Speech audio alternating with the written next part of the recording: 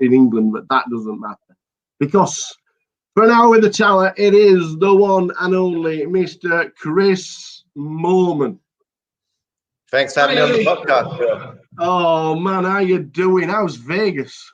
Yeah, good. Like it's getting hot here actually. Oh well, obviously it's summer, but actually it's not as hot as it normally is for the the World Series every summer. It's been quite chill. It's actually you can go outside and not sweat your balls off, so it's been nice. How's lockdown been? Yeah, not too bad actually. Like I was quite fortunate because just before it all went down, I was away. I was in England in the whole of January. I was playing a couple of live tournaments. I had an 8-at-8 tournament in Madrid, and I was playing a big tournament at Dusk Till Dawn as well. So I was away for the whole of January, and then just before it all kind of went down, I got back and I was in Vegas because obviously it would have sucked to being sort of away somewhere and not being able to get back home and being apart from my wife for like months. So yeah, I was kind of lucky that I was back home and at least I wasn't lonely. I had someone to hang out with, and yeah, no complaints really. You've been in Vegas a couple of years, all right? Yeah, like on and off. I kind of split my time between traveling the circuit still and and like staying here. Brilliant stuff. We're going to start basically at the beginning because how did you learn? Where did you first start playing poker, and when was it? God, it feels like a lifetime ago now. Guess it was like I was at university at Essex University studying economics, not doing too hot, like kind of failing. I was getting distracted. Like at the time, I was getting distracted by pool. I'd always played pool growing up, and then we at university I joined the pool club. We had a pretty good team. We played in the national championships every year, and I guess this was it was up in Derby, I think, the national championships, and we'd gone to Derby, played that year. I think it was my first year at university. And on the way home, one of my friends saw in like the student newspaper about this free tournament on Victor Chandler Poker that all students could play. It was free to buy in, and the winner would get. I think the winner got the equivalent of about $500, but they also got a seat in this big live tournament in London. So me and my friends didn't even know the rules of poker at this point, but we decided, okay, we'll give it a spin. It's free to enter. It was on a Monday night, so there was not much going on campus that night. So me and my 4 flatmates went on Yahoo, because it wasn't even Google back then. We went on Yahoo, printed out a set of rules, started playing amongst ourselves with like two pence coins, and just played the free roll every week. And first sort of 5 or 6 times did absolutely nothing kind of thing and lost every hand. And then I actually came second one week for like $120. Obviously I was gutted to come second because I missed out on the live seat, but still $120 was good money to me. I was a broke student. So now I had the dilemma of whether I cash out and sort of take my money and run, or sort of play around with it and see what happened. And I was really 50-50. I kept asking everyone because I didn't want to be determined as a gambler kind of thing. And in the end, I just decided to sort of have fun with it. And it went from there, really. You've turned into, obviously, the early days of poker, you've turned into the number one, an absolute phenom. We've looked back at your pocket fives. Do you know exactly or roughly how many online cashes you've got on pocket fives? There might even be more that's not been on there, but would you like to have a guess? God, I don't know, like maybe 10,000. I don't know. It's just 11,594. That's to date. So that's a lot of poker, yeah. A lot. That's a lot of poker. That's a lot of cashes, by the way. Yeah. That's a lot of cashes. Your first on there is 5th for 13,000 in July 2006. I'm not being funny. That's 14 years ago. Yeah, that's not a bad first cash either, right? where is it? Apart from the years, where have they gone? 13,000 as a first cash. Was it instantly, this is going to be bankroll, or are we just going to squander it? Well, actually, it's kind of funny because I'd been playing poker for quite a long time at that point, and I was playing mainly cash games on the Victor Chandler site. Yeah. And it was the first. The site got shut down. It was but it got shut. And I only really played on that site at the time. It was quite a small site, but I knew everyone. I had like my all stats on everyone. I was just a cash game player. Played a few tournaments on the side. and I was like, okay, I'm gonna have to move sites. But I was really reliant on my HUD back in the day, which is kind of funny because I don't really use it anymore. But yeah, so I was like, okay, I can't play on you know, like the big sites at the time, Full Tilt and PokerStars on the cash games there without having all my database set up, and I didn't really know much how to, you know, do all that kind of stuff. So I had to wait for my friend at university to be free, and he had exams that week.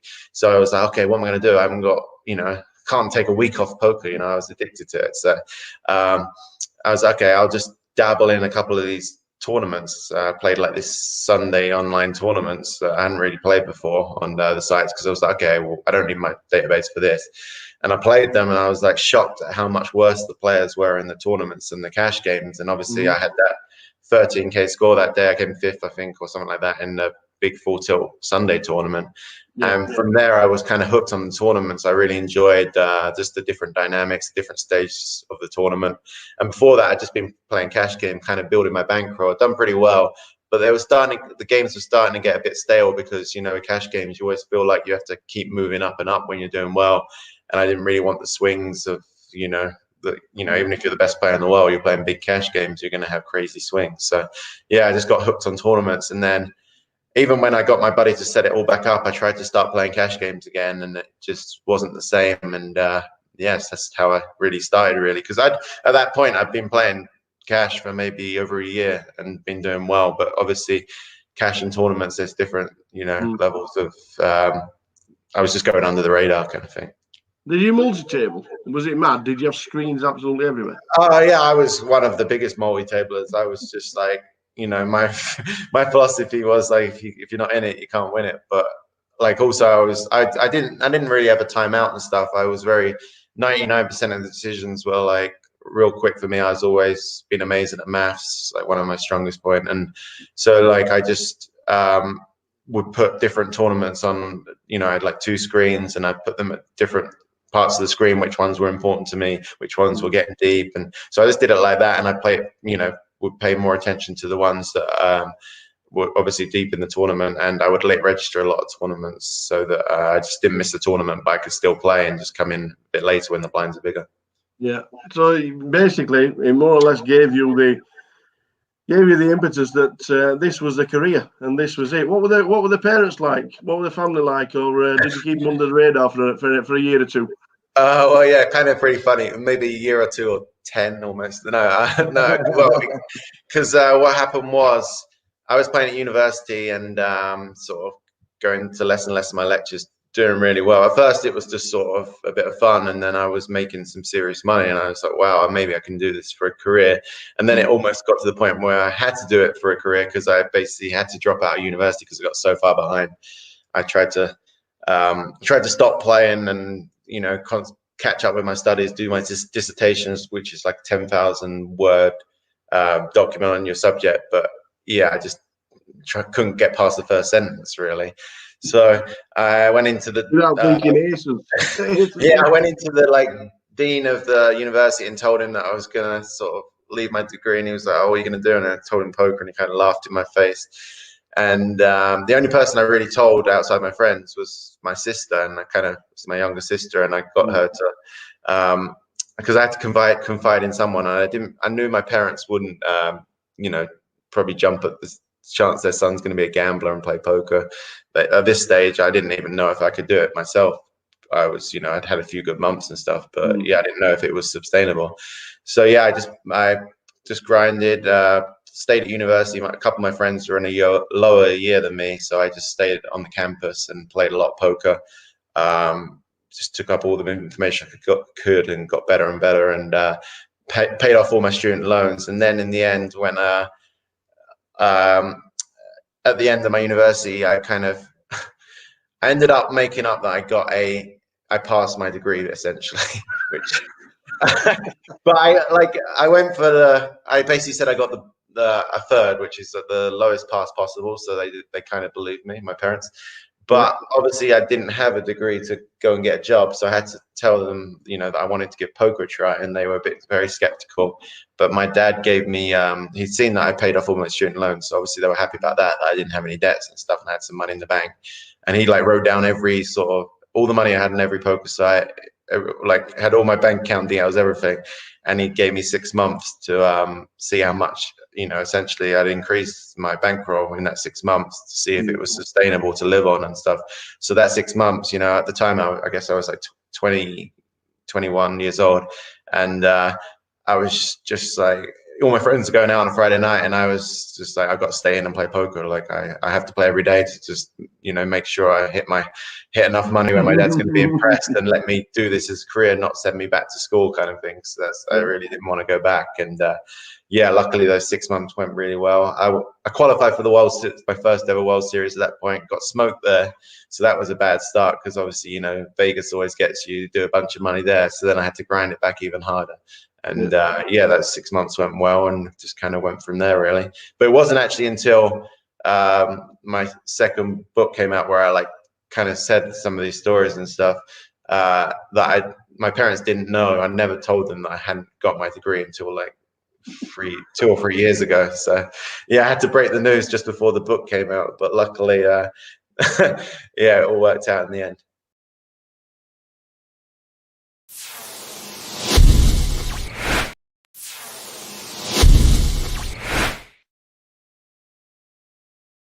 Your first few live tournaments, your first Ending Mob, 124th in the World Series 2K for 4,056. That was June 2008. Right. What was it like playing in Vegas for the first time? And how did you find it going to Vegas? Because obviously you played a lot online. So playing live to playing online, did you just have the complete contrast and thought this is just as easy as playing online? No, far from it. And to be fair, that, like, you know, that's my first tournament cash, but I played quite a few tournaments before that and not even cashed.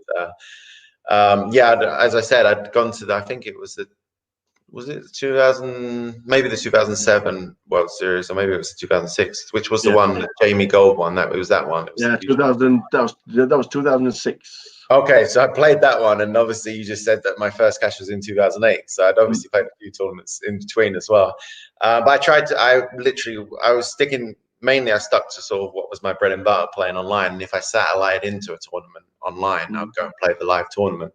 But yeah, I didn't have much live experience, and it was quite a different game to me, just like dealing, you know, just so many differences. So it definitely took a lot of time for me to get used to it. Even like the first sort of 3 years after I cashed, I never really cashed anything big, like compared to what the buy-ins were. I was definitely a losing player at live poker to begin with. And just trial and error really, and like just perseverance. And then, you know, I think it was 2011, it all kind of clicked for me. And it wasn't even that I was doing anything that different compared to before in live poker, but you know, I was just winning the key flips, winning the key hands, had a little bit of extra confidence to go with my read and stuff. And yeah, I think in 2011, I sort of had a breakout year in live poker and actually started showing that I could be a winning player live as well as online, rather than before, where I was just sort of winning online, and then every time I played a live tournament, never cash in or min cash in, never make the final table. So yeah, it was quite a transformation. Well, the first time we ever met was a long time ago. It was the same year, 2008. It was Luton, the GUKPT. You finished 17th out of 376 entries. Can you remember who won it? Yeah, of course, cricket. Yeah, I gave him all the chips as well. With like 17 left, I started his career for sure. No, it was funny because the night before we'd met, I think we'd been staying at the same hotel, and they had a pool table, and he's really good at pool, and I play a lot of pool, as I already said. So we played a few games of pool. I was chatting to him, and actually he's and his friend, who actually I knew more than Sam at the time, Pete Linton. And yeah, then we happened to both go deep in the tournament, and we played a huge hand. And my friends still make fun of me for this hand to this day. And you were actually in the background. I could hear you in the middle of the hand with your loud, booming voice. And it was like, I think it was a 3-bet pot, and I had a pair of queens, and I think it came like 2, 3, 4. So like pretty safe flop. And Sam check called, and then turn was a 5, so pretty bad card for me. Obviously, any ace makes a straight now. But then the river was a queen, And so I now made top set, and Sam shoved all into me. And in my head, I was like, you know, like in this spot, he never really, he either has an ace or he's turning like pair of nines or pair of eights into a bluff. And I thought he was capable enough to do it. So I ended up calling. I didn't, like, it was back in the day when people didn't really call free bets out of position very much. I was, especially when online, like I was used to people just folding or four betting. Maybe live poker, you know, was quite different. But I basically thought if he had ace king, he would have been all in before the flop. So I didn't put him on an ace king. And if he had ace queen, I blocked. And, you know, there wasn't many combinations left of that because I had two queens. And so ace jack offsuit, I thought he would fold before flop. And so, yeah, I ended up calling him because I thought he was turning like a not six, sevens, eights, nines, tens, all into a bluff. And yeah, he just had ace jack.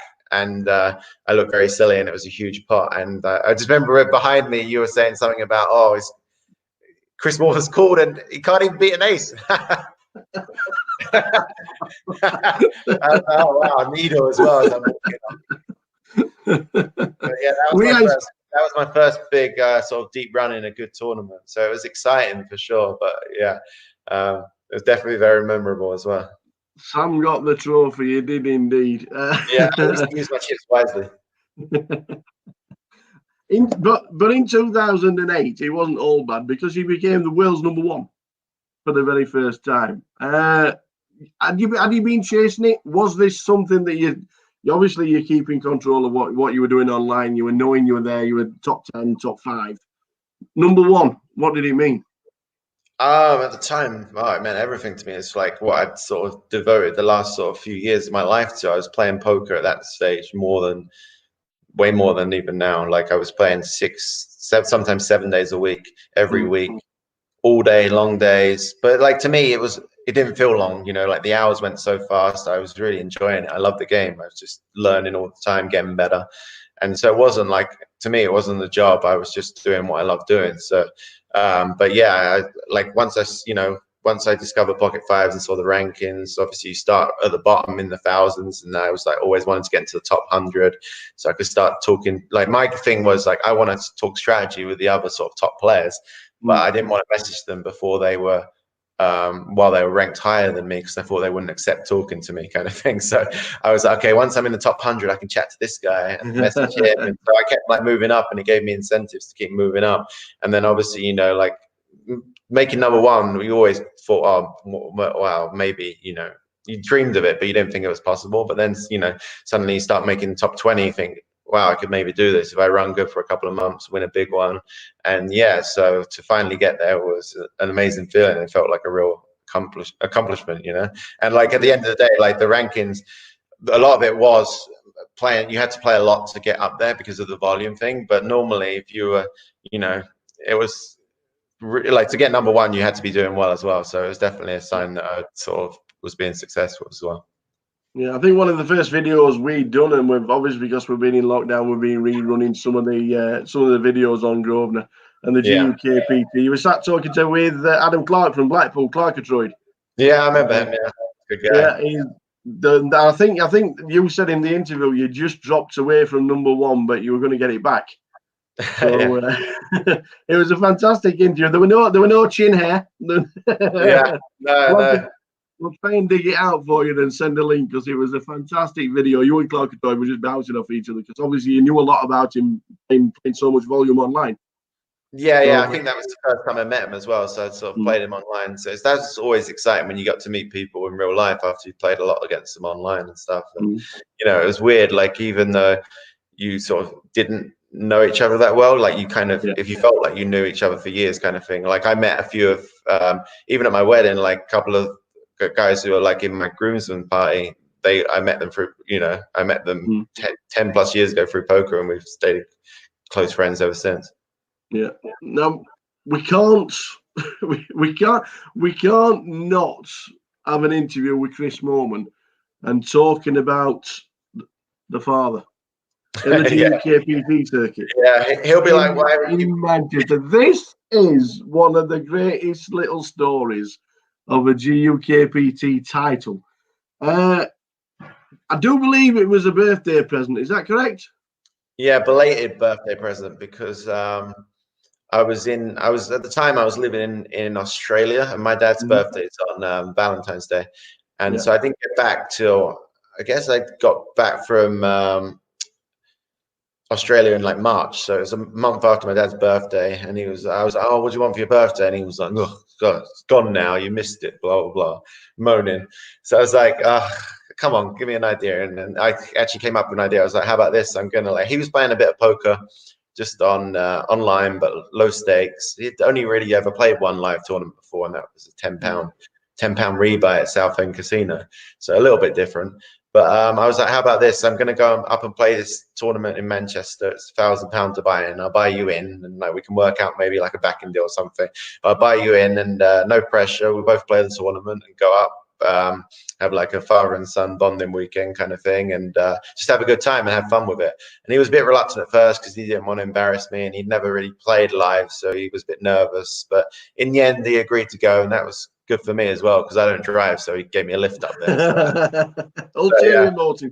Yeah, it was an expensive Uber, but whatever. No. So anyway, we both played the tournament.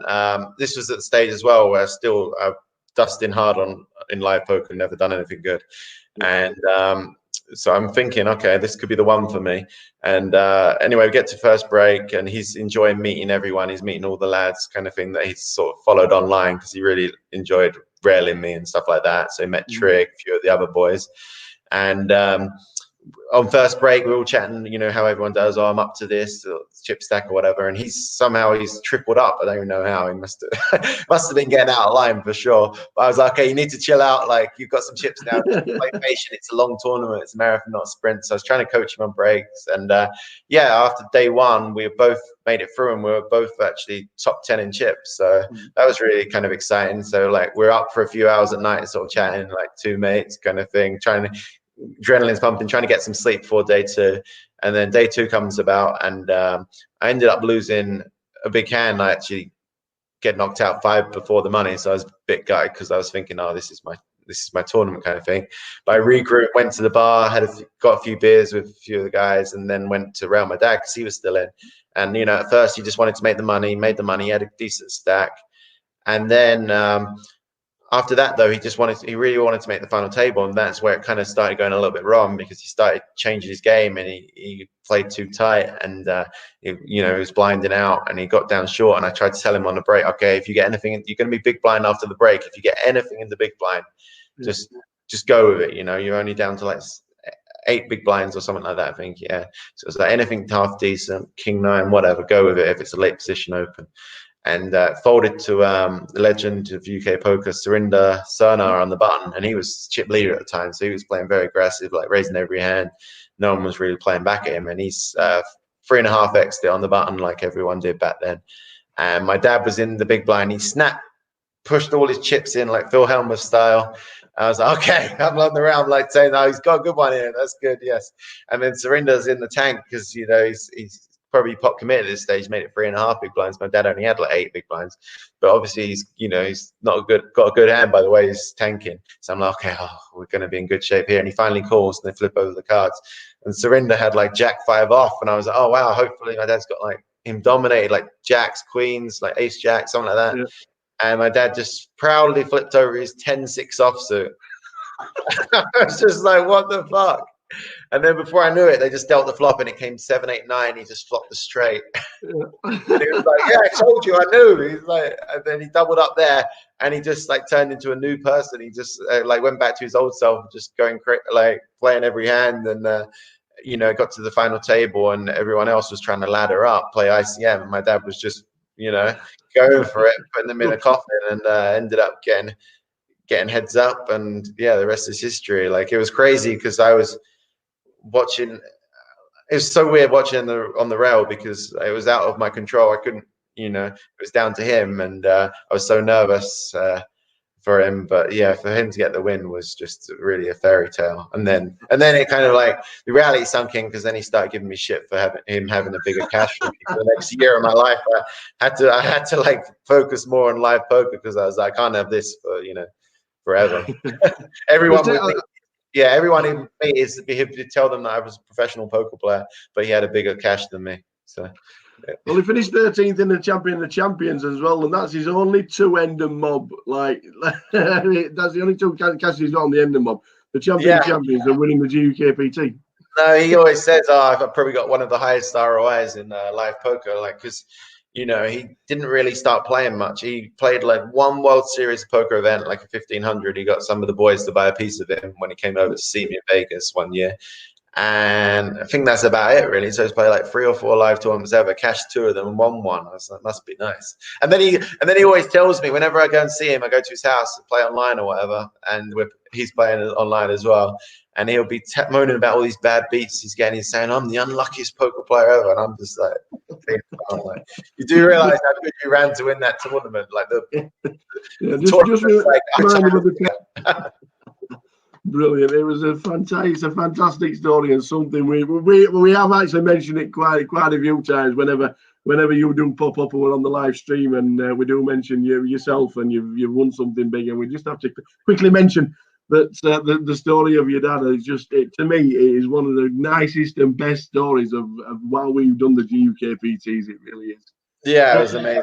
Like, even all the highs and lows that I've had in poker, like, it's still like my most memorable moment. It wasn't even involving me directly. Like, it was just surreal. It was such a great day.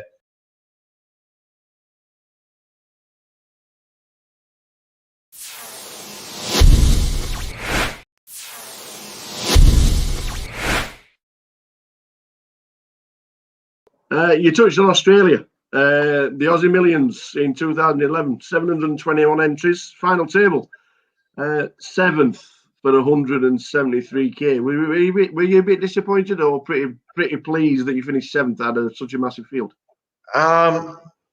Mainly happy, because like that was the first time I've ever at that point made a big live final table, so it's such a buzz.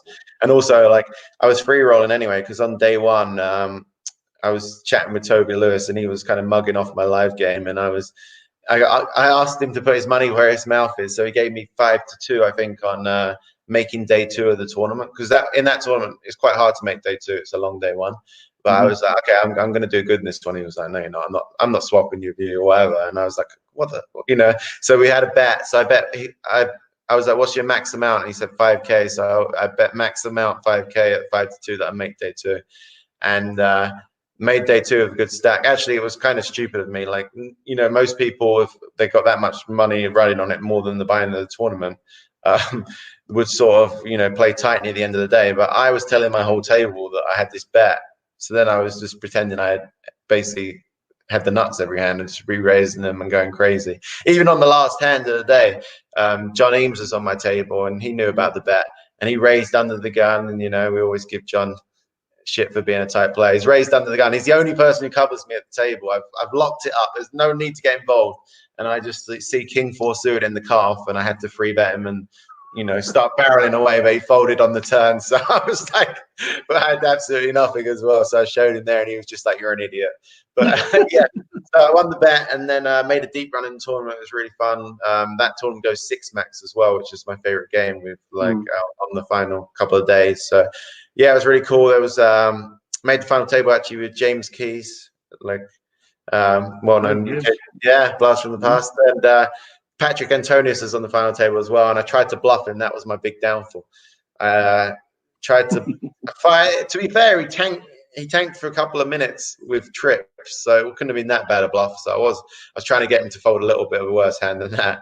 But yeah, so it was believable. But yeah, that was where it all started going wrong for me. And but still, it was a great score and an amazing experience. And my friends were there watching and stuff, so gave me the live poker bug and made me want to play more.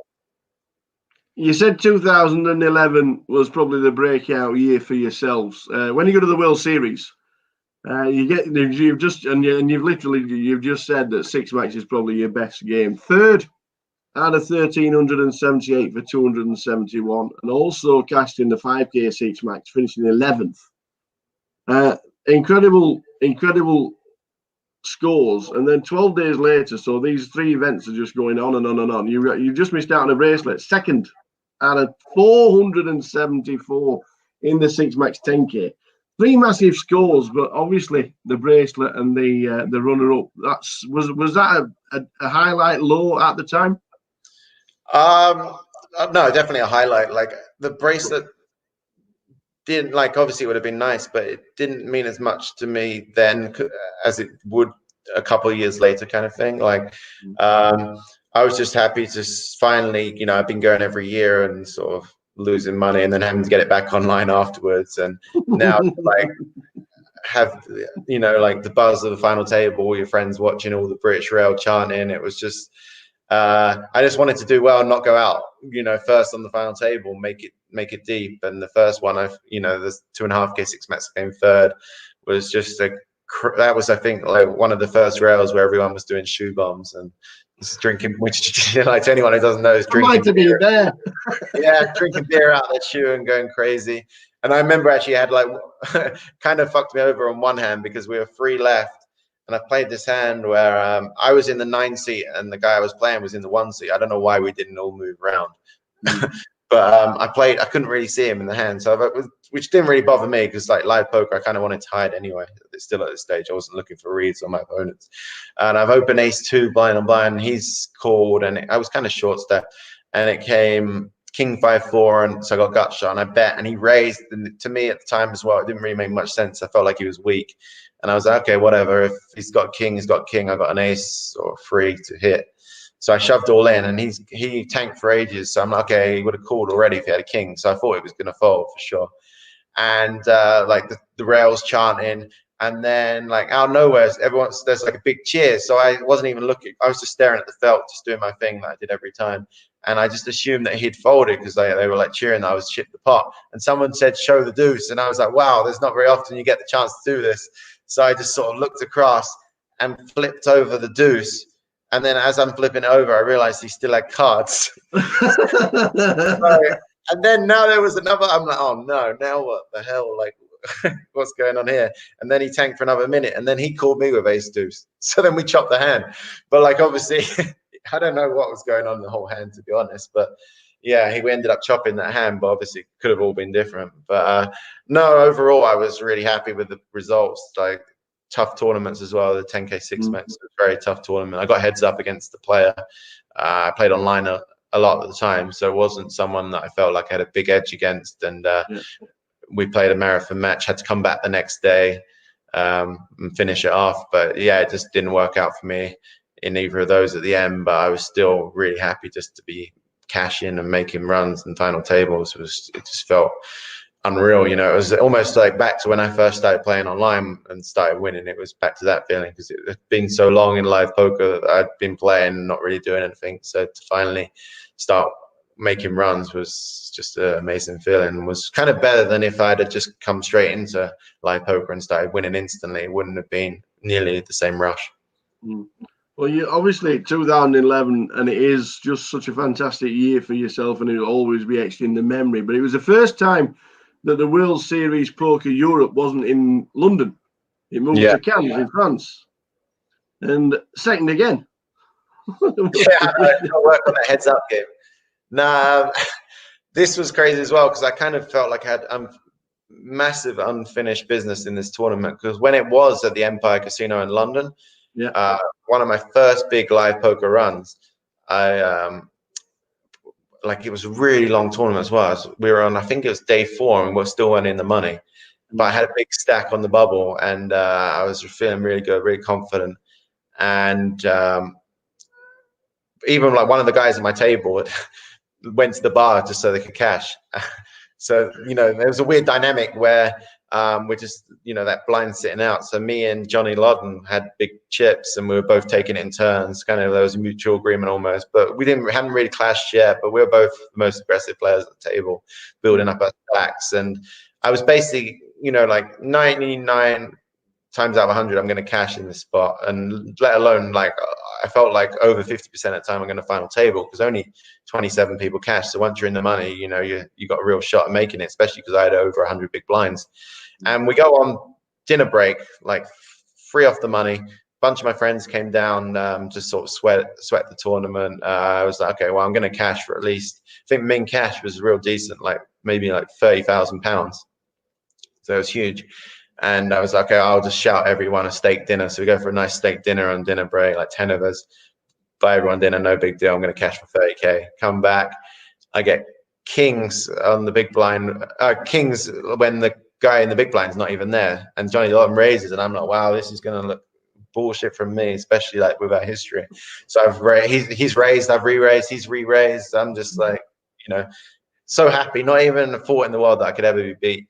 We end up getting in. He just had aces, and my heart sunk. And I actually had him covered by about 20 big blinds. So I still had, you know, still hopefully I can cash, and you know, maybe I can run it back up. But like obviously I'm a bit demoralized and a bit shook up. And I played this hand where this guy 3x'd it under the gun, this Scandinavian guy, but everyone 3x back then. And I pocket nines, and he'd been in enough hands, and I decided, I'm not going to fold the cash. I'm going to go for it here, and I'll just go all in. But in my head, I was like, okay, I'm just going to re-raise half my stack because it will look stronger than going all in. I don't know. Weird theory back then. And I've misclicked. So I've re-raised him. And he's like, how much more? And like, you know, he's made 10K, and they're like 6K more. So I was like, oh my God. Just kind of trying to keep a straight face. And he like tanks for a bit, and then he calls. I'm like, okay, just come a low flop. Just comes ace, king, queen. I'm like, oh, for fuck's sake. But like, obviously, you know, I got to still try and win it a bit. So I fired out a bet, and he tanked for ages, and someone called the clock on him. I'm like, okay, he's going to fold. And I'm trying to like project that I've got trip aces here to him, you know, like stay away. And then anyway, after like max time bank, he shoves all in. So then I have to fold that, and I'm down to 10 big blinds, find a pair, shove, get called by ace king, lose the flip, and I'm out one off the money. And you know, trying to avoid the cameras or trying to do an interview, make out the back exit out the empire, managed to avoid that. But yeah, I was kind of gutted, you know. I almost wanted to burst into tears. It was like one of the lowest moments in poker at that time. I think that was 2007. I think it was the one. John Joanda one. So like, yeah, you know, this was, or maybe it's 2008, but I'd never had a live cash over 10K. And that won in 2007. Okay, yeah, so it's 2008. So literally, like you said, my first cash was 2008, and so now this would have been like my third cash. I could have won the tournament for over, you know, like 1.5 million or whatever it was for first. I don't know, but yeah, I ended up playing for 4 days and got nothing. And then there was EPT London the next week. I was so over it, I wasn't even going to play though, so I didn't plan on playing that.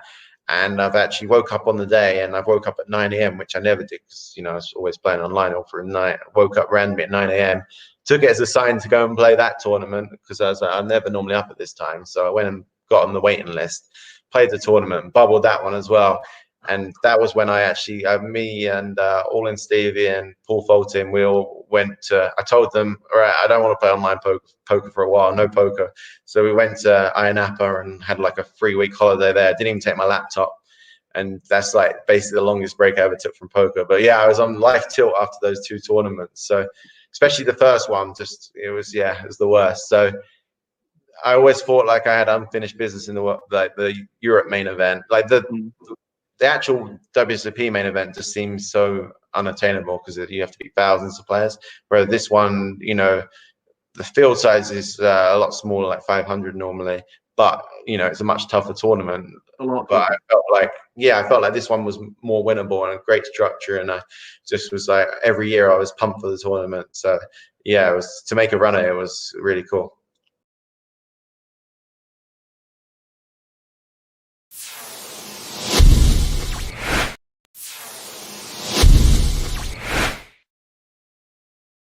$2.3 million live in 2011, and you were still number 1 online.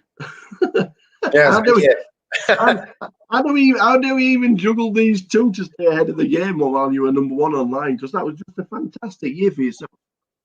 Yeah, I mean, to be fair, I didn't do a lot other than play poker. Like, actually, it was the start of 2012 that I realized that, you know, I needed a bit more life balance. And I sort of New Year's resolutions, I hit up Jason Kuhn in Facebook chat, and I'd sort of just been eating really bad, put on a ton of weight, like just through poker, and I was feeling bad about myself. Like, even though I was doing amazing at poker online and live, feeling really good about that, I just wasn't feeling great about life outside of poker. So that's, I think, like why I kind of almost dived into poker even more because that was the only thing that was giving me happiness.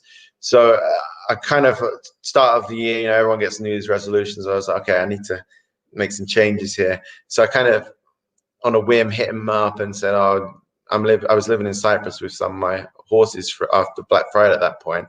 And I was like, well, do you fancy coming to Cyprus and I'll back you for some EPTs and stuff. And if you'll sort of be my personal trainer and chef, it's like kind of like a trade-off because I knew he was like the healthiest guy in poker.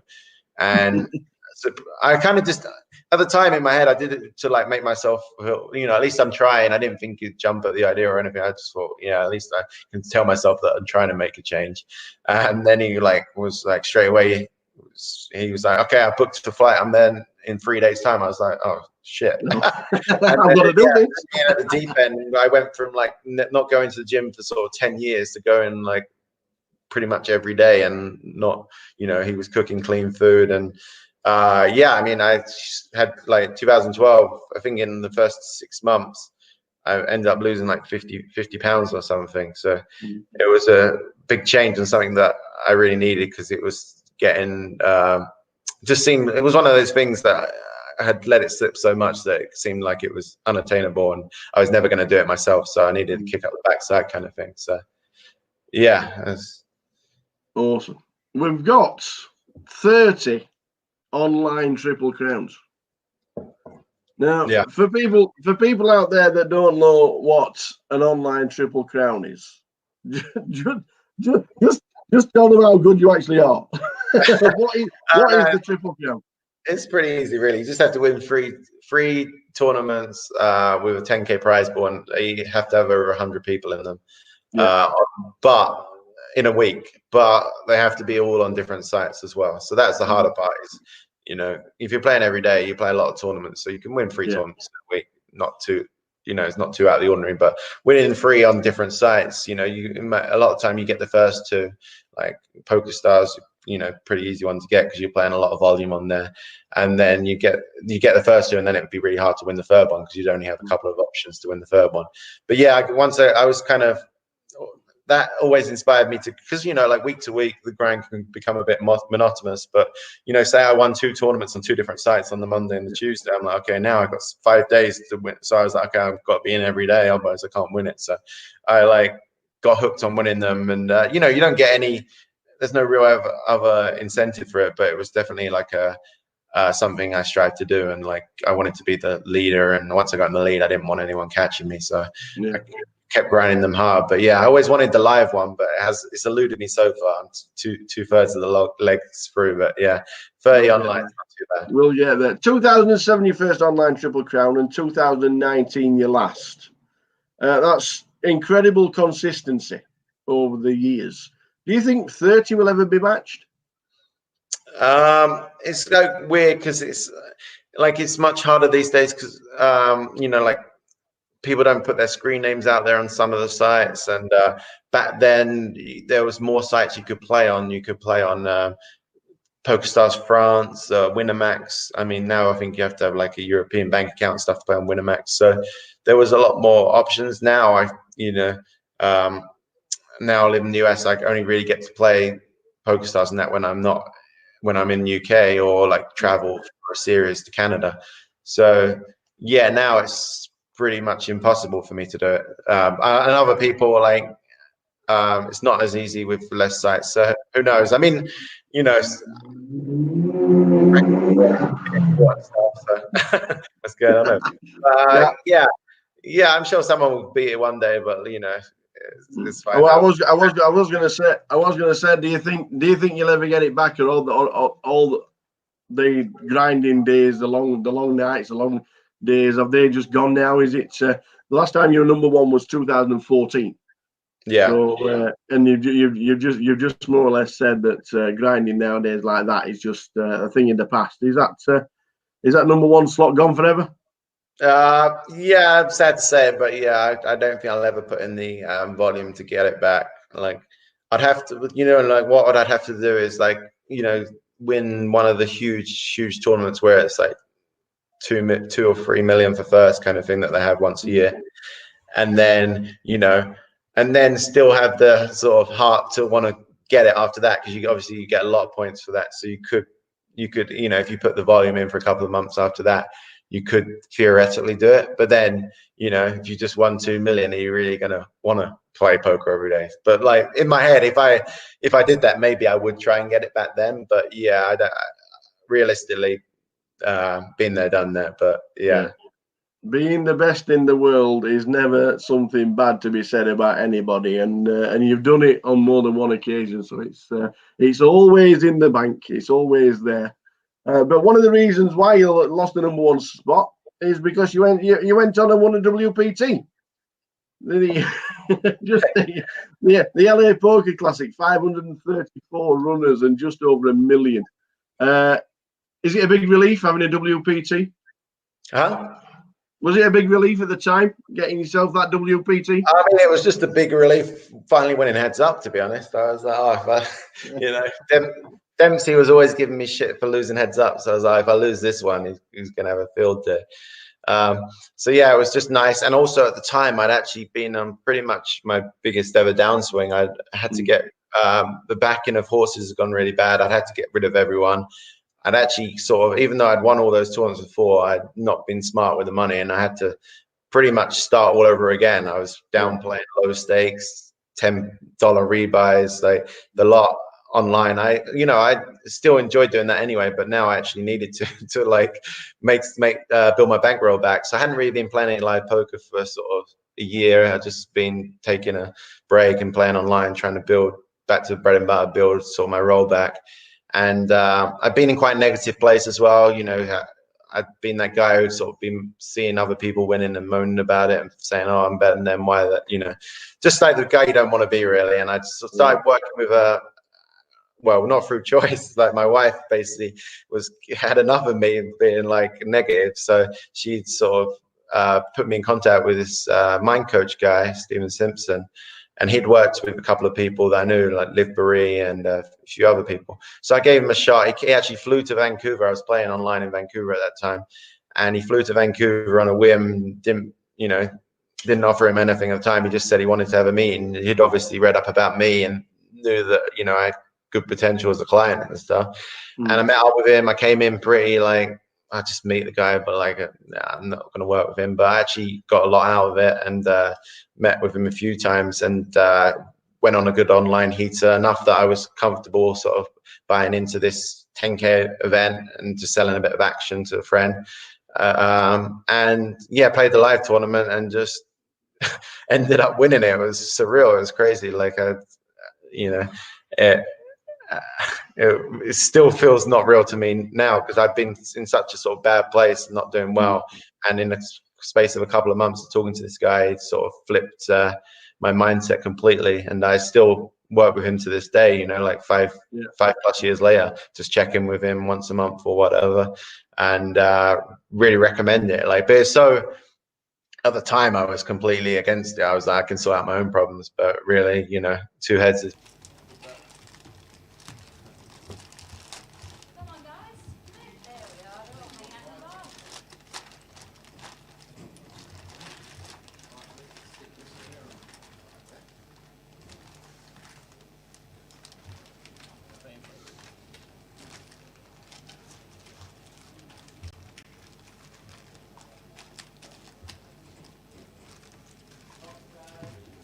Control players returning to day 3 of the main event. Please take seats now. The tournament will begin in just under 5 minutes. All players returning for day 3 of the main event. Please take seats now. We will begin in just under 5 minutes.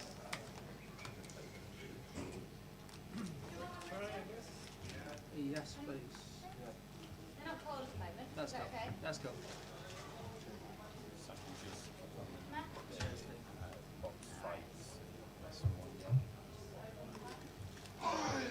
Anyone else want a water? Yep, that's it. The help table.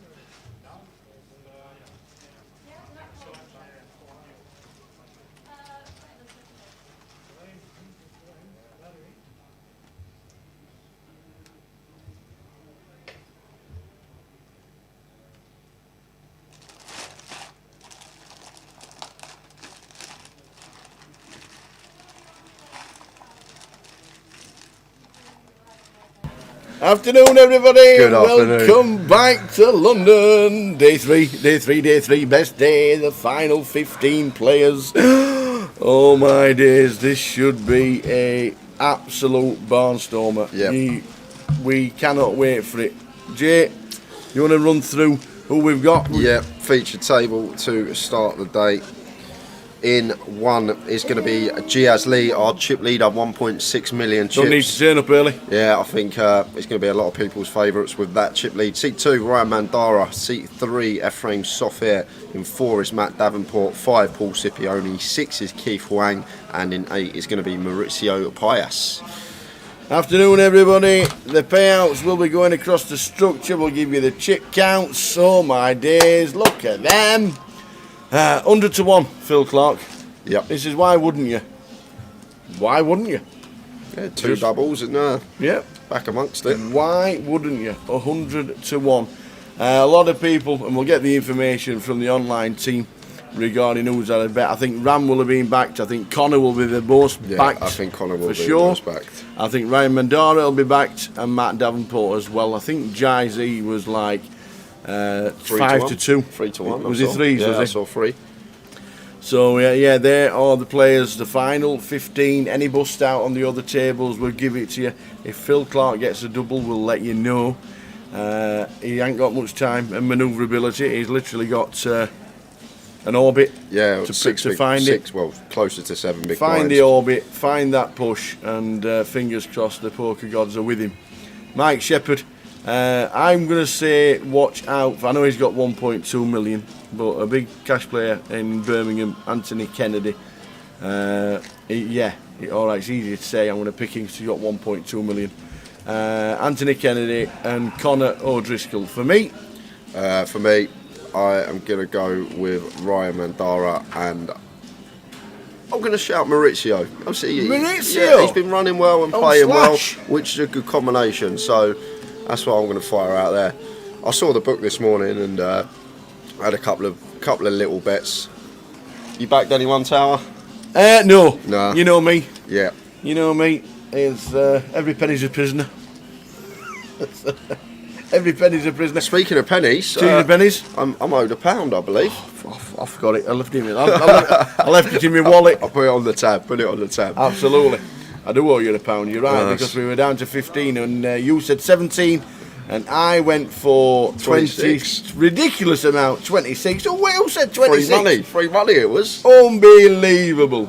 So good afternoon, everybody, and welcome to the final day in London. It normally be really quiet in the room. There'll be a little side event going on.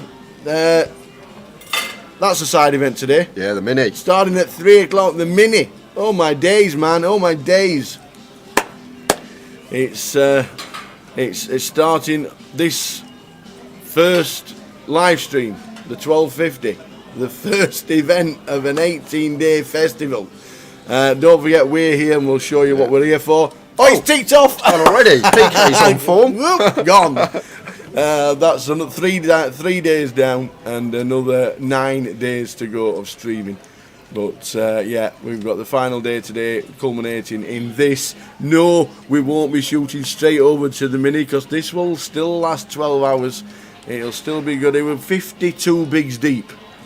52 bigs deep. That's what we are. This is not going to be one quick 15 players, see you later, off to the bar, go into town. None of that, because this is the best players around in the minute on a 50 bigs deep game.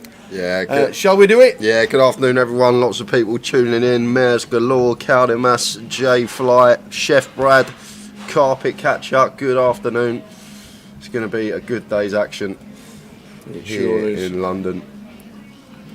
We are ready for it. Byron, good afternoon. John Hare, good afternoon. Afternoon, John. Byron rooting for Ryan. As Paul, I'm going to get straight into the action, raising at the A6 of hearts under the gun. We're playing at 6k, 12k, 12k, a big blind ante.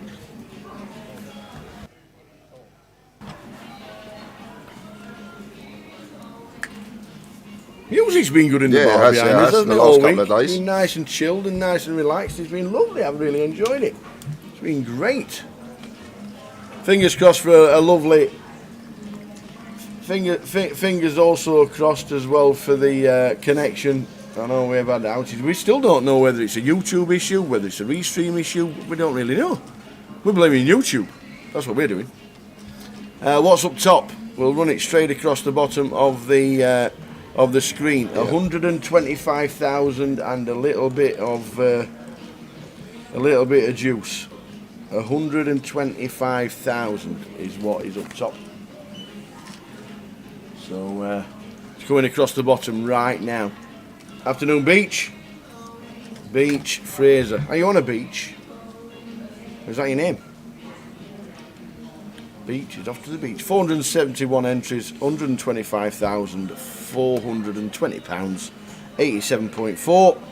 Yeah, and 2 tables, 1 7-handed, 1 8. If there is a bust out on the out up, we will let you know when that occurs.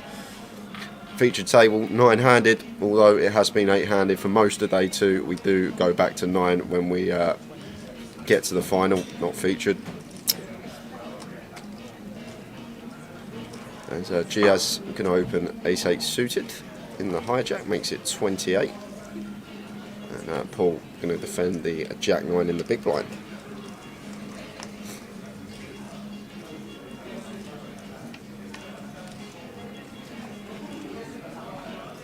Afternoon, man as a wasp. Fraser Beach. Fraser Beach used to play poker. Did Fraser? Why have you not played a GUKPT for a while? I remember the name.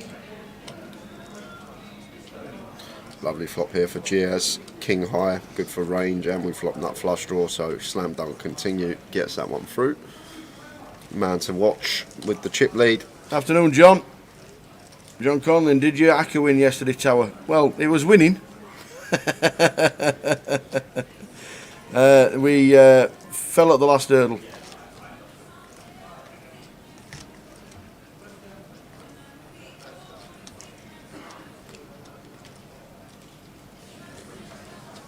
Carpet Catcher says he's got 4 runners: Maurizio, Ryan, Paul and Ephraim. Good luck.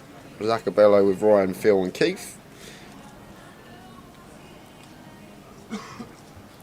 Yeah, I had a little bit of money on Maurizio. Thought he was a good price for his chip stack and how we've seen him play. I know he ran very well yesterday on the feature table, but although he had the right hands, he was playing very well from what I saw. Yeah. It's alright to get the hands, but how you play them as well is going to make a difference. Speak, look at that, I talked it in for him. Just talk it in straight away. Ladies for Maurizio. Raises to 26k, and Giaz with the King Queen suited, not going to be going anywhere. 3 bets to 76k, facing the under the gun open from Maurizio, and back on Maurizio here. And when the chip leader 3 bets us in this spot, we are going to love our queens. Obviously, some of the times, small percentage we will be behind to aces and kings, but versus this particular opponent who's going to have a wide variety of hands that he is going to incorporate 3 bets in with, we are loving life here with the pocket queens and Maurizio, and working with 54 big blinds, so might just opt to 4 bet this one straight off the bat. Although it is gun versus +1, but may not be worried about that because who we're getting 3 bet by. But it's just going to flat and take a flop out of position, and this could be a juicy one to start the day. 6 to 9. Oh, 2 diamonds. it's going to be a juicy one to start the day. Second nut flush draw for Giaz. Yeah, this is lovely flop for us. Giaz being the 3 better. We've got all the strong over pairs in our range. 2 overs to the board. Diamond draw. Lots going on for us. Don't need to go too big, and he has opted for around 30% pot. Continue. So Maurizio with his queens not going to be going anywhere here. Just probably going to flat here, Tower. Yep, I like it flat.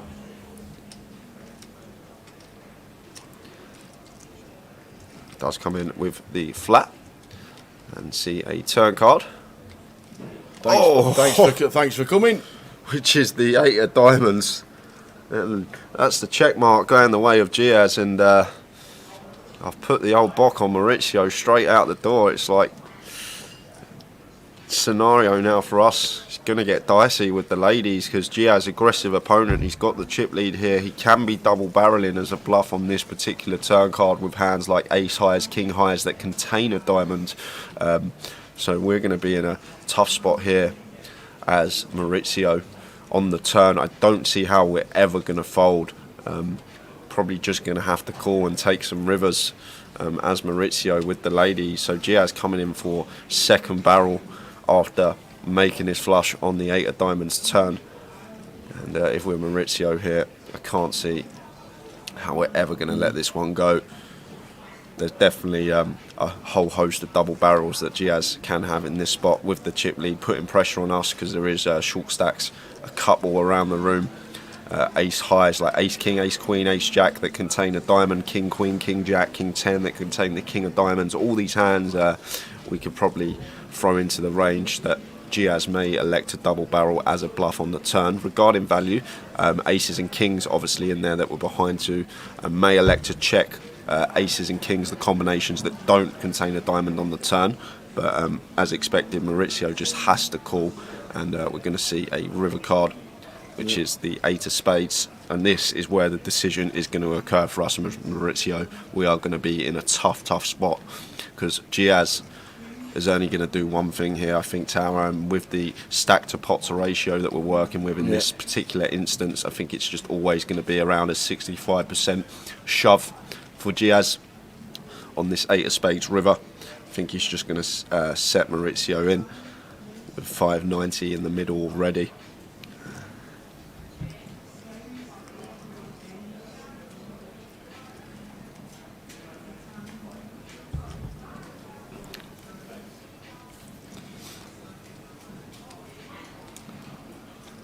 Looking down as he stack.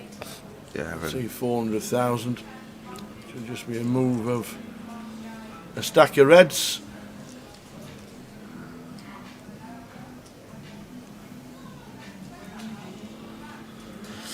This is going to be gross, Tower. I know we know what Giaz is going to do already. Maurizio doesn't, but the all-in should be coming very soon, and Maurizio is going to be in a gross spot this stage of the day, third hand of the day. Going to be in an absolute horrible spot here as Maurizio with the ladies, and this is a difficult decision. Expect a tank here, guys. I'm going to tell you that right now, because Maurizio is going to need 3, 4, 5 minutes here to run this one through, because this is really gross this stage against the chip leader. We've just started. Giaz can definitely be running it, but we need to come up with hands that Giaz is going to take this line with for value. Maybe kings and aces that contain a diamond are going to be the first candidate. So the 3 combos of the kings with a diamond, the 3 combos of the aces with a diamond. Probably going to check the other 3 combos of those on the turn on this 8 of diamonds turn, quite a high frequency. So not giving them all 6 combos of kings and 6 combos of aces is probably going to half those. And then we've got 9s that he might not always 3-bet, so probably can't even give him all 3 of that. And then the flushes, ace x of diamonds, king queen of diamonds, king jack of diamonds, queen jack of diamonds, jack 10 of diamonds, all these type of hands. He does have plausible diamond combinations because of the diamonds that are on the board. The 8-6 and the deuce means that there is a host that Giaz can have here, all the Broadway diamond combinations, all the ace x of diamond combinations that he may elect to incorporate some 3-bets in with. So this is a really gross spot for Giaz, because then we look at it on the flip side. What are the bluffs here? And Giaz could surely do this with the ace king, ace queen, ace jack that contain a diamond, the king queen, the king jack that contain a diamond, these type of holdings. So this is where it's just down to how Maurizio, I'd rather it be him, how Maurizio perceives Giaz is going to be playing this early stage. Does he think he's ever going to be running it third hand of the day for this amount of big blinds? Is he going to be putting his foot down, or does he just have it in this spot? And I don't know what he's going to do, Tower. I'm usually like to have a little guess of how they're going to act in a certain spot, but I have no idea what Maurizio is going to do here with the ladies. This is gross for him. It could go either way. It literally on the line for me. Call or fold. just because of the things that we mentioned, the value he can have, the bluffs he can have. But then we've got the dynamic factor of it being the chip leader. Just in your head, you may perceive the chip leader to maybe be over bluffing in certain spots, but Maurizio in the tank, and rightfully so, because this is a huge decision to start day 3.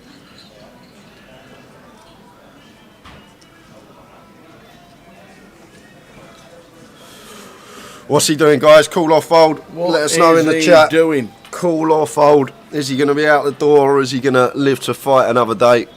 It's great action for us to start day 3. This, as I did say before Giaz moved in, it's going to be a lengthy tank from Maurizio, and rightly so. And most of you are leaning towards fold in the chat boxes.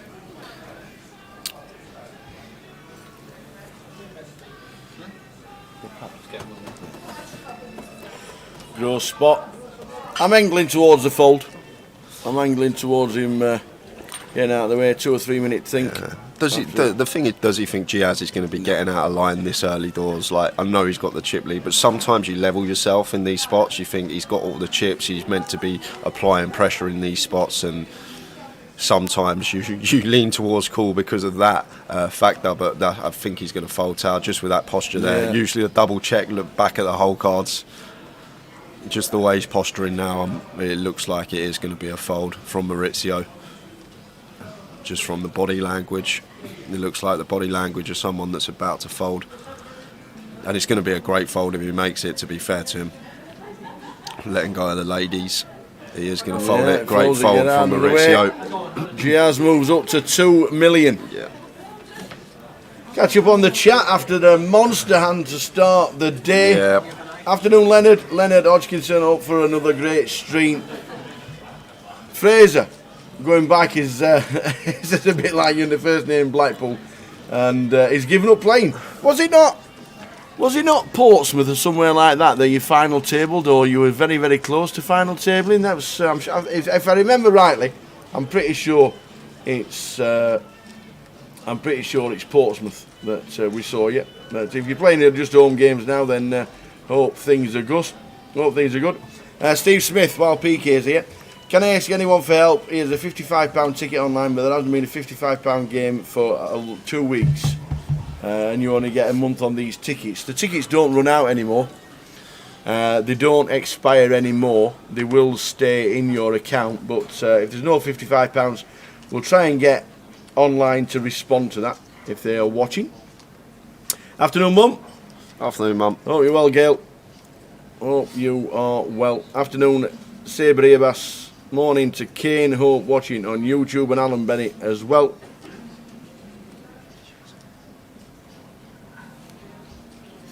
Yeah, most players were saying it's going to be a fold. It's going to be a fold. Too long for the call.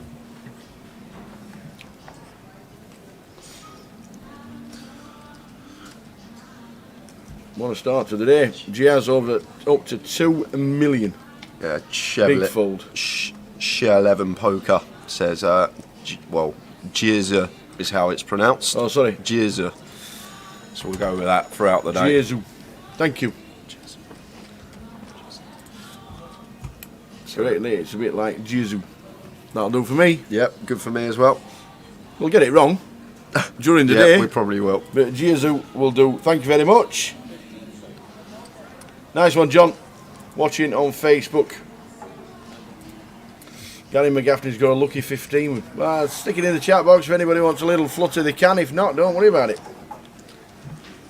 There you go, mad as a wasp says, tell us more.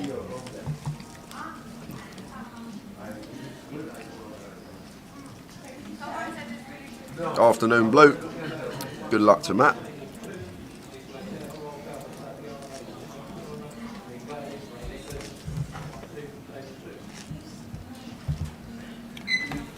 Big thanks to BK for sorting out a recent ticket transfer, by the way. Nice one, Zacabello. Is that the Dingadonga? The Dingadonga. Yes, the Dingadonga. There'll be a live stream free roll at 6 o'clock as well, hopefully. I don't know the password. But there will be one.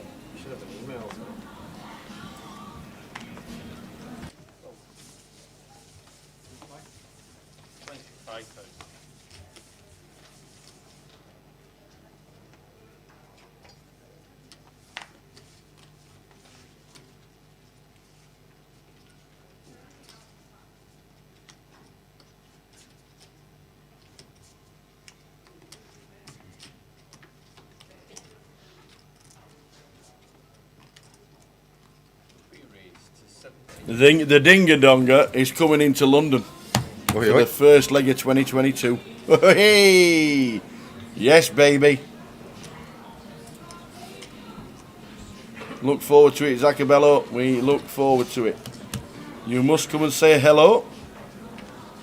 Bring sweets. PK whispered, bring sweets. Loose pill here from Ephraim. Matt incorporated in a light free bet with an ace blocker, ace 4 offsuit against the effective low jack open, although it says +1 7-handed here. Still middle position.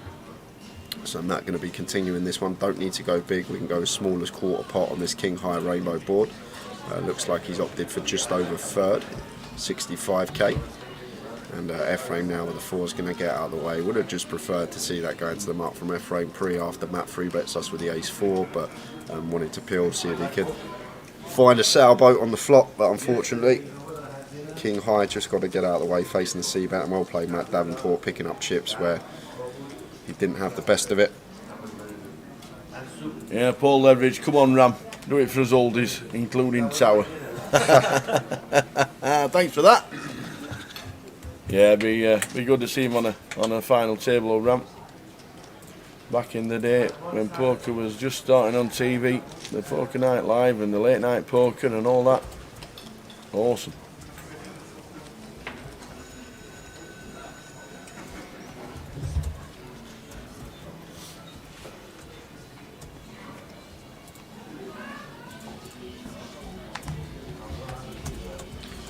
We got news, Tower, We've got news. from the outer table. Uh-oh.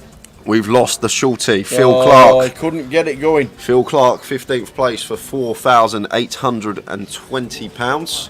Phil first bust out of the day, leads us down to 14 players, 2 tables of 7. Well done, Phil. Good effort.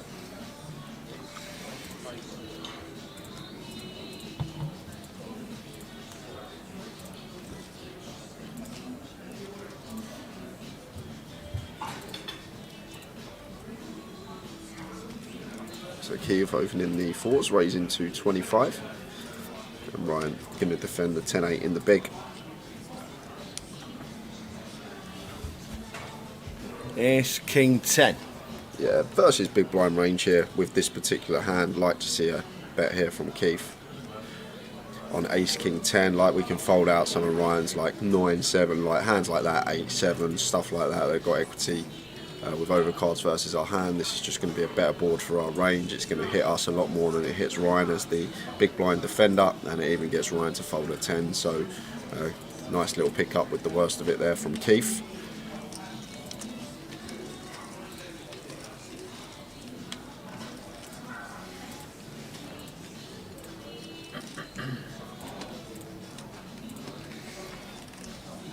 Fraser says the game's changed massively, eh? For me, it all became pre-flop. The massive punts being made pre-flop have made the game a punt. Too much gamble, especially in tournaments. Yeah, I think the thing that has changed it is the solvers. Completely changed it, turned it into a science. Yep. Like watching DeChambeau playing golf. yeah, that's true. A scientific golfer who has a putting green booklet on 2% degrade regarding the wind, and if it's blowing 10 mile an hour it turns it into 3%, and it's like, well, it's a putt. Use your eyes. Line it up, use your eyes, put it. Yeah, things change, things evolve, but GUKPT still delivers and over £500,000 in the prize pool yet again. 3 on the trot.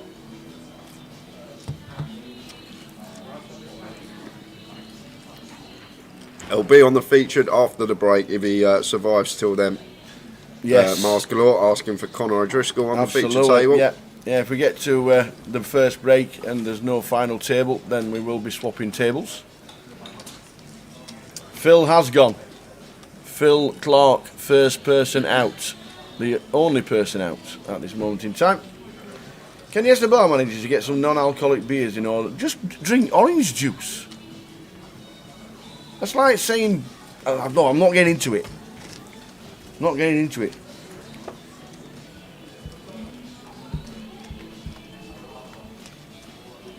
If you go to a barbecue as a vegetarian and you ask for something shaped like a burger, what's the point? Don't understand it. Just drink orange juice or water, tea, coffee. If you don't want to drink alcohol, you've got plenty of options, dandelion and burdock. Maybe he doesn't want to be left out. Everyone looks like drinking a beer, and Brad can pretend he's drinking one as well. That might be it. Might want to be included. Yeah, let's pretend. Well, just drink orange juice. We've got some lovely orange juice behind the bar. Just drink water, Brad, and tell him it's vodka. Just get back on beer. It's good for you. Oh, oi. Bit of action coming again. This could be a first double up of the day. Well, no, because Giaz with a very well-timed flat here. Wowzers. Very well-timed flat. Spider sensors, that man.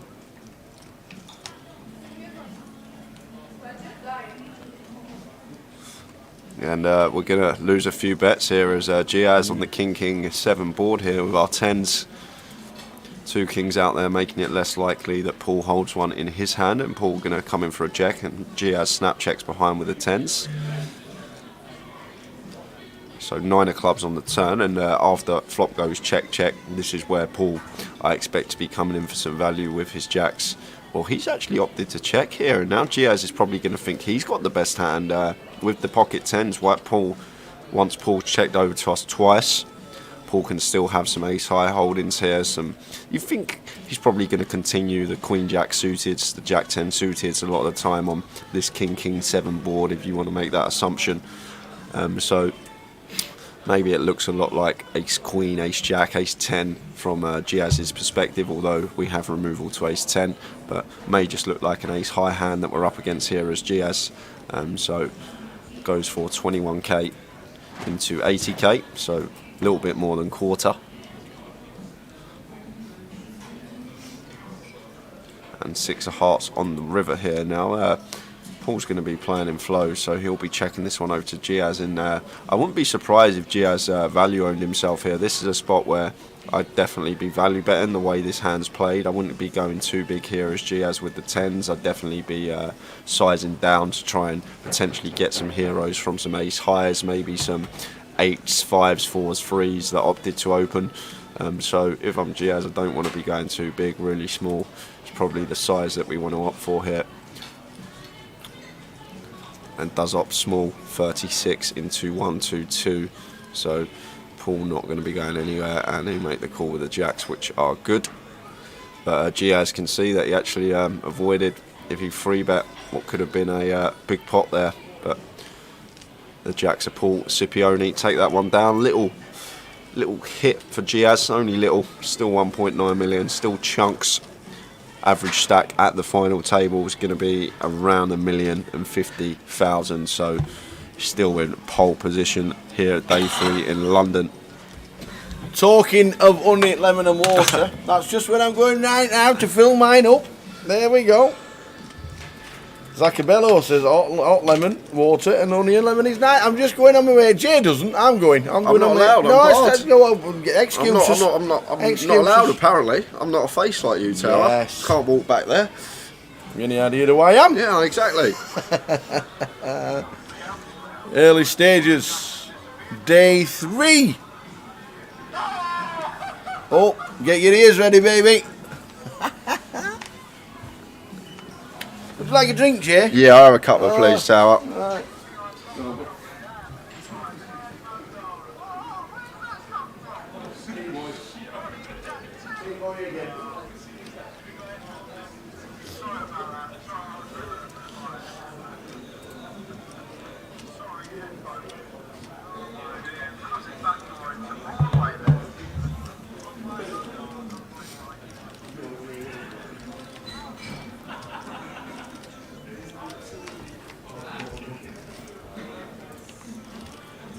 So Ryan's turn to open the Queen 10, gets a defend out of the big blind from Paul with the 6-4. Paul flopping gut shot. With the 10 of clubs in his hand, Ryan probably going to veer more towards continue with the Queen 10 on this particular board. It does opt to continue and just going to get a fold from the gut shot of Paul.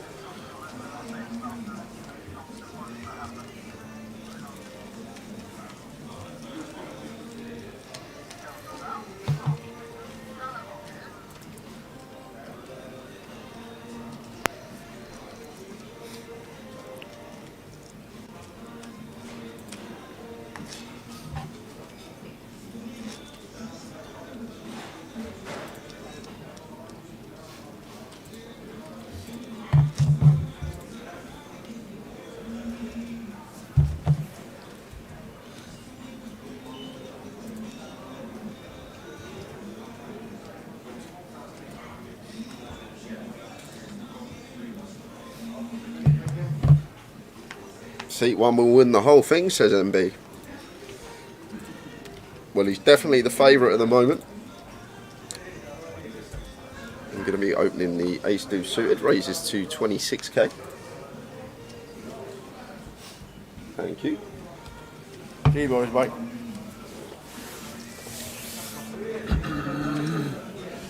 It's an interesting spot here for Paul in the small blind. We've got Giaz opening, who we should expect is going to be opening a wide variety of hands with the chip lead at this stage of the tournament, and ace-9 suited is definitely one weakening there. Can definitely incorporate a free bluff in with, and this is very well timed from Paul. Great hand selection, ace blocker in there with suited, and looks like sizing's nice as well, nice and big, 4.5x from Paul here out of the blinds, and Keith can't do anything with the h6. Not sure what he's thinking about. He's going to have to get out of the way, and this should just work from Paul. Should be fold, fold, fold, and well played Paul Scipione with the ace-9 suited, taking that one down.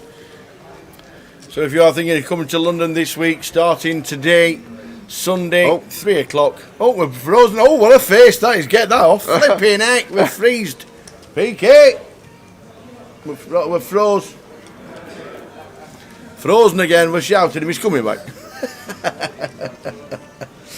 We'll show you that very shortly regarding the schedule, because the mini starts today. The mini starts today at 3 o'clock. Yeah, we didn't really want to show you that, Mitch. More like I just lost a pound. That's it. We're better. We're back. The festival carries on today. We're normally just calming down now towards the end of it, but no, the festival started with the 12:50. 3 o'clock is the mini main flight A. That'll be busy because you can buy in all the way through until day 2. Day B, the flight B is tomorrow. There's the grand final satellite cash out. That's also on Monday. Tuesday, there's the mini main turbo on day 2. Then there's day 3. There's the PLO 250, which is 4 card on the Wednesday. Plenty going on. And then the final week, as we come back next weekend to do Friday, Saturday and Sunday, because we're doing the cash game Friday, the 1025 PLO, and the NPL on the Saturday, with the mid-it final on the Sunday. And then next week's Heads Up Championship 6 Max and the A-Maker are going to be sat talking to David A. Busy Wednesday. Yeah, 2 o'clock, 5 o'clock and 8 o'clock. It's going to be, and we've got a bounty and satellite running as well on Wednesday, so it's going to be a busy day here at the Vic. And then Thursday, the final event for the team, the £2,000 grand final, with an estimated prize pool of £700,000. So there's plenty to go at. Plenty to go at. This is what we're covering, Sticky. There we are. GUKPT main event day 3 today. Next week on the Friday we've got a 1025 PLO cash game. Playoff as Tower mentioned, and MIDI as Tower mentioned. We're going to do the final day for the MIDI on the Sunday next week, and then on Wednesday, the last Wednesday of the festival, UK Heads Up, UK 6-Pack, Haymaker Sit and Go all on the Wednesday, and then the biggie from the 2nd to the 5th of December. Indeed. I like Klopp on top. He's playing the MIDI on Friday. Tony in its own right, but also treating it as a satellite for the 2K. Absolutely. If you cash nicely in the 560, get yourself straight into the grand final. And don't forget, we are on a massive bubble at 10 in this event, because the 9 players who make the final today get a £2,000 seat to the grand final in 2 weeks' time. Gary, it's a secret. We're not releasing the PLO lineup as of yet for the cash game. It's keeping it under wraps, so we will release it at some point. And I'm not playing the MIDI. Events that I'm playing are the mini main tomorrow. I'll be flicking in day 1B. The PLO on Wednesday, 4 card, and then the PLO high roller the following week. I'm playing 3 events whilst I'm down for the 18 days. Are you doing any sightseeing in between?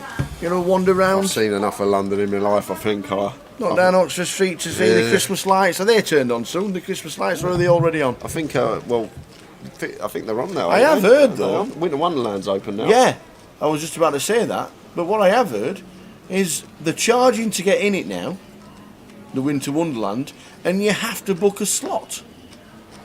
You can't just walk in anymore. Can you not? No. You have to. They're charging a £5 to get in, just to walk round it. Yeah.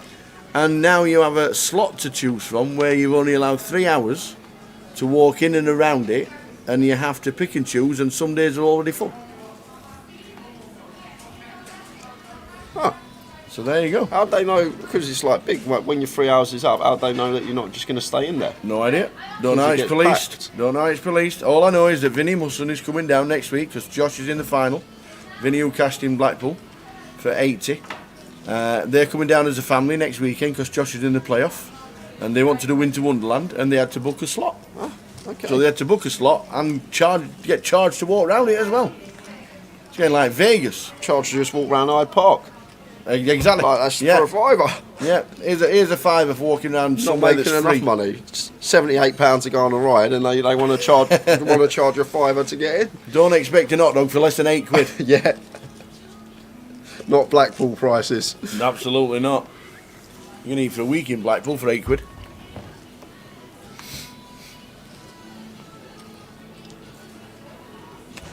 Simon got it spot on. Probably do slots and then close for 15 minutes when they swap groups. That's a good shout. That's exactly what they could be doing. Nice one, Simon. But yeah, that's definitely what they're doing this year for the Winter Wonderland at Hyde Park. You know, the free Hyde Park to walk round. Yeah. Can't believe Chef Brad hasn't got a stall on there. Yeah. Chef Brad's desserts. With his £100 an hour he charges. Make that in 20 minutes. So Matt opening ace deuce suited.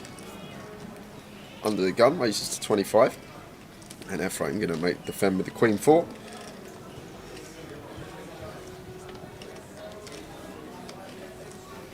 Jack 9, 5. 2 spades. Matt may not elect to continue this one. We can see that it would work, but might on this Jack 9, 5 board, not much going for us here with the ace deuce of clubs. And there's a lot of gut shots and hands we can get called by, but it's still going to fire the continue. No fear from Matt Davenport. Gets it done with the best of it. None, Yogbo. The grand final seats are for the 9 players that make the final table here. There's 18k added, so we probably should mention that as well. When we're down to 9 players, well 10 players, we're going to be on a 2k seat bubble as well for the remaining 10 players, which is something to factor in. The final 9 for this tournament get themselves a 2k seat into the grand final in 2 weeks' time. And that is added, 18k added to the prize pool, wasn't taken from it. No, absolutely not. Every penny given back.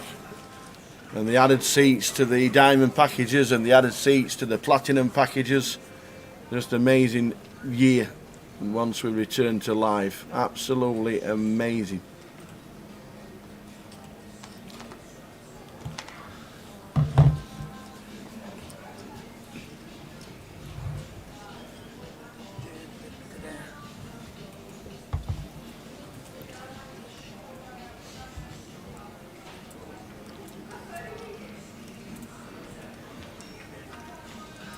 So Giaz, once folded to him, going to open the King 7 suited. in the cut-off, makes it 26k. And Ryan not thinking about flattening this one, thinking about potentially coming in for a light free bet with the suited 9-5. Knows Giaz going to be opening lots and lots of hands once folded to him in the cut-off. So going to take this spot here as Ryan. We are going to get so many folds from Giaz. His cut-off opening range, what he's going to be opening off this stack size, we are just going to get lots and lots of folds like in that scenario. So well played to Ryan Mandara. 9 high like a boss, gets it through with the 9-5 of spades. Just aware of dynamic, how Giaz knows he should be opening lots of hands from that position, and Ryan knows that too, so opts to come in for a free bet of the light variety. Who's backed him to win it? Who's backed the Mandara, the Irish Open champion? Who's backed him to win it? Somebody answer that phone.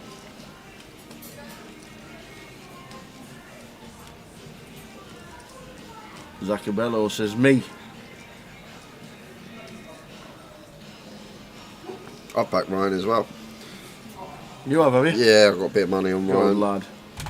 You have to back him, he's a beast, he's a great player, that is for sure. I have to back him as well because he's a good mate of mine. I don't want to anti-sweat him if I've backed someone else and he's heads up against him. I have to back him, can't not. Or back no one.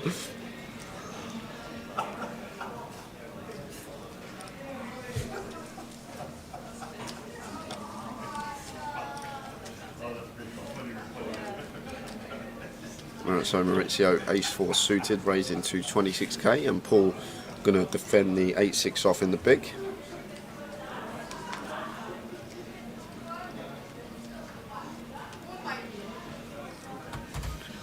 Queen A6, both hitting a piece. Yeah, Maurizio flopping a top pair here, backdoor nut flush draw versus big blind defend range, and going to come in for a small continue, 25k into 70k, so just over 30% pot, and that's going to be good enough to take it down. Paul folding the bottom pair, not getting sticky with his 6.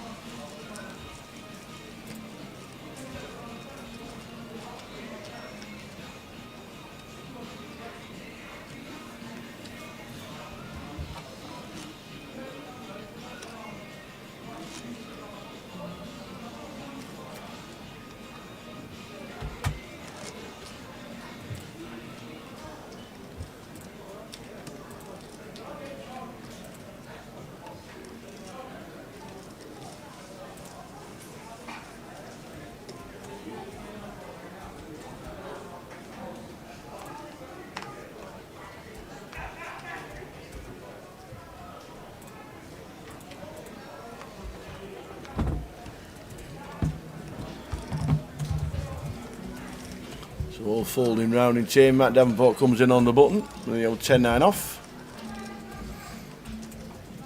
Should defend with 10-7 suited.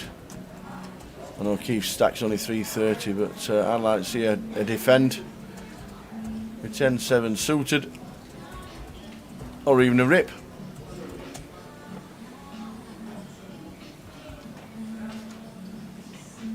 No, we'll come in for a defend.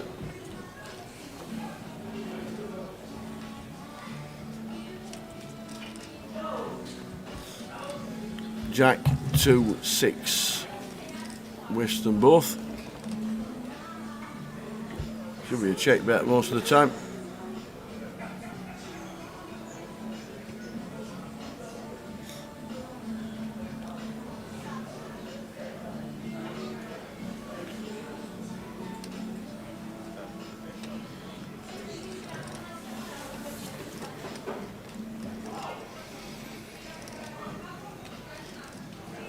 And that should be the end of the hand, and we move on. Winter Wonderland will be more like the wristband system, different coloured wristbands per slot. And there you go. Hiya, Guy Taylor, it's all about Mandara. I'd have backed him, or he's got a slice of him. Anyway, he's watching the live stream. Afternoon. Guy, well done on last year's NPL. As we oh, they're not there. They would have a blank screen. You and Nicholas winning the league last year. There you go. Oh, Winning. winning the league. Third time lucky, there it is. Aye. Guy Taylor finishing in 5th place, Riggy 4th, Chris Johnson, who we saw this week, Ben Teague having a bit of a rest after getting so close with Ewan McNicholas, and what a fight they put up between them. They were like 1 point different going into the last weekend in Blackpool. It was incredible. And then the 30-30 just after that made a difference as well. Well done to Andy Back, John Barsfield, who's here this week, and Chris Maguire, who is still in Vegas, but as said, he's on his way back for the grand final a week on Thursday. Fantastic effort, everybody. Well done. The 10,000 packages secured, 20,000 for Ewan, and the £5,000 Platinum Playoff is next Saturday that we're live streaming. Can't wait for that, because it's not crowning a champion next week. It's getting into the top 15 for the 5k packages. That's going to be interesting. Alex asked, when does next year's NPL start? It's already started. This is the first event for the National Poker League 2022. It is. So we've already started this one, and Maurizio going to lose at least 2 streets here, I expect, on Ace King 8, 2 hearts facing Ryan's Open here with the Ace 4. Going to be check calling flop, and going to have a hard time getting away from this one. So 10 of spades on the turn. So Ryan's got to think about hands that Maurizio's going to be calling flop with.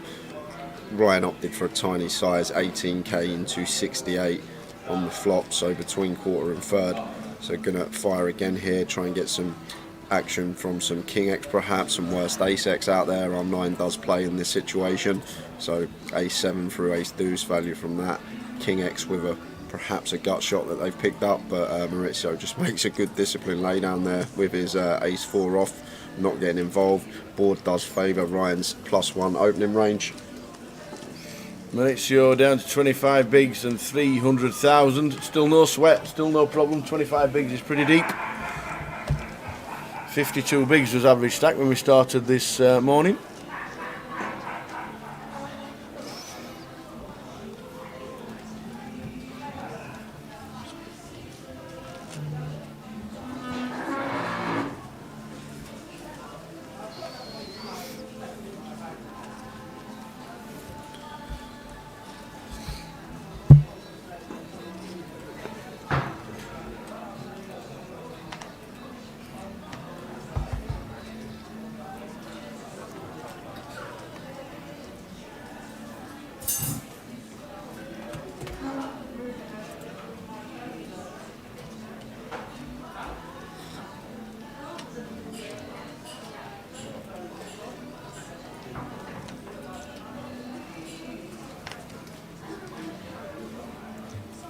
Nine flop, 9-7-4.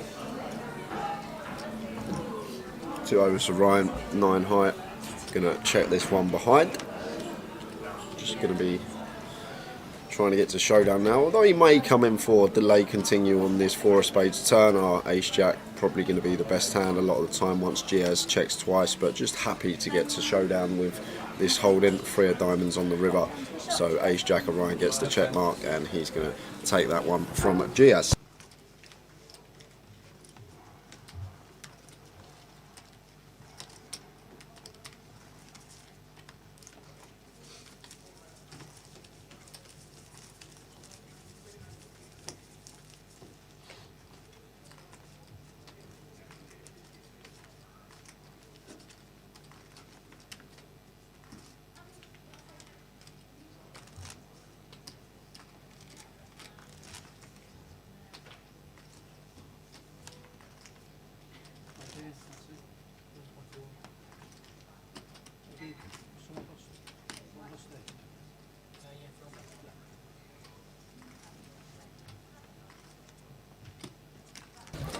So we've lost one. Phil Clark didn't manage to get his 100 to 1 shot price a double up.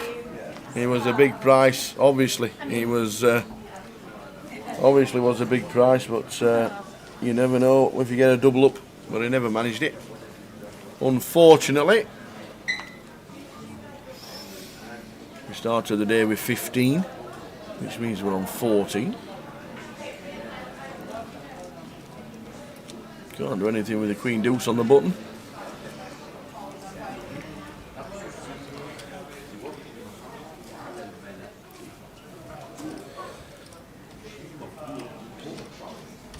The Giza. Still calling him Giaz for about 20 minutes. Giza. Jizu. Makes it 37k, so opting for just over 3x blind on blind, and Ryan with the 4-3 off. Going to be aware that Giza is going to be attacking us quite regularly, blind on blind, but 4-3 off just near bottom of our range. Not going to be able to continue even with position.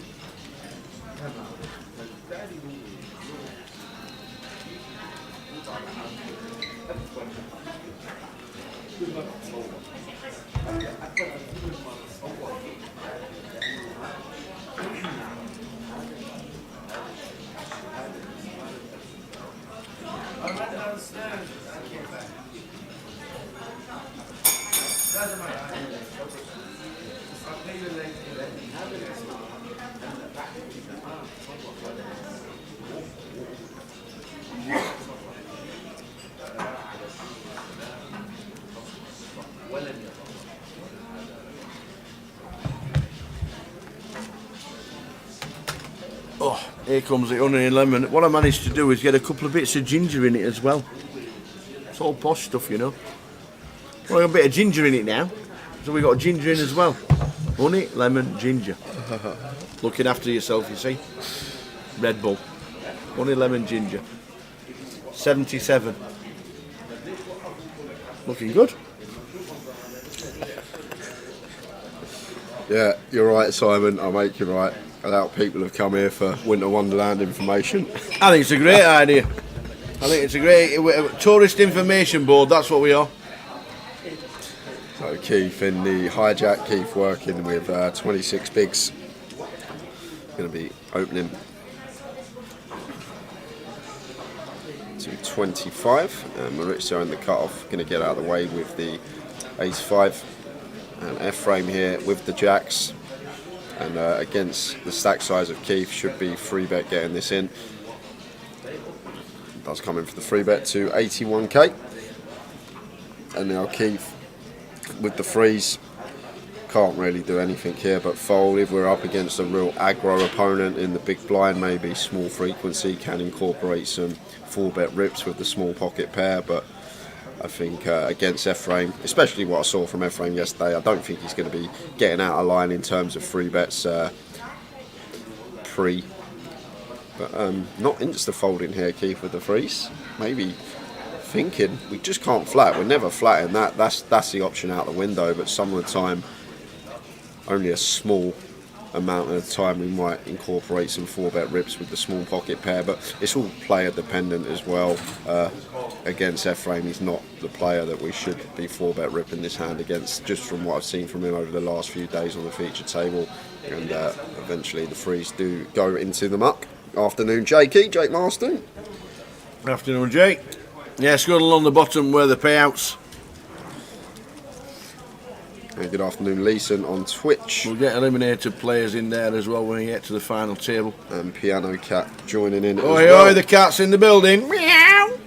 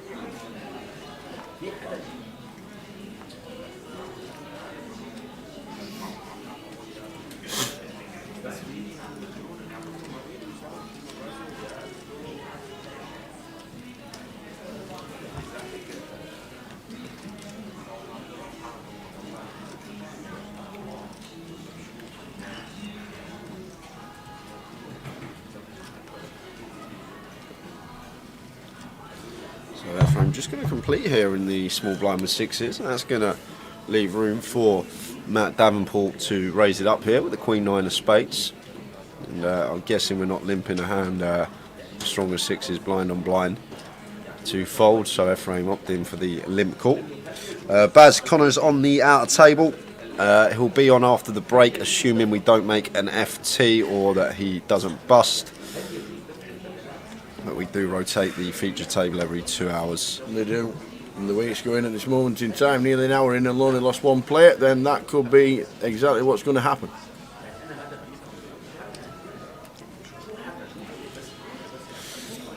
So Ephraim here going to come in for a lead with his sixes after Matt turning third pair with the Queen 9 and blind on blind here. Ranges should be very wide, so Matt going to be making the call, taking some rivers with position, which is the deuce of spades. So check mark goes the way of Matt Davenport, and I'd be surprised if he is going to bluff it here.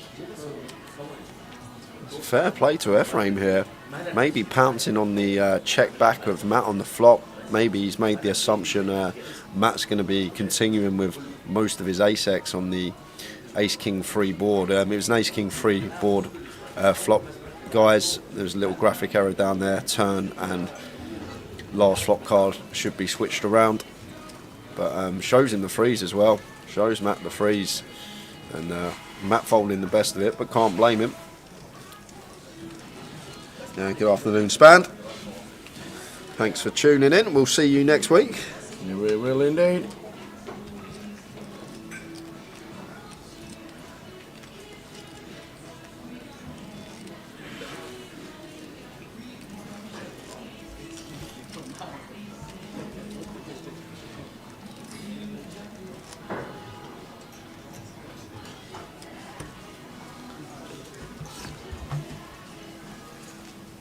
Nice one, Baz Mattis. On the live stream on Twitch. Glad that you tuned in.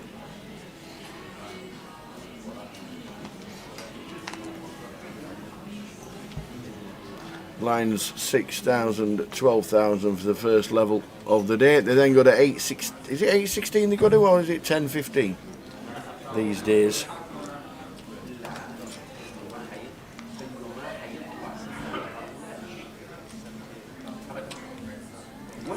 Ephraim and Mauricio are going to get it in here.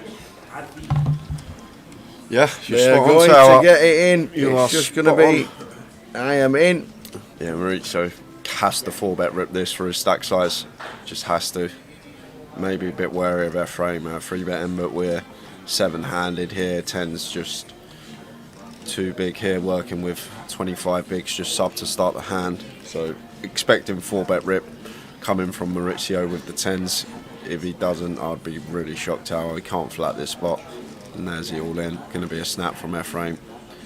Going to be a snap from Ephraim, yep. Indeed, I indeed. thought he was thinking, then he obviously said call verbally. And ace king for Ephraim and Mauricio with the 10. So big flip at this stage of the tournament.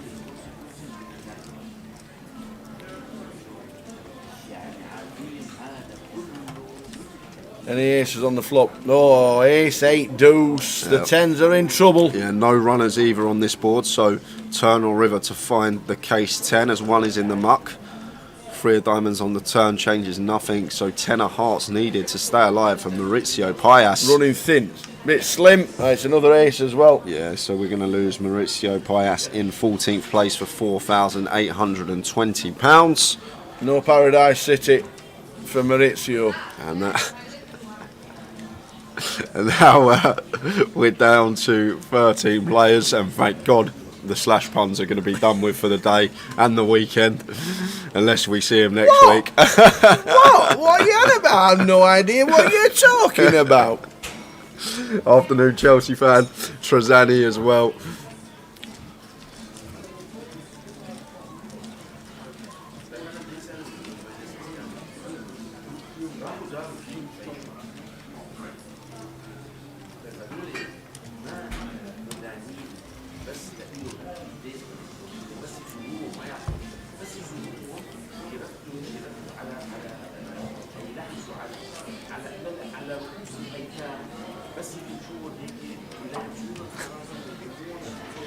Klopp on top says November rain. It is. Well, to be fair, we've not had any in London for the last week. It's been great walking around in the sunshine. And a Chelsea fan said he's knocking on the cash desk. Not Evan's door. I love it.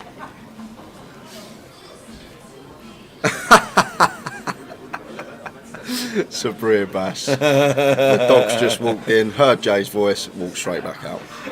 Don't blame him or her. It was the scream in the ear all that last night. Oh, nobody had headphones in. Yeah, sorry about that. I get a bit excited when the old, I don't know, I just love it sometimes. It was a big one. I love the pain.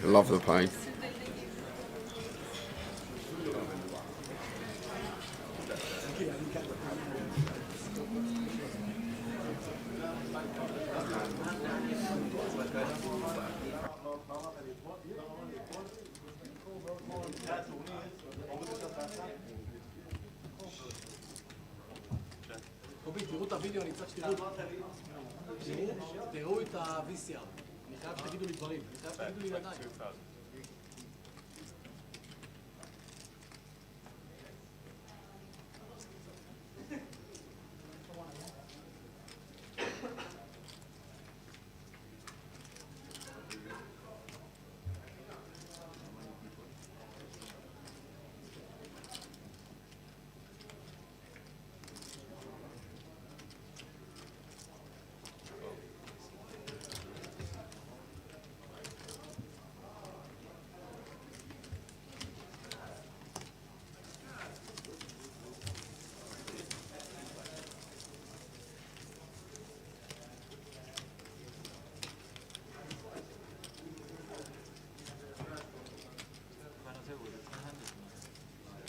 Table is 9? Yeah, 9.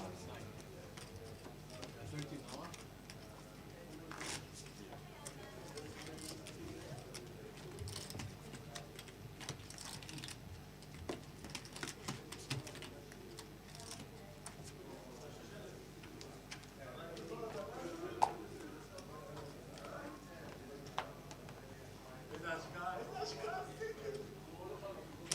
Where's 25,000?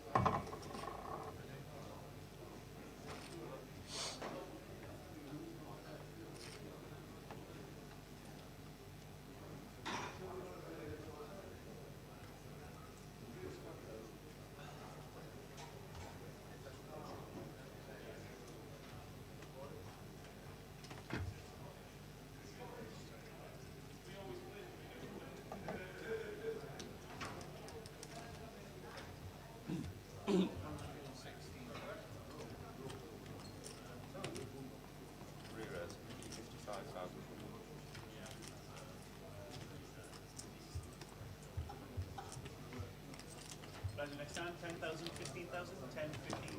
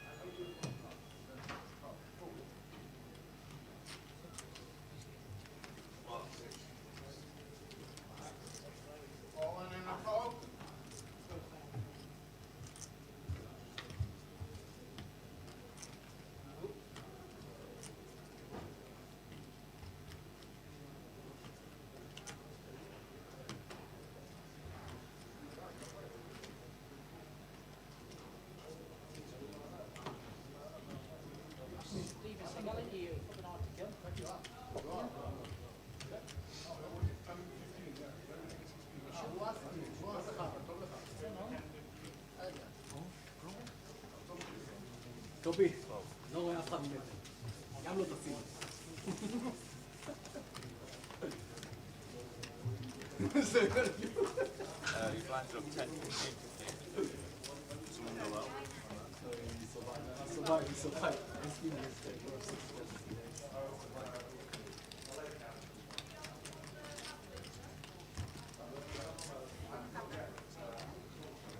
We couldn't just get a bottle of that. Never got any. Are they? No, there's water in there. Really? Okay. Can I just not get one from there now? Yeah. Yeah, well, I'm not allowed to serve that one. Okay, I'm just going to get one. Yeah.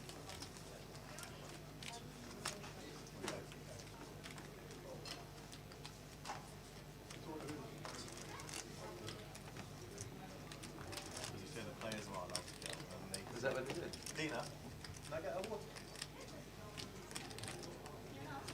Yes, please. I asked her for water. She went and charged me one from the bar.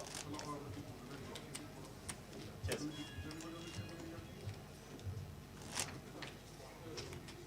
Thank you.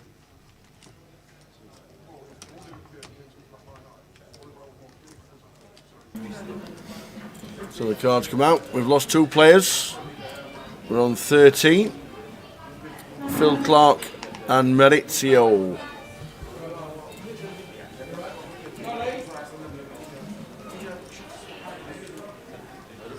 Which means we're on 13 as the blind's got a 10, 15. And a 15 big.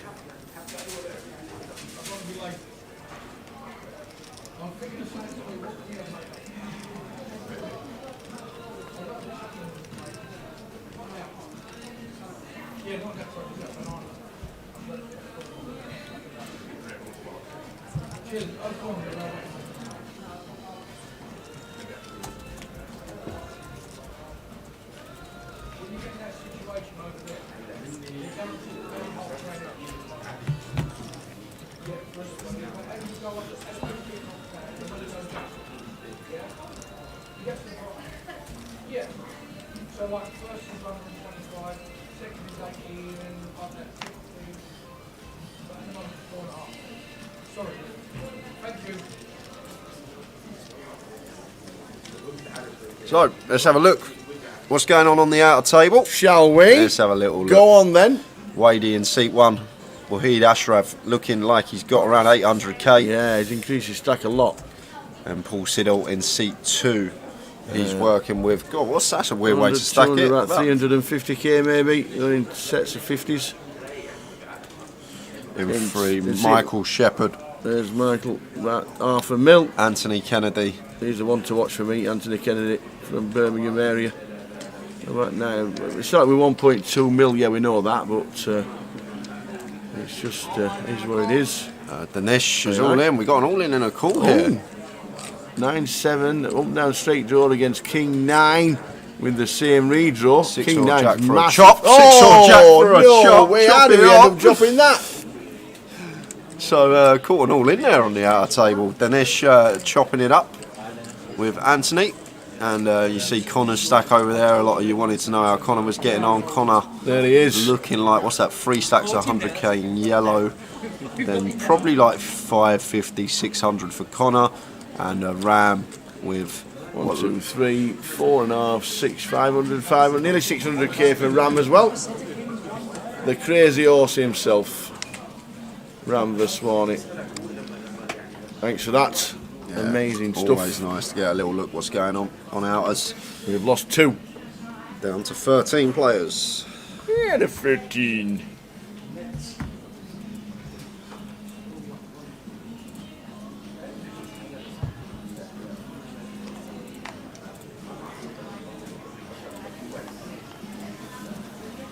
So we've got Keith with the King 7 suited here and the hijack. Blinds are now up, so 10k, 15k is the level we're playing, I believe, or is it 5k, 15k? My mistake. So F-Frame going to raise the King 6 suited, makes it 30k, And I speak about this a lot. You see it a lot from recreationals when they're blind on blind and they just min click the small. We're not folding, like Matt's peeled 3 deuce here. We're not getting any folds. When you just make it 2x blind on blind out the small, you're just going to get a whole host of continues, especially against good players. They said 3 deuce. They can peel basically any 2 tower because they got position. They can take it away on boards from us. So Ephraim going to continue here. And Matt has picked up will draw to go with his bottom pair, so don't think he's going to be folding blind on blind, getting 4-1 on a call just under. But best thing to do, guys, if you do want to opt for a raise strategy out the small and you are raising some hands, 3x, 3.5x. But you do not want to be going as small as a min click because against good competent opponents, they're just going to peel any 2, so then we're just never going to be taking it down. So Ephraim now goes for 35k, and this is a small size, 35 into 127. So Matt getting a really good price on the call here, but I don't think we're going to see Matt call with a deuce. I think if he's going to continue, he might come in the form of a raise and might attack this sizing and put Ephraim's ace-x in the blender. I think if Matt comes to the decision that Ephraim's never going to go this size with 2 pair or better, he might elect to come in for a bluff raise here with the 3 deuce, but just lets it go. I don't think we're ever going to call that spot as Matt with the 3 deuce there. Just it's going to be fold or raise as a bluff, and opts for the fold, which is fine. And now move on to the next hand, but Ephraim does take it. So maybe min click actually working out perfectly for him in that particular scenario. Over the long run though, does need to be sizing up small blind versus big blind.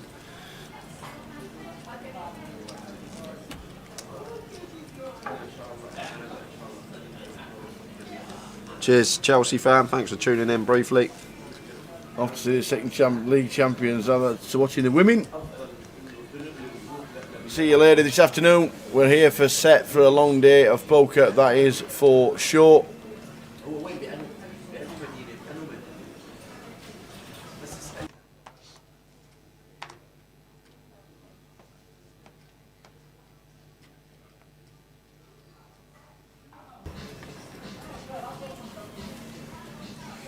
Keith with a paint.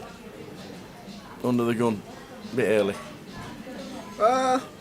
Nah, I don't like it. I don't mind. I don't even mind what we got here. 15k. I don't mind just opening this.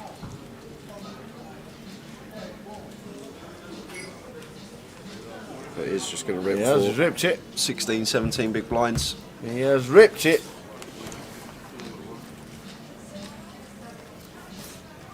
Now Matt with the 8s in the small. 16 big blind shove. Just over between 16 and 17 bigs here from Keith with the king queen. Perhaps at this table actually, now I think about it, yeah, probably better to shove because you've got Ryan, you've got Matt Davenport, you've got Paul Scipione and you've got Giaz. So yeah, actually at this table, now I actually think about the spot, probably better to shove the king queen rather than open at this particular table. Very tough. So Rotter races here, Keith with the king queen and Matt Davenport with the 8s. Could be losing another one. Keith needing to hit. Oh, there you go. 2 pair. Straight in the window. Running Jack 10 of clubs for a chop. Roll on the board one time. Oh well, 8 of clubs on the turn. So the 8's now out in front. We had 5 clubs on the board yesterday and we got 5 clubs on the board today. Chop it up. Roller coaster of emotions. Wow, look at that. Chop it up. Everybody likes a chop, but I like how the frame's taking a picture of a chop. Wow. Roller coaster of emotions there. He's taking the picture of a chop pot. Well, it's just how it happens, our ace, king, queen flop, all clubs. The king, queen goes ahead of the 8s. 8 of clubs on the turn. The 8s go back ahead, and then they chop it up on the river. We tore 5 clubs on the board yesterday. We did indeed. We did indeed. We're on 30. I've got a treat for you. You got a treat? You've got a treat coming in right directly behind us right now. The good-looking one. Who is it? It's Andy Hills. Andy Hills is going to come in with Jay for until the break. He says, I want to come in. I want to chat strategy with Jay, I need you, Tower, get out of town. That's exactly what he said. That's exactly what he. I'm honestly, and that's what he said. That's what he said. So he's coming in for half an hour. I'll get this lad a tea. And Andy Hills is coming in for half an hour to give us an update on what's been happening with Andy Hills and the remaining 13 players. Over to Andy and to Jay.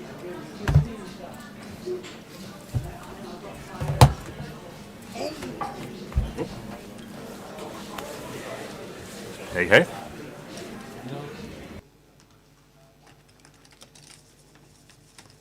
How are you doing, Andy? Not bad, not bad. As good as can be, given I'm not in this lineup. Yeah. Second best. Who are you rooting for at the moment? Ryan. It has to be Ryan. Close friend of mine, so I can't.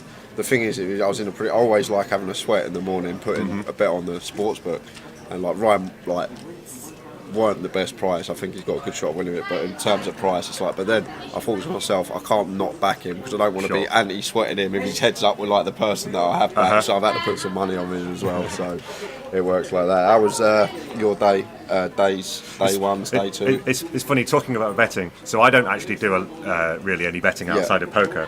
But the last couple of things I've done were actually political bets, and I bet on the outcome that I didn't want to happen. So I don't want to talk. Obviously, politics is a thorny subject, but I bet on the election. I bet on what I didn't want to happen because I thought it was going to happen. So there was guaranteed to be some good news on election day. And I did get what I didn't want, but I got money for it. You got money for what you didn't want, which is fair enough. Afternoon, Razor Kev. Yeah, Andy Hills joining me. Chef Brad says hello. Hey, hey. So we're currently 13 players left, Andy. Interesting as well because final 9 get a 2k seat into the grand final as well. 18k added to the prize pool. So nice. I forgot about that. That's amazing. Little that's a huge seat bubble. Yeah, that's when a huge bonus. 10-handed. Be interesting. So Paul just limping button here with the ace-5 suited, and Keith with 3 deuce in the small. Probably not going to opt to complete this one because. Knows that Giaz can put the hammer down in the big, but Giaz is just going to check this one. Sorry, Giazic. I've been calling him Giaz all weekend, so someone corrected me this morning about the pronunciation. What is the correct way to pronunciate? Giaz. Giaz. Giaz. Yeah, Giaz. Oh, okay. So check over to Paul on the button after he opted to limp the ace-5 suited rather than open, and pings a jack on the turn for the 10-9, and when things are going your way, they're going your way, and Giaz turning the stones on this jack of spades turn, but not going to get any action as we can see from the holdings, but it's going to fly up. Doesn't seem a mandatory complete with the small blind there to me. No, I personally don't flick in the especially off. Especially at 5k 15k as well, right, which is even more reason because we've only got a third of the big blind in, so even more reason to fold. Yes, absolutely, yeah. It's just hard to win that pot. You've got the worst, not only the worst position, but the worst relative position, as well as absolute position. Generally, you're not going to be leading out that much on the flop. We'll get that sorted for you guys. Sorry, PK's been very busy today as it is the final day. 13 players remain. We're going to get that sorted top right corner very shortly, so that it is correct. There we are, as quick as that. How's the poker been going, Andy? Blackpool's all right. Blackpool. I finally got some cashes, so I've I don't have a stone brick year on my Hender mob. That's nice. So I got 3 cashes in, and we were on a final table together. It was quite disappointing for me. I know poker's disappointing for everyone except one player, isn't it? Exactly. Only one person's happy, but Blackpool could have been a lot worse. This weekend, not so great, but it could have been worse. I'm a glass half full kind of guy. I only fired 1 bullet in the main and only fired 1 bullet in the side, so it could have been worse. Both players flopping gut shots here on Jack 10-4. Giaz being just opted to complete the ace-queen suited in the small blind. opting to have some of these strong hands in his complete range, maybe try and deter Ryan from raising too much in the big once we do complete. So going to go back call on the flop, 4 alignments on the turn. Extremely open-ended blind on blind strategy. I mean, now people use solvers, and solvers, you know, people who take the output of solvers as prescriptive might go, well, you've got to raise that, or you've got to do this or that, but actually it's not quite that simple. You know, for example, when you compare the different strategies that a solver uses, sometimes the EV is almost identical between 2 actions because it finds a way of balancing its limp range and balancing its raise range. So, yeah, I mean, as a general rule of thumb, you do tend to want to raise the ace queen, but there's a lot of player-specific stuff. You know, if you think someone over-attacks limps, or you know that you might want to do something different on certain sort of inflection points of the stack size.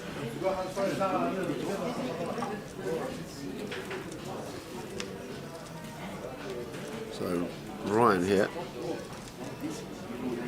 which is 9 high on the river after firing turn.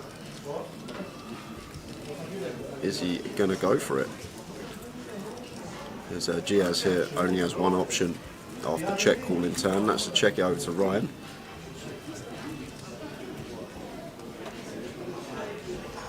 Ryan is going to go for it here with the 9-7 off.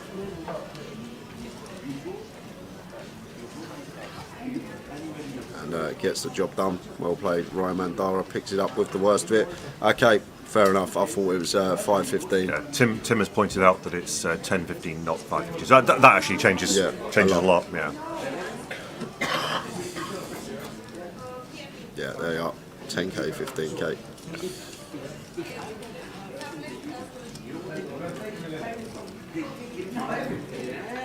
I've never run any solves for you know these new the new blind sizes with the small blind not being half the big blind. So I'm sure the strategies could be changed quite a lot by that. Yeah. It's quite interesting. You know, it keeps the game a little bit more dynamic and gets people to think on their feet. Right? How are they going to adjust to that, and how do they think other people are going to adjust to it? I mean, in principle, the big blind should be attacking the limp an awful lot more, right? Yeah, because there's a much weaker limp range given the extra price. Very good point.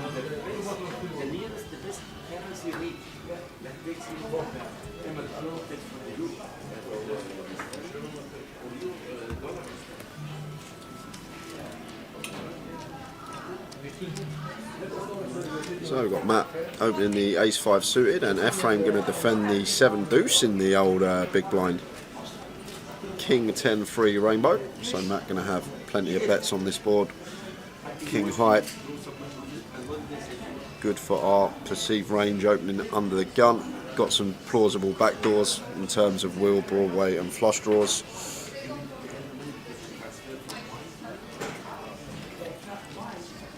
Does continue, and Ephraim just can't do anything with the old 7 deuce.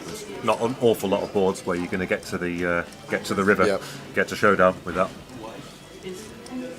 Depends on the opponent, of course. I definitely wouldn't say there are no players where you could defend that profitably. I don't think Matt is one of the people that I would want to defend against with a trash hand. Yeah, you expect it to go into the muck. I say a lot, like on stream. Speaking about so player dependent, a lot of decisions in these tournaments, I find the opponents you're up against in pot, like you can look at the theoretical line that you're supposed to take in theory, but you need to veer away from that. But that's my personal opinion in these 1Ks. What I see on the feature table, it's exploit a lot of the time.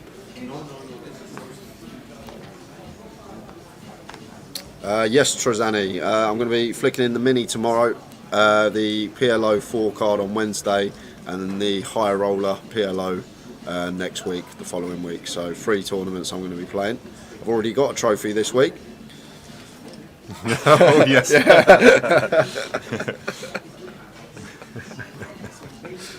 First trophy of the festival. Big shout out to Scott Thackeray as well if he's watching, doing that for me. Great gesture from him. Really appreciate that.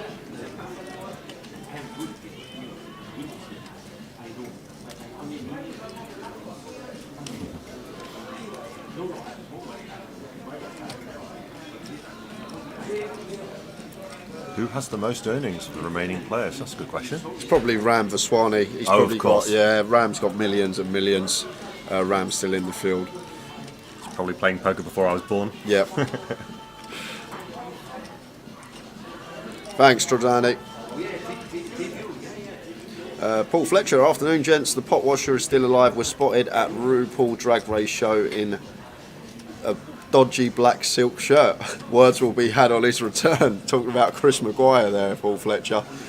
Obviously, been posting stuff on socials while he's in Vegas. He'll be back with you and next week for the big one, the 2K. Well, about 12 days' time. Yes, Brad Ram is seat 9 on the outer table. And top right of your screen, Poker Brad, 13 left. As Matt turning top pair here on the Queen 7, 4, 5. He's checked the turn. Do you think he's going for just the check call? I think it was probably for the check call there, Andy. Maybe he thinks that Paul's going to have a lot of delay continues on the Queen turn, so opting to try and induce something from him. But on this 6 of Hearts river, I wouldn't mind Matt going really small here now. Try and get value from our Queen. Paul opening under the gun, he's going to have limited 8x and 3x, so I think we might see Matt go like 25k here. Not that big. Well, he is going to go big. Odds for over half, 55. 55 into 95. I mean, he's got to. He could be taking the view. He'll sell the story that he's bluffing. Yep. And going for the pressure bet. I'll sell the story in the big blind. We're going to rep this board as a bluff a lot of the time. Makes sense. Paul Scipione obviously didn't have anything to call with.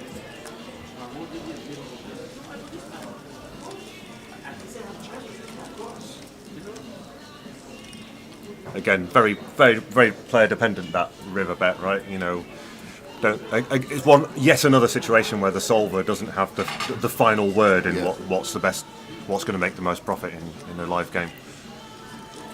I think it all goes out the window. Fair enough when you're playing your live 100Ks, 250Ks, if you play them that are tuned in, but when you're in these 1K fields, I think you have it as a fundamental base and know what you're supposed to do in situations, but you need to veer away from it if you're it might say you might make X amount of chips, but you want to be making the most chips possible and just exploiting. I've found in these fields, I think it's the best way forward against certain opponents. Player dependent, need to be aware of what they're doing, what lines they're taking, and how we can potentially counteract that.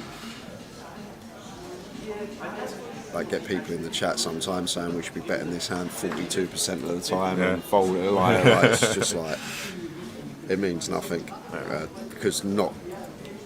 I mean, not often enough people in the field. Not enough people in the field are going to be clued up on like what the solver is saying. Yeah, and often the reason that a solver chooses one size over another is for balance reasons, not for EV reasons. Exactly. And if you might never play against this guy ever again after today. Exactly. You know, you can still find ways of balancing in future hands and reflecting on the metagame, and even if you've done something that's quote unquote non-standard, you can. If you think they're paying attention to that stuff, you can adjust in future hands. For me, that's a lot of the fun of live poker, or poker in general.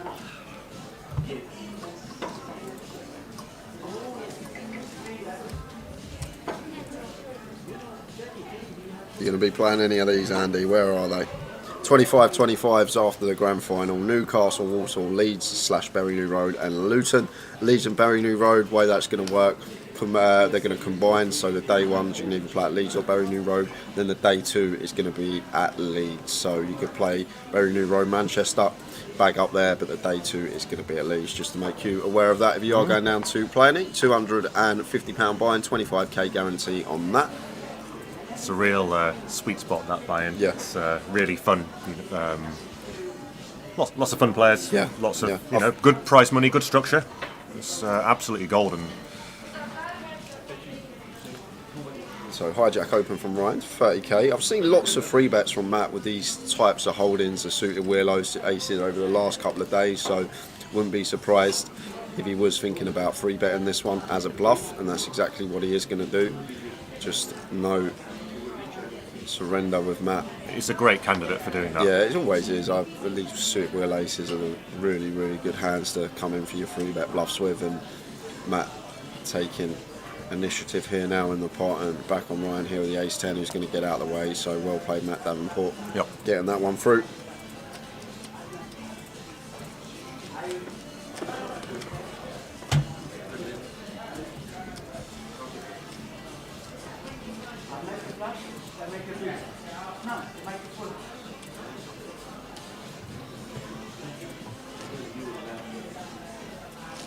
Afternoon, Mick the Mod.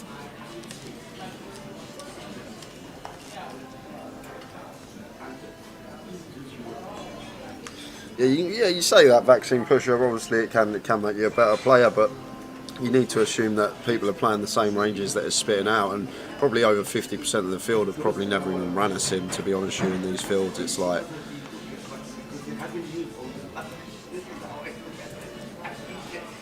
And I don't know, poker. Brad Chef is winding you up, but I don't even know which tournament he's talking about. Can Brad, will you let us know which tournament you're talking about? I don't remember this, but maybe it'll come back to me if you tell me the tournament. I usually forget about the punts quite quickly as well. Don't usually mention them.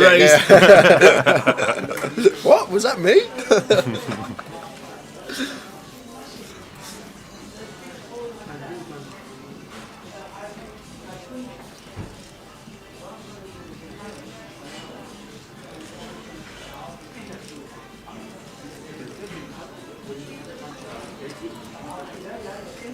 We'll get the full chip counts on break for you, Recluse. We're going to be going on break in around half hour's time. He says you before, just after the jacks fold, when you folded jacks. I don't know which tournament we're talking about. On the oh, he's right. Don't worry. He's on the wind up. All right. He's on the wind up. We had a doppelganger review on the feature. Oh, table. really? Oh, yeah, got it. Yeah. I thought I heard about this. Yeah. Okay. Okay, hilarious. Yeah, very good. Got us on the hook. Afternoon Okers.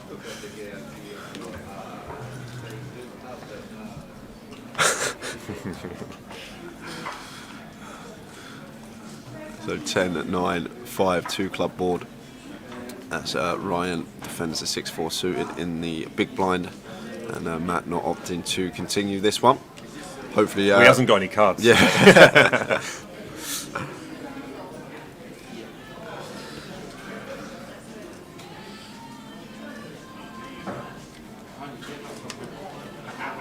Two diamonds on the river after it's checked through the whole way. Ryan just sitting here with 6 high, but probably not going to bluff this one just because ace high better for Matt, and Matt Davenport going to take it with what looks like King Queen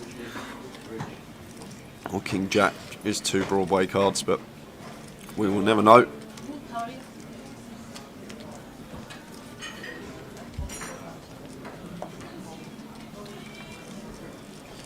Oh, jacks. Ollie Deskin heading down to London to play in the 2K in December. My first big tournament, been playing about 10 years in fact. Let's have it something decent. A bit nervous. Well, good luck, Ollie. Wishing you a deep run and lots of run good.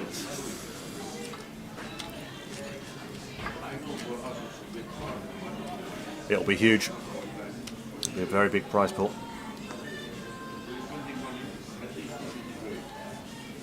In a very, very diverse field.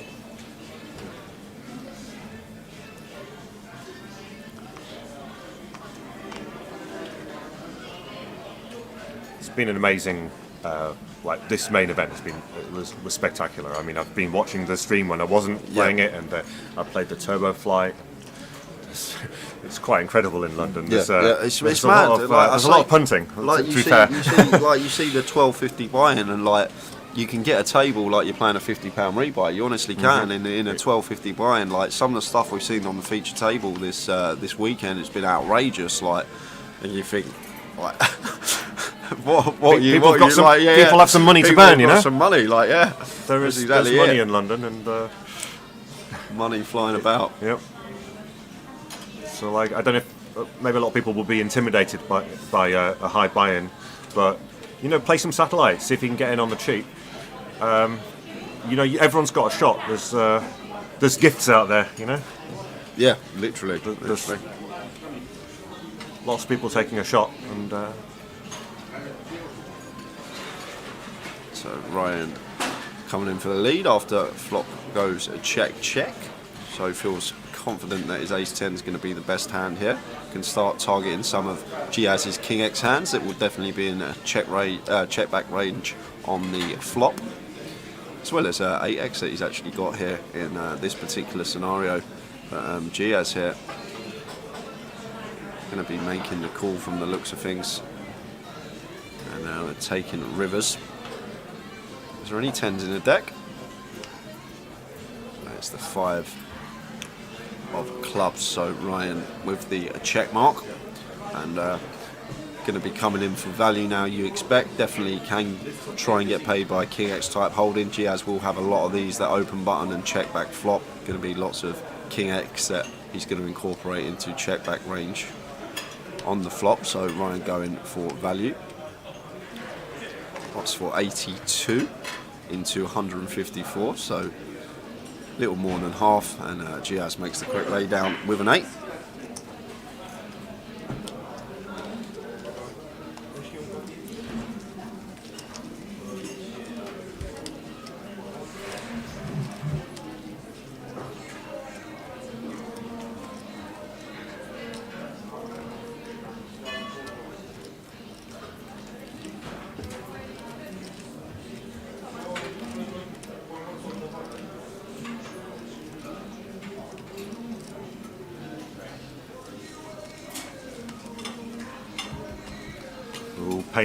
Painful memories. Remember me and Andy bubbling I think he means GUKPT Edinburgh, the same hand. There was someone who didn't show up for day 2, and I think they sneaked into the money while I bubbled. It was pretty painful. And of course, everyone was aware of the person not being there, but I think we had like maybe a triple bust out in one hand, and if I'd known, there was going to be other bust outs, I might have passed my hand, but hindsight, very painful. Gary McGaffney put a tip in the chat for everyone earlier. Lucky 15, and the first one's won at 13-2. There's Paul, nice one to open under the gun, raises to 35. And Ryan on the button, 7-8 suited. Lovely little hand to have on the button here. I think first is gun open of Paul. He is going to get out of the way.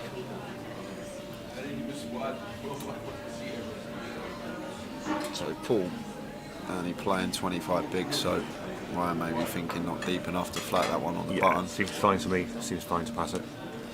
And Matt gonna defend with the 6-5 in the big, getting decent price on his money. A complete whiff for him on the king 9 deuce 2 heart board. So Paul with the old nut high here. King high board, going to be good for our range. Comes in for small continue. 40k, around 40% pop from Paul, gets the job done.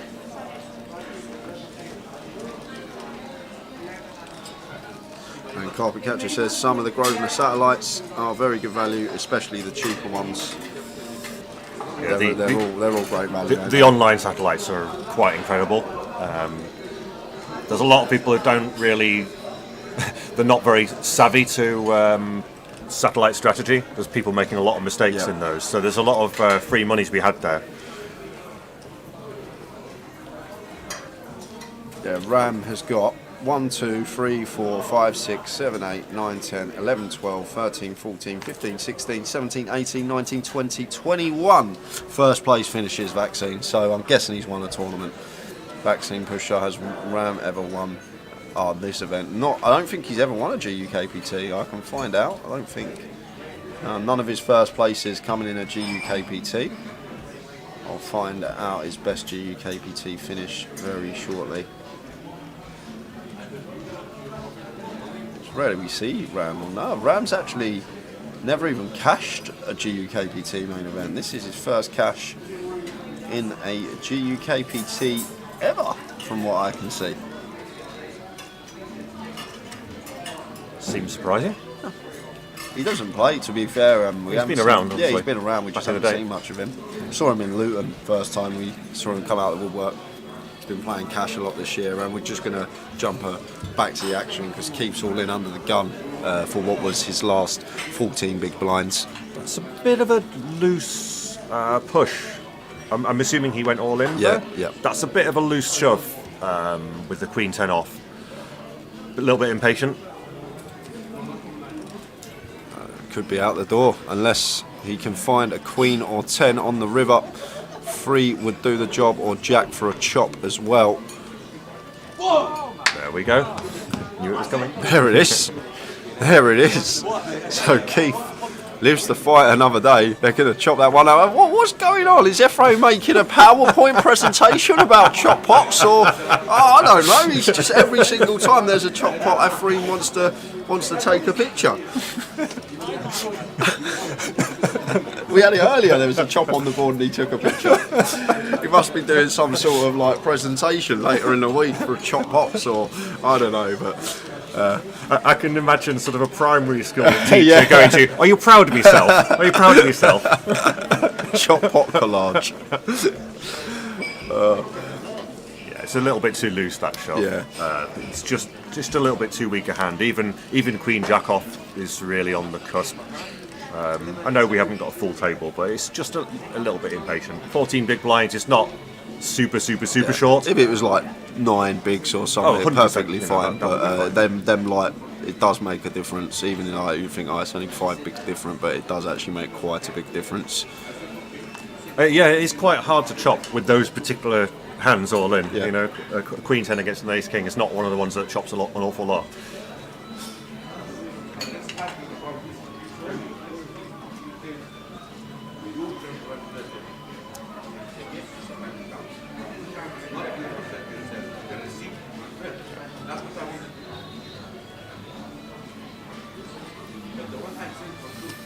Maybe he's got a website, says Gary. Chopitup.com. So Matt opening button once folded to him with the Queen 7, raises to 30k, and Keith going to defend the 5 deuce suited in the big blind, seeing if he can catch a decent enough piece to go with. That's decent enough. He'll be going with this for sure.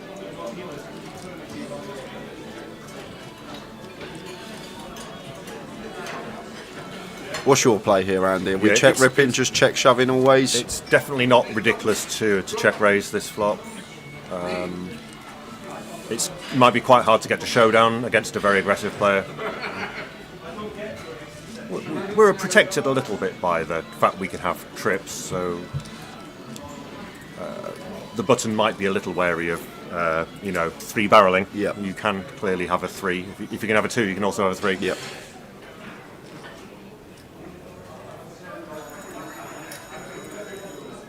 I think his Matt's gone tiny here, 15k into 85k, so less than 5th pot here from Matt, and there is the check rip as expected, and Matt Davenport just going to have to get out of the way, and Keith picks that one up with his 2-pair.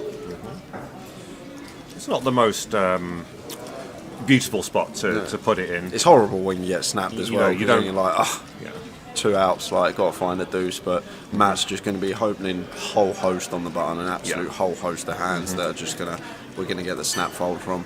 Obviously, we flat.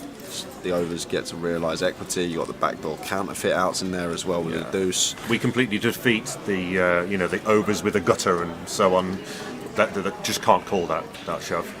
So we deny equity.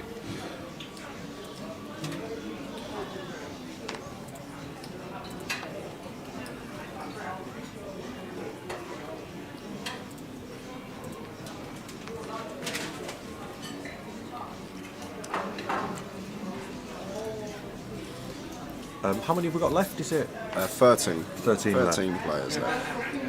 Yeah, so good question by Gary. Does the £2,000 seat?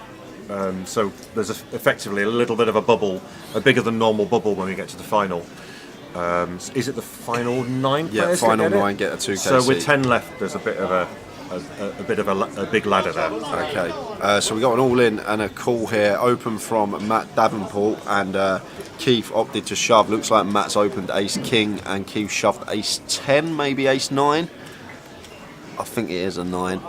So this is pretty standard. Once Matt opens cut-off and Keith working with, I think, what was 12 bigs. I know it's going to be more actually now. Oh, ace-8 suited, ace-8 suited. So Keith actually working with 19 bigs because of the pot he just won against Matt. In it goes, still fine. This is absolutely fine. Yeah. You know, that cut-off open is often going to be a steal. He's quite unlucky to run into ace-king. He's run into a hand that can snap him. Yep. So unfortunately no flop cam on this one, guys, not sure why, but taps the table, does Keith, says nice hand, and that means that there was not an 8 there, I'm guessing. There we are, there's the board. So the ace-king. Oh.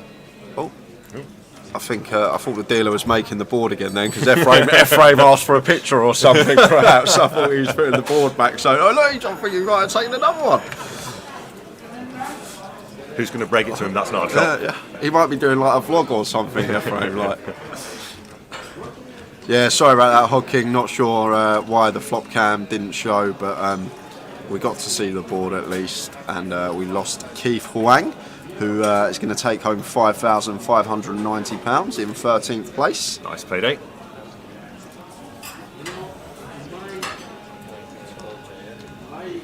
$12 players remaining.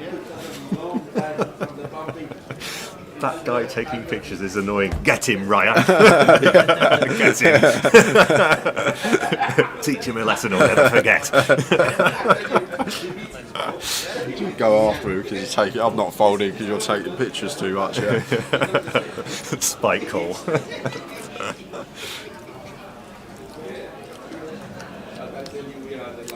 Boards like king, king, queen, king, king, queen, queen, brick, and both of them have got an ace. You just rip for 5x pot, so you don't take a picture at showdown. He'll be torn. He'll want to call for the trot, won't he? Like. To be fair, he might be making a vlog or something. We don't know. We know he come in and was very friendly with us yesterday. He looks like he's having fun. Yeah, he looks like he's really enjoying it. He's been watching the stream back. He's been enjoying it, and good luck to the man. Obviously, a recreational, and it is fun when we do see people who are unknown making a deep run when they are just playing for a bit of fun. But he's right amongst it.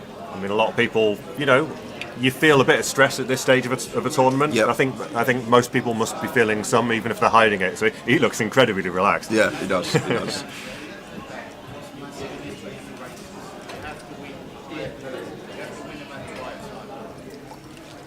Presumably bringing a player to the table before we continue. Yep. Rebalance the tables. I know most of the chat box are going to be hoping it's Connor O'Driscoll, streamer. Got lots of people tuned in for him, but it looks like Dinesh is the player coming over. So Dinesh comes to the table. Looks like he's working with around 550, 600k there.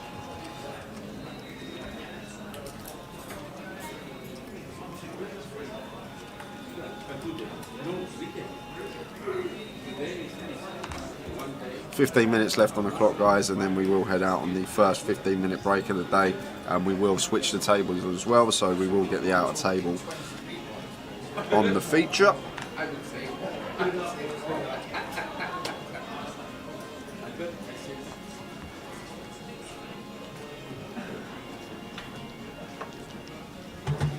Sometimes nobody has anything, and we just take it down. Easy game.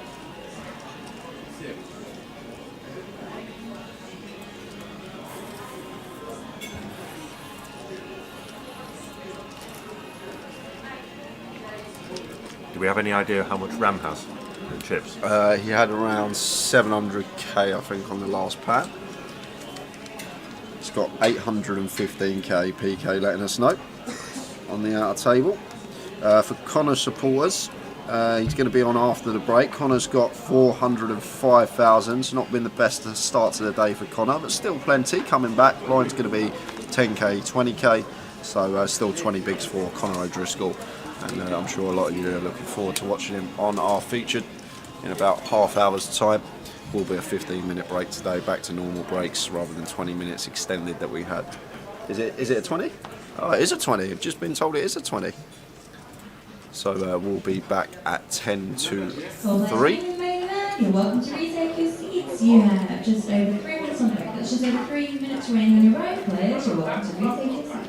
So Ryan completing with the 8-9 and Ephraim checking option, Jack 10-3, 2-spade board. Ryan opted to lead with his up and down straight draw, and fair play to Ephraim here, realising that should be calling once here with ace high blind on blind, but facing this double barrel from Ryan, Ryan gets it through. Nice pick up from him, seen him do that a few times already today, have the worst of it and take the pot.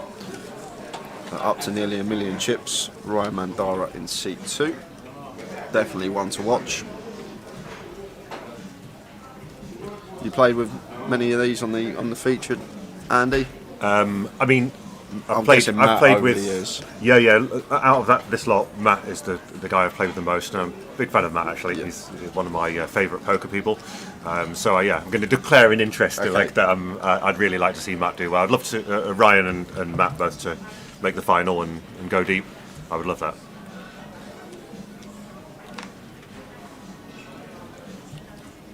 Yeah, Matt's a dead smart guy. Really humble as well.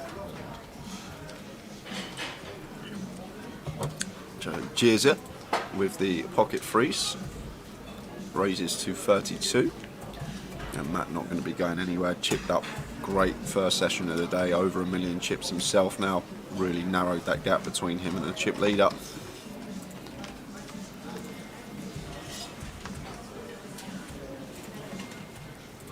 Flop at 7 deuce deuce rainbow, so expect Jazz to just be continuing this one with this hand almost always. Just want to fold out like hand like Matt has as an example in this particular scenario, not realising equity for free, and does take it down with a pocket freeze. 12 players remain. If you are just tuning in, this is what we're playing for, coming across the bottom of your screen now. 2 tables of 6, little rotation when we return. What's your plans for today, Andy? Oh, pretty chilled out day. Yeah. No more poker for me today.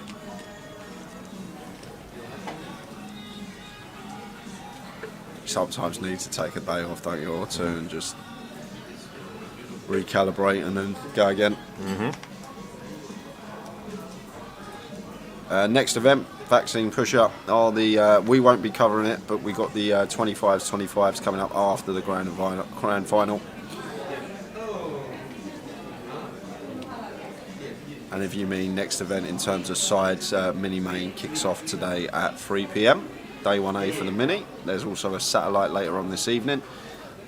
So plenty going on in the car room today, so it will be buzzing when the final table is underway, which is good. Don't usually have an atmosphere in the room when the FT's going because it's usually the only table running, but hopefully today the car room will be filled.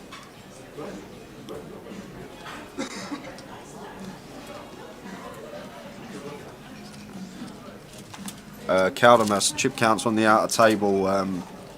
We've got Wadey with 500,000, Paul Siddell with 170k, Michael Shepherd 800k, Anthony Kennedy 1.2 million, Conor O'Driscoll 405k, and Ram Vaswani 815k. So the outer table counts for you, and what a flop this is for Paul Scipione after defending the 3-deuce suited, and just going to be flat in here, almost always here. Andy. Giaz is just going to be opening a fair amount of hands in the hijack. We've got a lot of his range drawing dead to runners. Ace-X is only going to have... Oh wow, he has come in for a raise. Wow. Makes it 70k. Maybe it might be trying to level Giaz into doing something silly. Maybe trying to think... Giaz thinking he's not going to have too many raises on this board. Like, why would you raise a 3 here? But... interesting. Guess he just thought Giaz never folding an ace there. Maybe it doesn't look like that we're ever going to raise a 3, but went for value straight away as Paul get the betting lead himself perhaps, but Giaz just losing the C-bet and Paul Scipione takes that one after flopping trips. It's very different the way you flop trips on a board that still favours your opponent. Yeah, like he's got the nut aces obviously exactly. still in his range. It's very different. It's a very different situation if it comes to sort of 7-3-3. Is one where you have the kind of, in inverted commas, right to do a lot more check raising.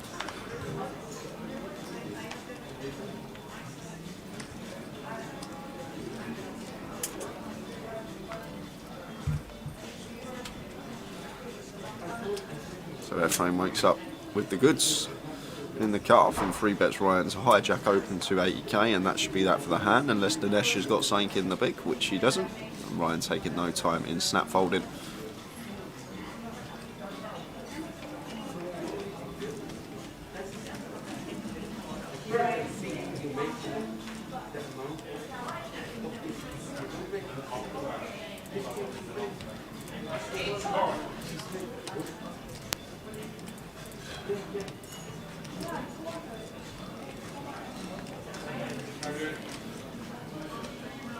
No, Connor's still in. Mars Galore. He's going to be on our feature table after the break, assuming he doesn't bust in the next 7 minutes. We're going to be back at 10 to 3. 10 to 3 is when the featured will return after a 20-minute break for the players in 7 minutes' time.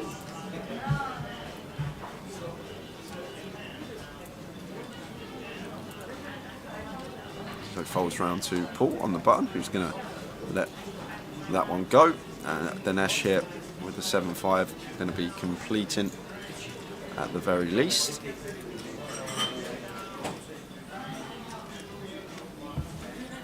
So we're still on 10k, 15k, right? Yes.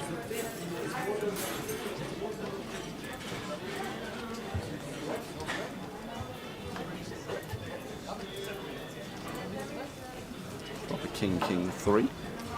So both players complete with, going to be first side of progression. Like this from Danish here, no fear, even into the chip leader of Giaz, comes in for a lead on the King 3 board and takes that one down with the worst of it.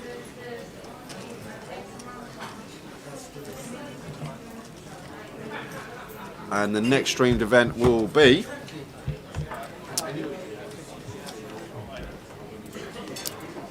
it's going to be the cash game. 26th of November. 10:25 PLO we're streaming. Andy, you play a bit PLO, right? Yeah, a lot of PLO, lots and lots. So well, other than the last couple 2-3 months, but yeah, over the lockdown, lots and lots of PLO hands. I'm really looking forward to that. So that's the next event we got streaming. We got the playoff on the Saturday, midi main day 2 on the Sunday. Although we need to sort out how we're going to do the midi because. Obviously, last one finishing at 8 in the morning. I'm not sure how we're going to do the whole stream, but we'll figure something out. And then the final week is when the big one is on the Wednesday. Heads Up Championship, 6 Max Championship, Haymaker, Sit and Go. Lots and lots of coverage coming to you from Tower and I'm sure we'll have some faces come in the booth throughout the 3 weeks as well, as Andy has joined us today.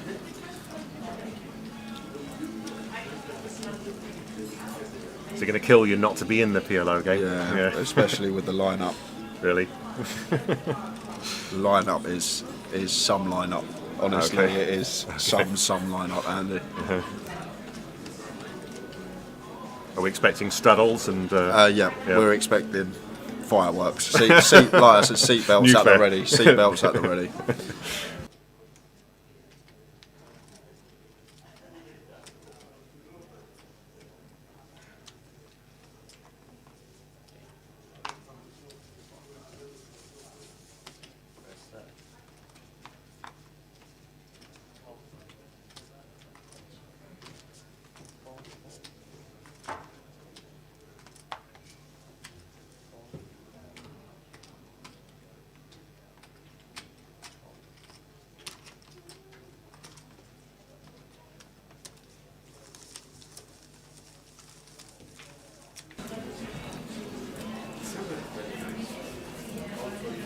Yeah, it's 12.50 buy-in. Yeah, the one that we ran in July, the first leg when we had the midi, it finished when Zangbanger won it. I think it was 8 in the morning, the final table. So we're going to have to see what we're doing about the stream for that. We could potentially start later and pick up back end of the day for the midi, like 10 p.m. through till 8 in the morning, but we're not sure as of yet how we're going to go about doing it. But midi day 2 will be streamed on the Sunday, that is for sure. Yeah, they're not going to change the structure, Alex, just for the stream. For the sake of the stream, the structure will be the same as it always has been for the midi. But we'll find a way around it, we always do.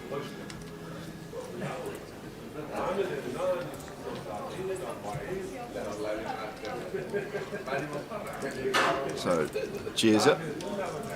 Raise and take in the cutoff.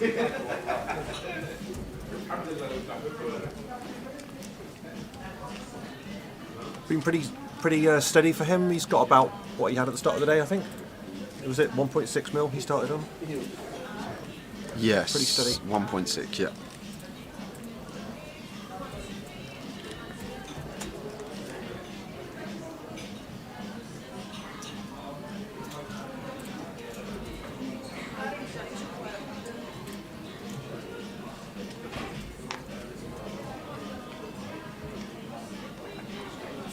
So I'm not seeing lots of tour regulars in the mix here. There's only a few I recognise. You know, we get obviously a few people who probably only play in the Vic or mainly play here in London.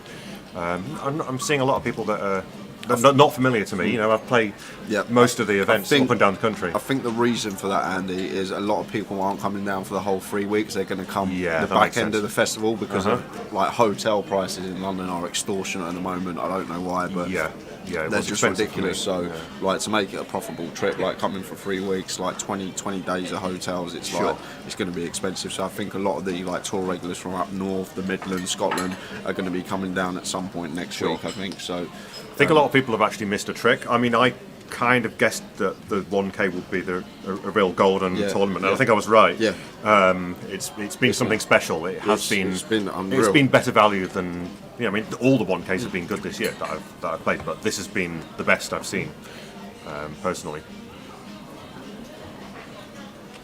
Not yet, Tom. We're trying to keep it on the down low.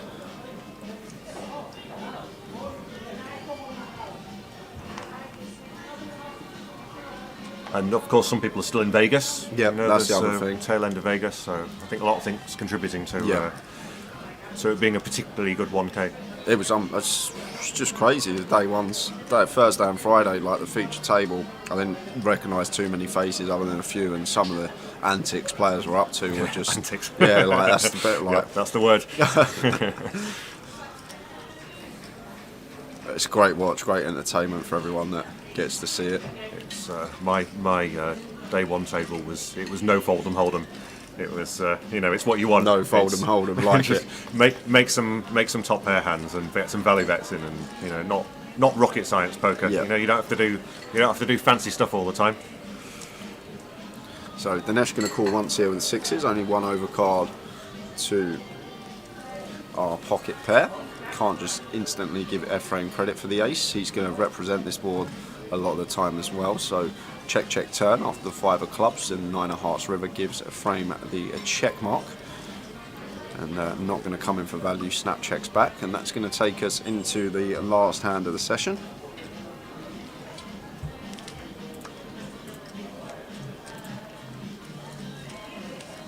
Expecting a value bet on the river there? Yes, I was. It seems, unless you've got a really tricky opponent, really tough, tricky opponent, where you might fear getting, the wheel represented in your eye. But as standard, I would be value betting with such a good kicker. Right, last hand of the session. So we'll stick me and Andy on. There we are.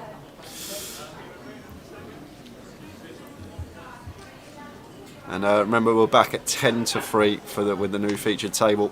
If you are coming back to join us for conclusion of play, we've got 12 players remaining. This is going to be the last hand of the session, as it's folded to Matt in the cutoff, who opts to open the A7, raise to 30. Paul's going to get out of the way with a 9-6. Fella in the hijack sticking around just in case it's a chop pot. yeah. We live in hope. King Queen for Dinesh here. So Dinesh going to be continuing here. Can go either way with this particular holding, especially against Matt Davenport as well, who is just pure aggression a lot of the time. Definitely incorporate a 3-bet in with this one. Do whatever you like here. Yeah, Really. flat or 3-bet. I think versus Matt could definitely veer towards 3-bet.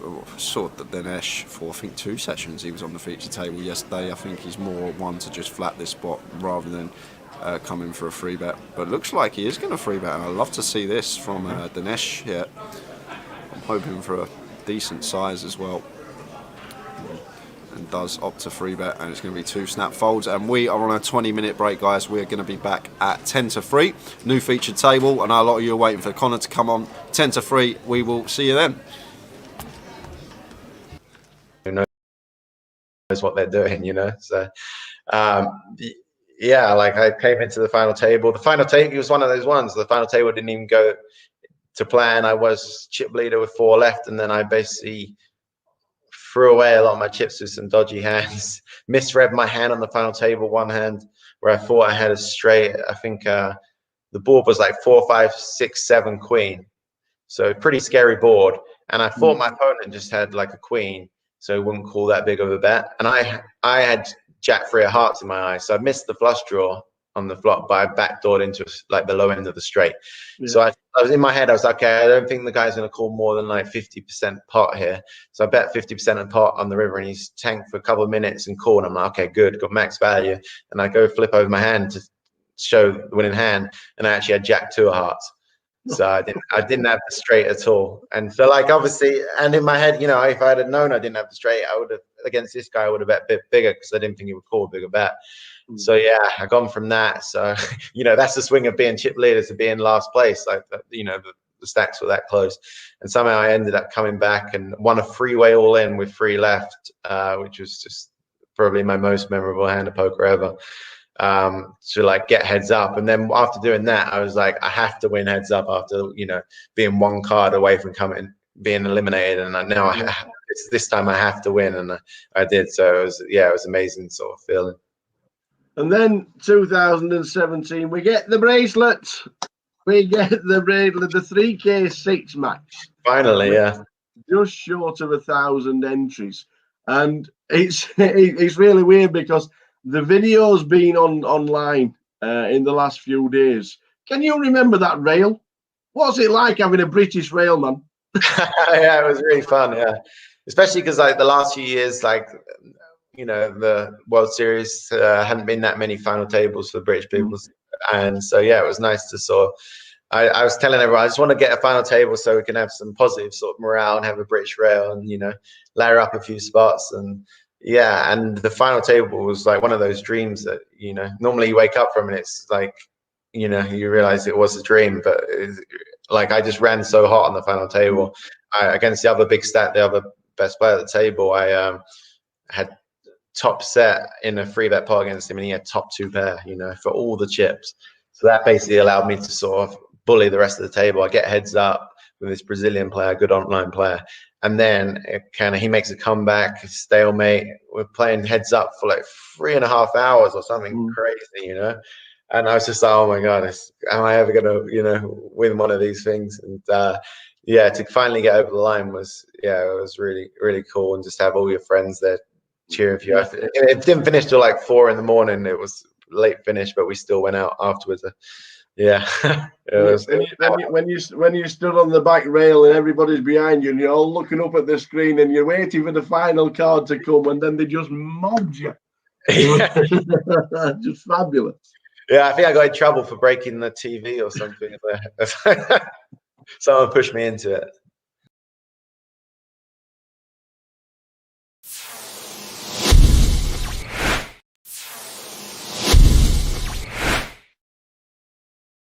So we got 203 on the Triple Crown.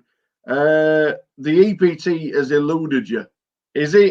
Are we going to chase it? Will we wait for it when we come back to the live poker and the EPT comes back? And is it something you want to get the live Triple Crown, or is it just happens if I happen to be there? Probably just happens if it happens, because like the thing is, I only really play. There's not even many, like that's definitely the hardest one of the three to win. You know, if you just need a WPT or a World Series bracelet, there's so many events you can play, and even the WPTs, a lot of them are re-entry. You know, so you can buy yourself a stack and stuff like that. But you know, the EPTs are freeze out or one re-entry, some of them now. But there's only 4 or 5 of them a year, I think, and most of them I don't go to. Like the only ones I really ever go to, I always go to Barcelona. And that's about it, really. Like I used to go to the Caribbean one, and so yeah, no, realistically it's going to be tough. But obviously, the funny thing was I actually had 29 triple crowns, and I wanted the 30th one to be the live one, and that would have been nice. That year I was doing good. I was like chip leader on day one in EPT Barcelona. Obviously, so far to go, but I was in the money. And I was actually feeling, oh my God, this could be it. Like, even though there's still 100 and something players left at this point, I was like, you never know. This would be really cool just to finish it off in that. But unfortunately, it didn't work out. But yeah, I had a few deep chances in EPTs. I think I final tabled EPT London. My mum came up to watch, and she gave me the needle because she came. Well, it's not even that far a journey. She lives in Essex, so it's like an hour on the train to come up to Rail.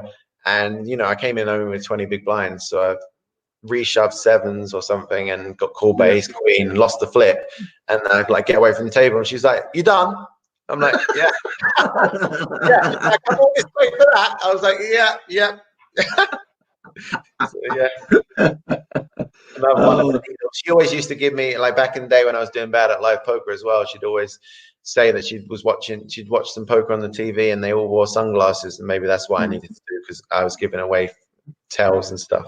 So I think actually one year I got to the stage where I was like, oh, fuck it, I'm gonna do it. So it was like a 25k Bellagio big tournament, and I was on day 2 and I didn't know anyone on my table, so I was like, okay, I'm gonna do it. So I went to day 2 and I put on the sunglasses indoors, felt like an idiot, made the most standard raise ever, like ace-5 suited or something, and everyone tanked a little bit before they folded. It was one of those weird ones where everyone maybe had like half a decision or was just still asleep because it was first hand of the day.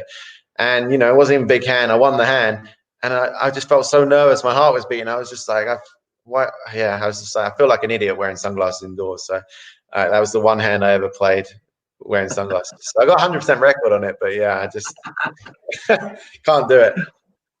Obviously, this year the World Series is not live, which is obviously a terrible shame because we'd all be there right now. We're chasing bracelets. You might even have another one. We're moving to online.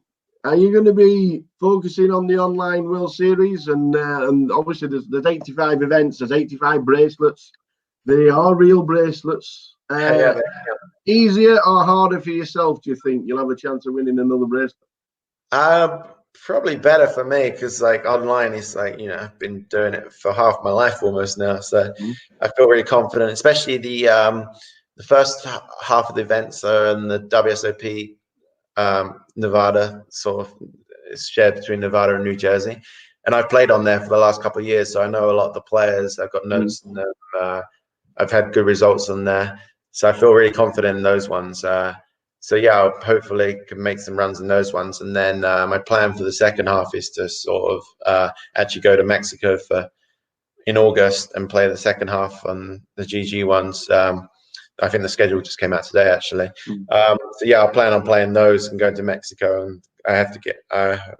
Been in America too long this year anyway, so I'll get out of the country. So yeah, I'm excited for it because like that's what I know what to do. It's how I grew up playing the game, so hopefully can make some runs and get another bracelet. And I'd always wanted the online one. They every year now they've had sort of 4 or 5, maybe 10, as many as 10 events online, and I'd always wanted to win an online one just because that's what I'm sort of known for, and it feels appropriate kind of thing. So this is, I guess, the best chance I'll ever have. So gonna put my heart and soul into it. So I kind of been chilling a bit this week, playing some golf and stuff like that, just to relax. But yeah, the next couple of months I'll be playing pretty much every day.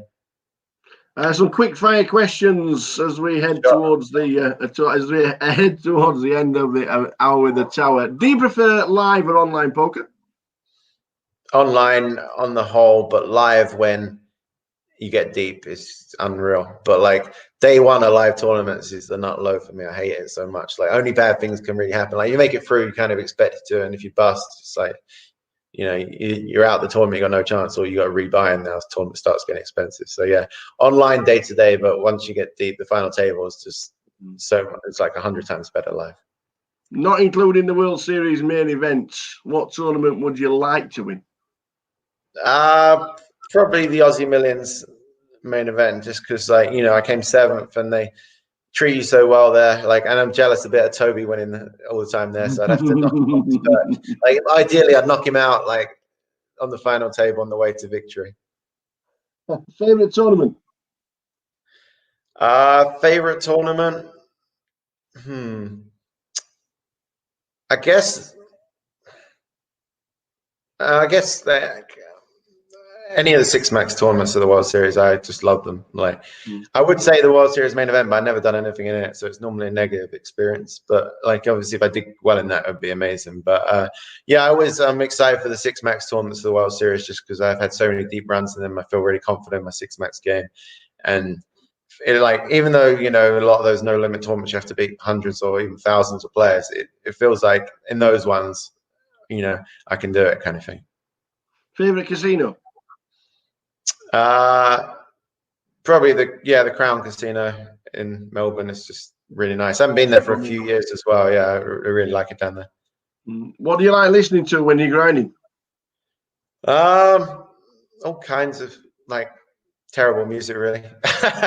No, like, my wife comes in and she's like, "What are you listening to now?" Like, it depends. Like, I'll just have like a grind playlist that has all kinds of different stuff on it. But then, like, sometimes if I'm on real tilt, I'll have to put on some. I hate to say it, but I'll have to put on some Disney tunes or something. Why is the 6-4 of clubs your favorite hand? I'm not sure it is anymore, to be honest. I think back then it was just like, I think I won a couple of big hands of it, and I think I hit a straight flush against someone who had the nut flush in a live tournament, so that was a pretty cool feeling. And yeah, I just had to, you know, those were the days where you just 6-4 clubs, you'd play it from under the gun, you'd just be in there. But now you're playing a bit more sort of sensible poker. You know, sometimes I have to fold it when I'm on the short stack, so I guess it's not my favorite hand anymore. The best player you've ever played against? That's tough, really tough question. I tell you, one of the people I was most impressed with when I played with them, like, was JC Tran. I played with him in this 40. They had a special anniversary 40K buy-in at the World Series, and I'd satellited in a live satellite. I hate satellites. Well, somehow I won my seat, so I was really pumped for that. Played with him on day one, I think, and it was really deep stack poker, which, you know, sometimes I don't play that as much of because I late register a lot and stuff. So I was sort of sitting there learning, playing quite tight, watching the table, and he was in there every hand, and he was taking unconventional lines and just winning every pot without showdowns. So yeah, he really impressed me that day.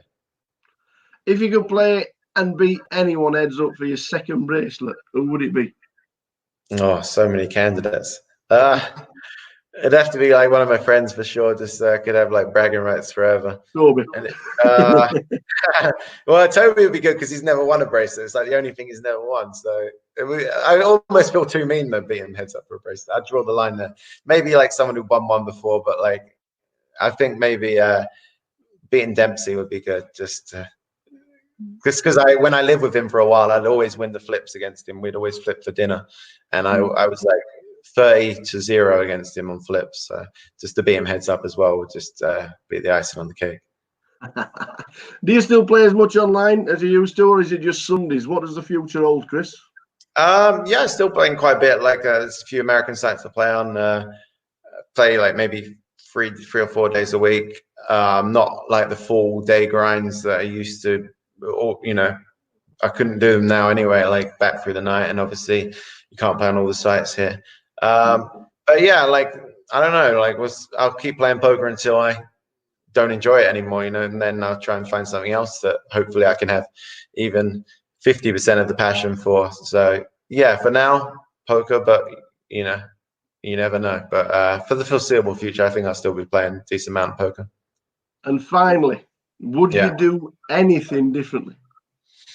I I mean, I should do so many things differently, but you know, I'm a big believer in sort of, you know, as long as you don't do anything too bad, like not, you know, I wouldn't change the past. Like you make mistakes and you learn from them, and you know, I had so many backing, like it cost me a lot of money in the end, but like I had so many great experiences from it. I was there on the rail of so many of like my players, amazing experiences, traveled the world, stayed at people's houses for free because of it, met so many amazing people from different places and different walks of life.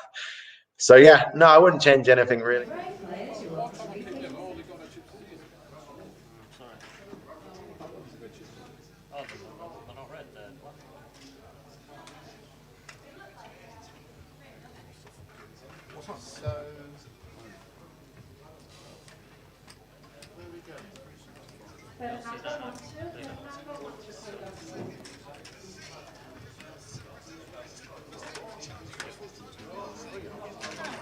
Two stacks were in front of you. Oh, yeah, one right. Yeah, one has just been changed. That's a free. That's a free.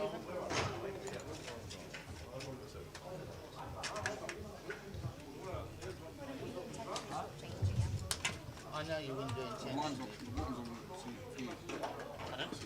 Over there. Yeah. 500? Sure.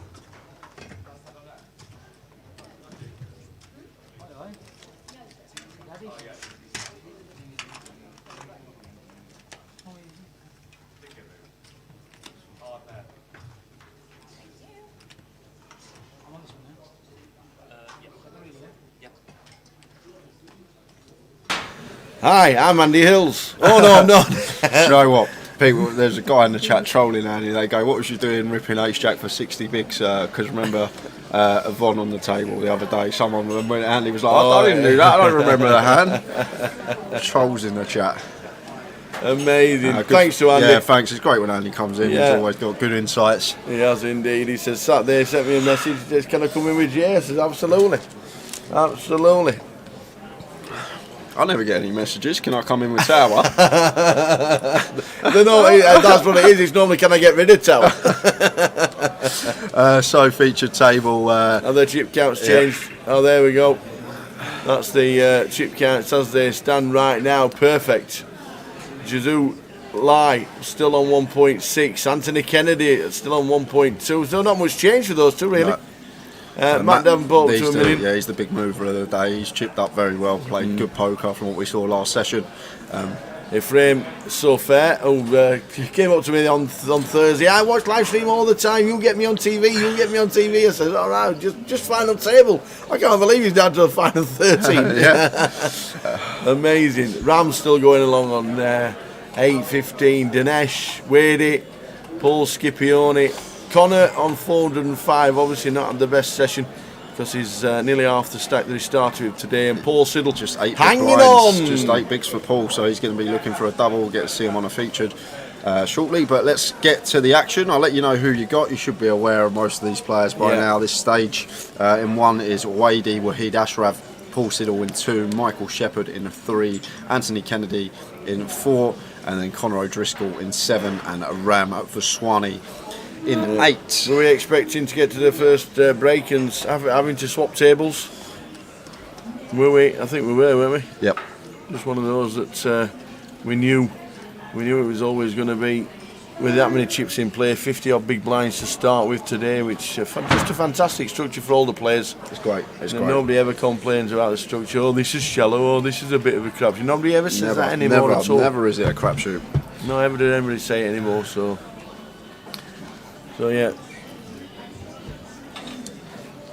They still got a craps table downstairs. No. It's very hard to manage and very hard to staff. It's 5 dedicated staff every hour of the day. You know, it's when you think the likes of roulette's 1, blackjack's 1, and poker looks after itself. It's just tough. It's a dying breed, unfortunately. In the United Kingdom, we have to go over to Vegas. Right, that's the only reason we go. Forget the bracelet events. We just go to play craps. That's all we do. But no, it's just a dying breed, unfortunately. We'd love it to be, but it's not. Straight into the action. Anthony 3-betting the ace-king to 150k over Michael's under the gun open with the 5s. Michael working with 40 bigs. Think it would be a bit optimistic to be peeling these 5s after we open gun and get 3-bet on our direct left. Out of position to Anthony as well. He's got us covered, and Paul's sitting there fairly short with 8 big blinds, so just going to get out of the way with the 5s. Like the fold from Michael, did have the best of it, but so hard to continue there. Good afternoon, Sean Armstrong. Afternoon, gents. Hope we are doing well. Afternoon, Sean. Glad you're enjoying the stream. We are indeed.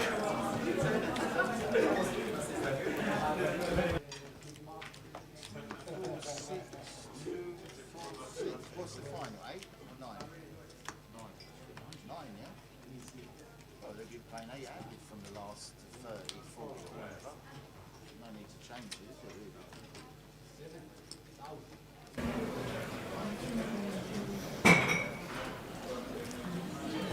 So got the ace queen now for Anthony. 2 big hands to start the session.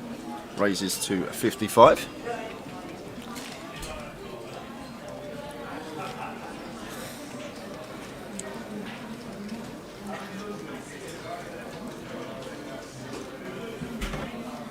And Michael here with 9s in the big blinds. So 2 big hands colliding here, 6-handed. Not going to be going anywhere here, Michael, with the 9s, and going to opt for the 3-bet here. This is an interesting spot now for Anthony. He's gone very, very large. Opted for 5x here out of the blinds, and Anthony going to make the call. The ace queen of clubs and over $500,000 in the middle already. Michael with less than a pot size bet behind. The dark blue chips in the middle of the 100Ks. 9 deuce deuce, what a flop, baby. When you 3-bet the 9s and you get building, you get this flop. What a life. Oh my days. Check, bet, call. Now, just a call, please, just a call, nothing else. Have a think for 15 seconds and just flick in the call. Thing is, if he calls here, we've got 230k back, and there'd be 1.07 million in the pot, so we would be working with like 0.2 SPR. So maybe Michael might think if I call here, it just looks like too strong. And the thing is, though, if turns check back, we get the opportunity to shove river anyway, so probably we'll just call here. Tower, we've just got an absolute lock on this board. Absolutely. But does opt to shove. Yeah, and that's the end of the hand. No, it's called. Was it called? Anthony's called because the price he's getting. Tower, he's getting 6.5 to 1 on the call after Michael shoves. Didn't think about it. So Anthony here gonna need running aces, running deuces, or running queens. Aces, imagine he wins this. This will be highlight reel central. There won't be any more. That is dead. There won't have been any more hands put up today. That is for sure. If he'd have won the hand. So the 9s get a full double. Kieran, YouTube's fine. I'm on it now. Picture's great. Connection seems great. Everything running smoothly. Fingers crossed. Twitch fine as well. Hopefully, have a refresh. Just have a refresh, Kieran. Or if you can't find it, it should be there. I've got it on myself actually. I don't very often have it on library. Obviously, we do have a few problems. Well, a few intermittent connectivity problems this week, so I always pause it and then just watch it and refresh it. Have a refresh. Give it a refresh, and fingers crossed it sorts itself out. Come on, Connor, said Debunk. Super King says there is a craps table here, 20, but it's a 25 table only on demand. Really? I'm pretty sure that, I heard that they got rid of the craps table totally here in the Vic. I know there used to be a craps table on the other side of town. A couple of years ago there used to be a craps table here, but after the pandemic, definitely, I'm pretty sure I haven't seen one. If it's downstairs and it's... what's Ryan's just got up on the outer table? What's happened? We've lost one. Oh my. Oh, he's there. Ryan Mandara. Moving away. Texting. Ryan Mandara out in 12th place for £6,350. Got news on the hand as well. Folded to GS in the cut-off. He opened. Ryan Mandara 3-bet the button. GS 4-bet rip. Ryan made the call. GS had the ace king and Ryan had queens and couldn't win the flip. So GS now, I believe, is up to around 2.5 million chips on the outer table after winning that huge flip versus Ryan Mandara. And just like that, we're down to 11 players as we see Paul Siddell shove here with the ace-9 and going to get that one through. But huge flip going on the outer table. Giaz, the beneficiary. We're nearly a 2 million chip pot. Yeah. Wow. Ryan had just sub 900k. So Giaz now gonna be in pole position to take this one down with 11 players 5 remaining. to 2 this morning was Jizu. But great run from Ryan. Jiazu. 12th place for £6,350. Down to 11. 6 here, 5 on the outer. Wowzers. Wowzers, wowzers, wowzers. We're on 11.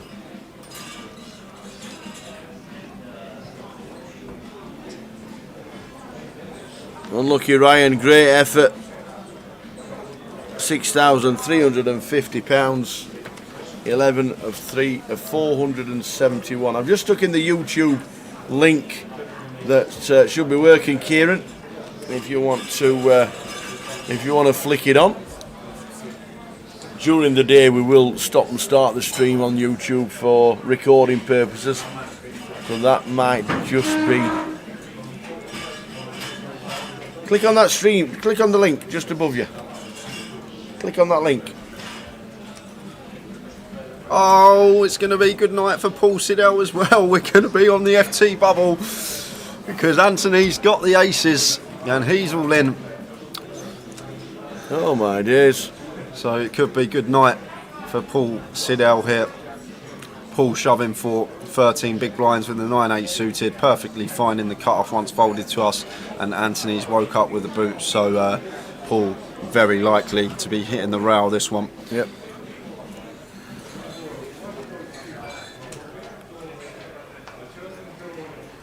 Ten, queen, queen. Oh, it does have a gut shot here. Paul can find a jack.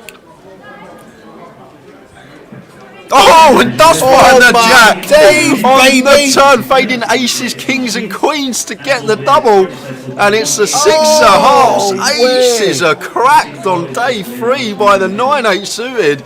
And what a disaster start. Anthony Kennedy coming into the second session of the day, second in chips, and he's gone from second of 12 to 11 of 11 in the space of 10 minutes.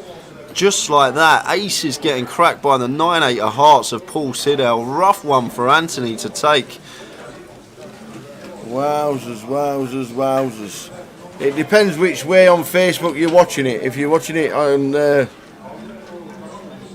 you're watching it one way, it covers up the graphics. If you watch it the other way, it's normal.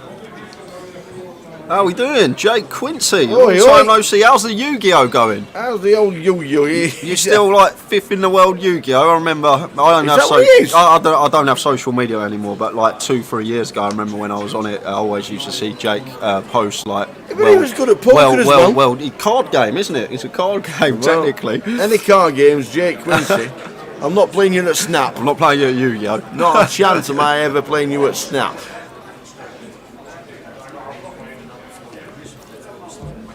But yeah, the graphics are determined on Facebook, determines which way you watch Facebook.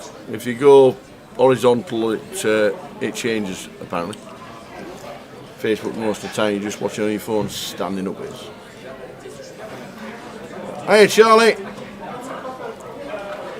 He's joining us tomorrow. Good old Charlie. How are you doing, Charlie? He's going to be doing the mini main from tomorrow. The mini main will be starting at in the club very soon. Deal me some good cards if you're on my table, please. And Razor Kev's back, Siddle and Matt. Massive flop here for Ram Vaswani, flopping 2 overcards, wheel draw and the nut flush draw, 4 of spades turn, and this should be a pretty easy lead spot here for Ram. We're going to have all the 2 pairs here, the boats, the straights calling out the big blind. We can fold out some of Paul's hands with equity against us, just random king queens and stuff, but actually opted to check here, Ram. Didn't choose to lead with his big draw on the turn, but he is going to win it if it does get to showdown. Ace-9 having the ace-8 pipped. 1 minute. That's all players registered. Anyone else getting battered audio? Let me have a listen. I'll have a quick listen. Have a listen, young man. We'll find out. Fingers crossed it's bad. It might just be two links open. If you've got 2 links open, you're gonna. What it does do is it plays on top of each other. Fingers crossed it's bad. It might just be two. It sounds fine. I think the problem is because there's loads of people in the bar area ready to start the mini, which is kicking off soon. We're getting lots of sound from behind us. Absolutely. We are sat near the bar area in the Vic. There's nowhere else for us to be commentating, unfortunately. It's just one of those things. It does make it a hell of a lot easier though, Charlie, when you make hands, trust me. I know you say you only be as good as a player, but it does make it a hell of a lot easier when you... Jody says there's a link, is it down on YouTube? Link is there for YouTube. Jody. Day 4:30 starts on Tuesday, where we'll play 13 levels again. Yeah, been good, Jake, been good. Haven't seen you in a long time, but all well here. How is he doing? He's not told that he's the best in the world at Yu-Gi-Oh! At Yu-Gi-Oh! Used to love it when I was a kid, that programme. I'd never heard it until I saw Jake quitting poker to go and be a Yu-Gi-Oh! World champion. Yeah, I know. Usually you quit. Never heard of it. Usually you quit a normal job to be a professional poker player, not professional poker player to Yu-Gi-Oh! Player.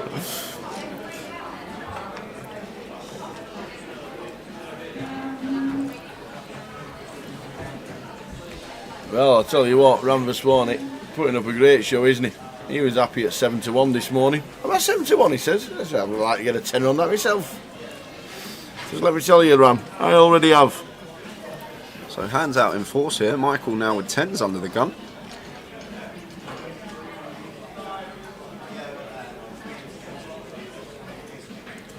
Oh, and we're going to have another all in and a call. Ace Queen against 10s. Action This station, has been madness to start the session. Great to watch. And Michael's going to make the call with the 10s and we're going to be off to the races. Not sure why we're asking for a count for 14 bigs. Maybe he just wants to clarify it is that stack size.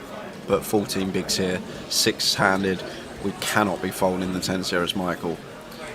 Have to make the call. And Anthony's loving this now. Like he's thinking, oh, this is great for us. I want the call now after our opponent tanks. Like hoping he's got like ace jack, ace 10. But just can never fold this spot here as Michael, and he's counting out the chips to make the call. He does make the call, and we're off to the races. Who wins these races? Anthony's had a bad start to this session, but the way he's feeling, he knows. He's probably thinking there's going to be no ace, there's going to be no queen. I'm already standing up the way he started this session, but can he get back into it? Can he get that double up and get back into it? He's had a brutal start to this session. Well, that's a good flop, but there's a little bit of a Not sweat. another jack, not another straight to the jack. That would be absolute illness. Well, 8 on the turn changes nothing. Jack or a 10 to fade for Anthony to double up. And does fade, so the ace queen going to double up back to 630. Roller coaster start for him this session. Sit back down, young man. Back up to 630. Oh my days. So hopefully the link that I put into the chat is working, because it was working, because I've linked on it myself. Hopefully nobody else has any problems in finding the live stream. We don't want any problems finding the live stream. We want everybody in the world to watch it. See, Phil Elmeth came second again today. Yeah, you said. Unbelievable techers, that man. How did let's find out actually. Down to the final 3. I think Dean Eggs was third. And whatever event it was, there was 250k buying, wasn't it? Yeah, shout out to the Brit as well. Ben Heath. Ben Heath, 250k buy-in, comes second, losing heads up to Adrian Mateos for 2 if million. Adrian's going to come down and play the grand final like he has done for the last 4 seasons. Well, after just binking 3.2 million Absolutely. at the WSOP in the super high roller. Which one did Elmeth come second Such in? a beast. I'm not sure which one Helmuth comes second in tower. I'm guessing it had to be the closer, right?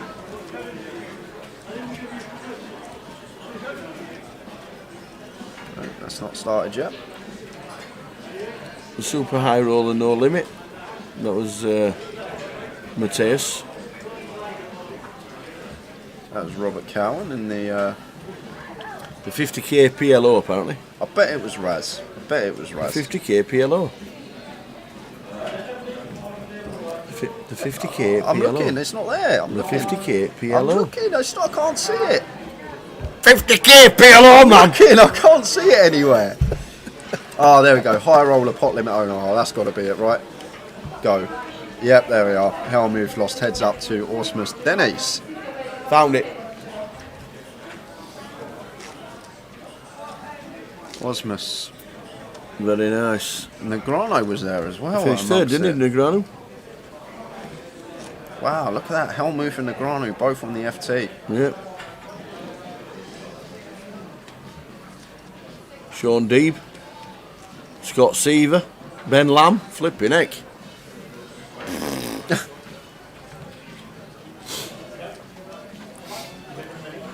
He does put the critics to the test, old Phil Helmuth. I know he gets a lot of people slating him. We talked to the tower for an hour. Yep.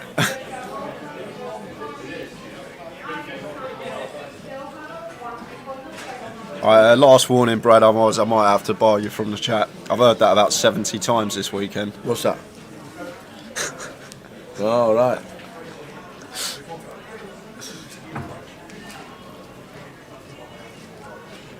I don't know who's got the player of the year in the World Series. Well done to the Brits for getting very close home, taking down the bracelets. Rob Cowan taking home one of the bracelets. Well done, that Rob. Top man.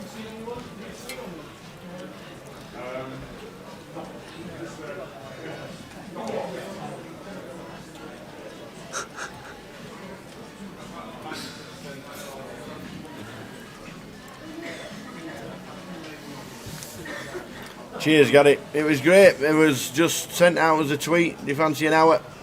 A chat talking about poker and life with Phil Helmuth, and he literally tweeted back within 24 hours and said yes. Very nice of him, it was. Very nice indeed.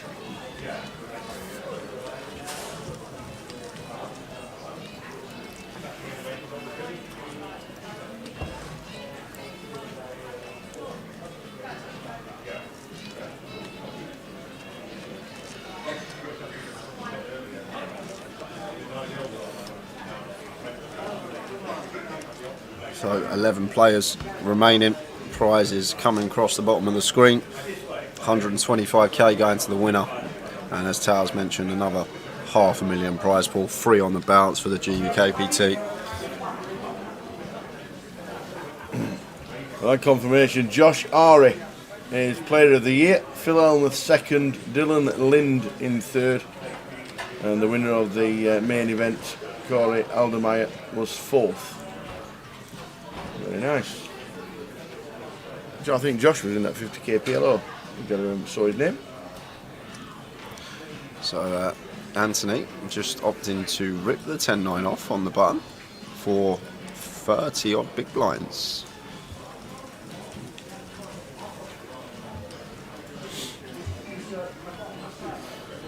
Hog King folded to Giselle in the cut-off. He opened, Ryan 3-bet button, Giselle 4-bet shoved, Ryan made the call, Giselle had ace-king, Ryan had queens and did not win the flip. So Giselle sitting there on the outer table with about 2.6 million after that hand. So he's working with about a quarter of the chips in play, over a quarter of the chips in play to be precise. So definitely in his hands now. You'd expect how he's been playing very well. He's running good as well, such a lethal combination, and I don't think I can look past anyone else but Giselle now winning this and taking this one down, guys.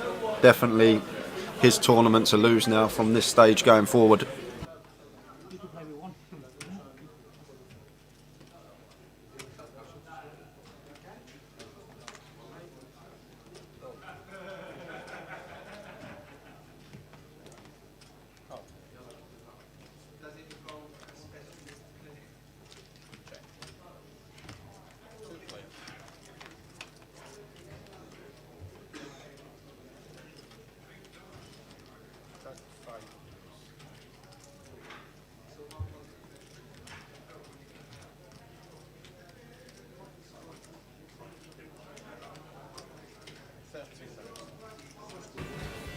Yeah, I know it's early, but when you're running good and playing good and you got over a quarter of the chips in play with 11 left, it's definitely big favourite now.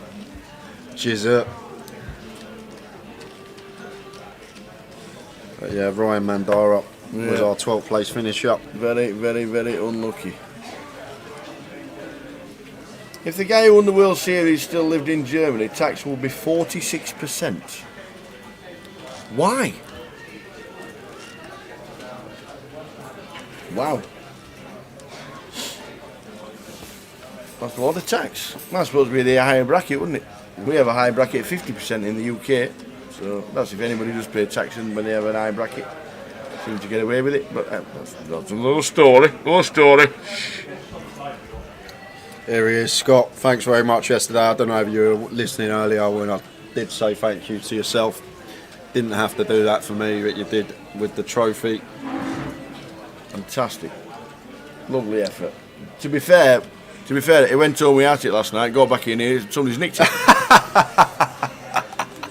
Imagine.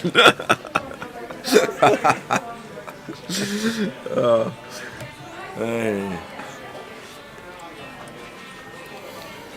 The funniest thing about that as well, if memory serves me right, I think Scott was left with 2 tables, and it was me that actually busted him, and he still went and got me a trophy. Yeah, I think like even on that front. Yeah, look, there we go. He just said there. Oh, was it on the FT? It was on the FT. I knocked you out. There we are. We'll show it. There we go.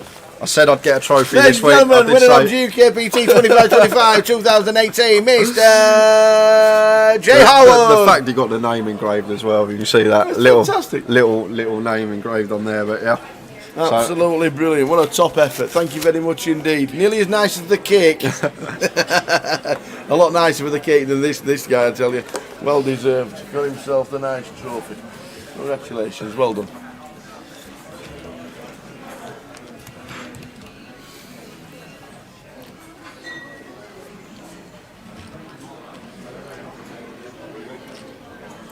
So Anthony opening Jack 9 suited under the gun. Michael got a pretty easy defend for us here in the big blind. Can't see any other option but just to make the call here, take a flop.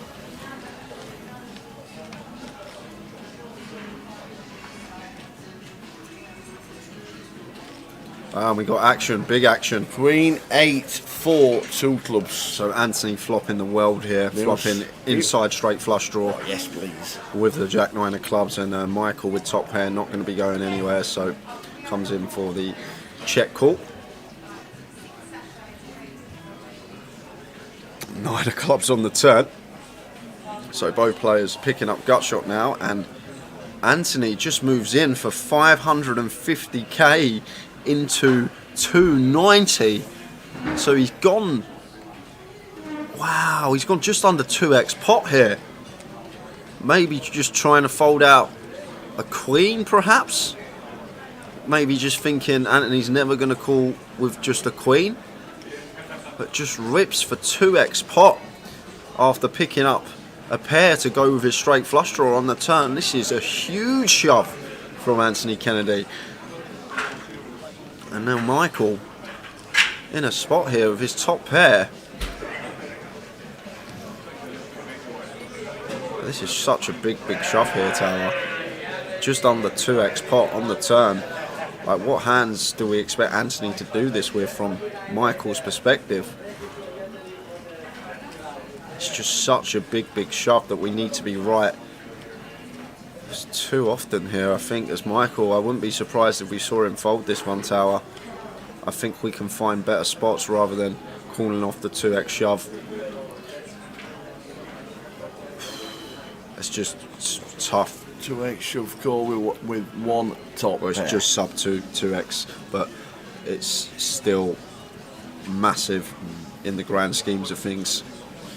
And if I'm Michael here, I think to myself, I've got 1.1 million, I've got to put half my stack in. I'm going to find better spots throughout the day to get the money in, rather than calling off a just sub 2x pot rip here from Anthony Kennedy.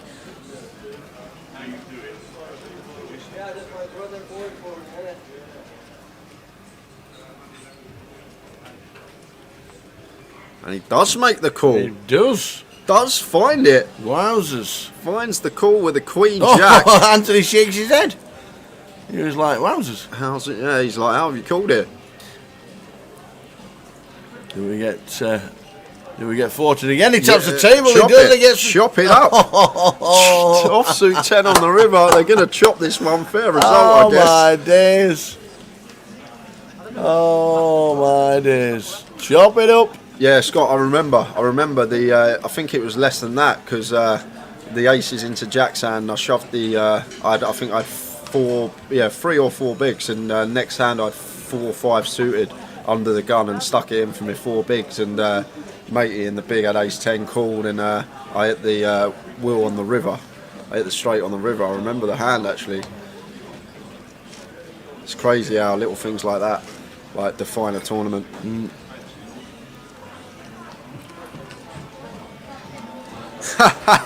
Yes, Mel. Mel says, go and get A-frame so you can take a photo. You missed it, Tal, with me and Andy are in here. F-frame, the 2 chop pots we had on the feature table, even though he weren't even in the hands, he just got up and took a picture. Just took the picture, like. Call that guy to get a photo, that's funny, that is. Who's in the green? That's Conor O'Driscoll. No, it's Conor from Ireland. He's all in as well with the ace 10. Wadey might be calling here. Wadey's got the snowman. He has to ISO here, Wadey, for his $500,000. Wadey playing 25 bigs, has to move all in himself. And here comes the all in from Wadey. There we go. So, we got a flip again. Another flip. Someone just called it in the chat, said Conor working with 0% VPIP. Not anymore. Yep. And what's Michael got here? Because Michael seems like he's got a decision. Well, 2 snap folds, so we're off to the races. Wadey with the best of it, but it is a pure flip. Or slightly less, slight equity favourite Wadey. There we go. Does Conor hit to survive, or are we down to 10? The cards will decide. Here we go. Good luck, the ace 10. Wadey's up. Oh! Losing style. Good night. I am floating with style. Just get flops him dead. No sweats whatsoever. 8-8-3. Wow. Wadey flopping Conor dead out the door. And Conor O'Driscoll gone. 11th place, £7,360 for him. That means we're on the final table bubble, guys. 10 players left. This is not just a final table bubble and anymore. It's also the seat bubble as well, because every player making the FT, the final 9, will get a 2K seat into our grand final in just under a couple of weeks' time.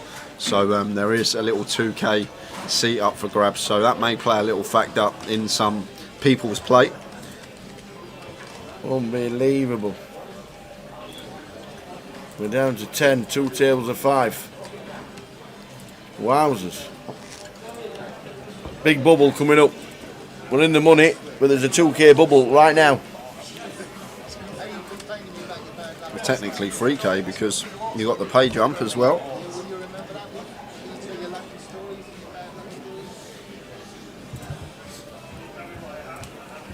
Amazing.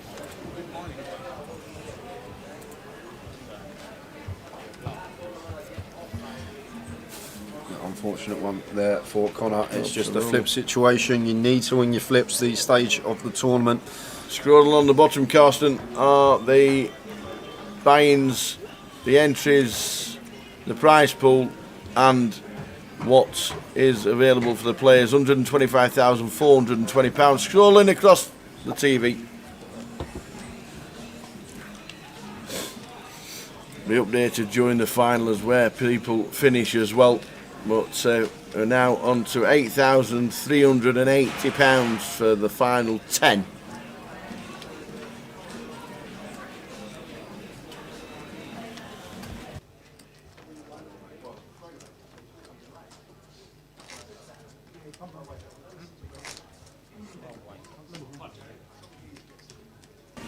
What's Mick the Mod doing? Death by quads.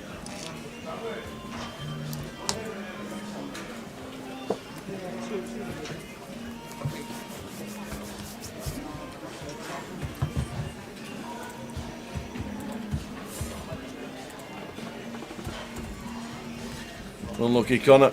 A lot of Twitch followers, we're watching Connor. So 9s for Michael in the cut-off. Opens to 50.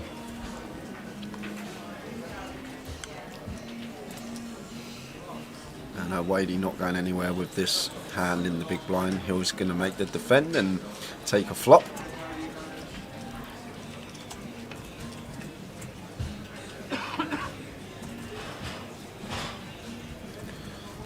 Ace 3 6, 2 heart board. So Wadey out in front after flopping top pair with his ace 8. Michael here with the 9s is going to be continuing a lot of the time. Going to have lots of bets on this board. Ace high as the opener. Going to be more favourable for our range than it is the big blind. But Wadey with an ace, so can't be going anywhere, and makes the call. So Queen of Spades on the turn here, and if we're Michael here, just want to see a check now once we get called by Wadey on the flop. Just hoping to get to showdown. So 8 of clubs on the river, so the ace 8 of Wadey rivering aces up, so going to come in for value, trying to get called by potentially some worse ace, perhaps some Queen X as well. Definitely some Queen X in there that Michael can have, that open pre, c-bet, and then check, try and get to showdown after picking up second pair, so can target those type of hands as well. But Michael here in a bit of a spot with his 9s, because Wadey can have some bluffs. There's lots of gut shots on the flop. You've got the 4 5s, 4 7s, 7 5s, so on, as well as heart draws as well. No heart in our hand, so could be more likely that Wadey did have a heart draw, but Michael comes to the correct decision yet again and makes the good laydown. And Wadey now up to nearly $1 million himself. Wadey, beneficiary of a cash out satellite seat. Indeed, he last was in, first out. Last in, first out. He late registered it with 5 minutes late, 5 minutes left of registration, and then he was the first man to get a seat in the cash out satellite. So it's on the Thursday. He was in at 11:15. He was out at 12:15. Took him an hour to manage to get a seat, and that's one of the good things about these satellites. If you do run good and you do run up a stack really quickly, sometimes it don't take that long before you're out the door. What time is the free roll password given out, says Paul Hare? We usually give it out this session. We usually give it out this session. I don't even know it. I forgot, neither do I. Let's pretend we know it, and let's say it's grand final. Okay, we'll go. Type in grand final. Let's have a quick. I'm gonna try 5.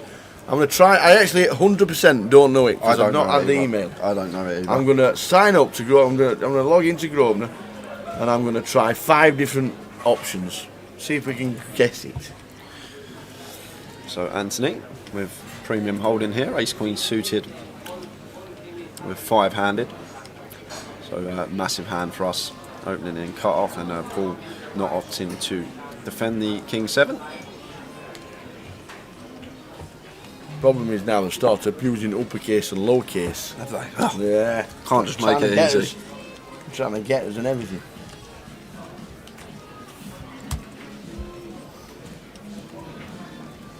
Here we go.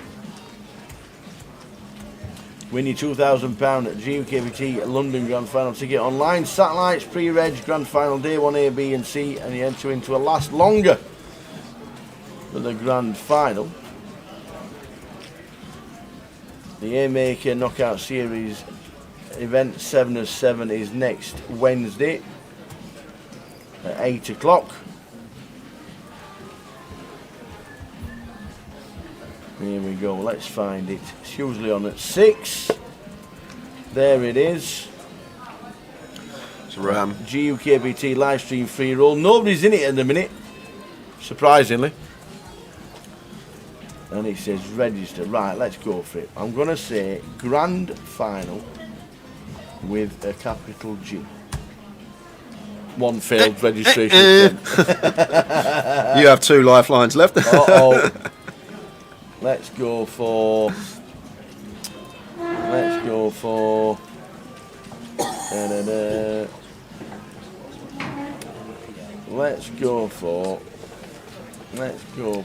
What about grand final? We are to big capital. Grand final. What about GUKPT Vic? Damn. Can I get a guess? No. Why not? I just want one guess. Right, go on then. Go on, let's try. Oh, no, yeah, tell me. Let's try MPL 2022 with a capital. What? Capital N. And PL. Yeah, capital NPL 2022. To do with GUKPT. Just try it. Just NPL see. what? MPL 2022 with MPL all in capitals. Oh! Who told you that? Just a guest tower. just a random shot in the dark. You've had a text message. You've had a text message and everything. How would you ever guess that? I was just a random shot in the How would dark. you even guess that? I'm not having that. I'm sitting here thinking and racking my brains thinking GUKPT, the Vic were here. You had a text message. Show me that text message. You cheater. The live stream, there's 4 people already in it now. They've been watching. NPL all capitals 2022. Oh man. Good luck if you're playing the free roll at 6 o'clock. It's free money if you've just tuned in. If you're new to the live stream, every Sunday on the live stream we have a live stream free roll. Decent prizes in that. So get yourself in. It's free to play. If you don't have the Grosvenor client, it takes 5 minutes to set up. 5 minutes to set up an account. Don't have to deposit anything. It's free to get in. And good luck if you are playing that.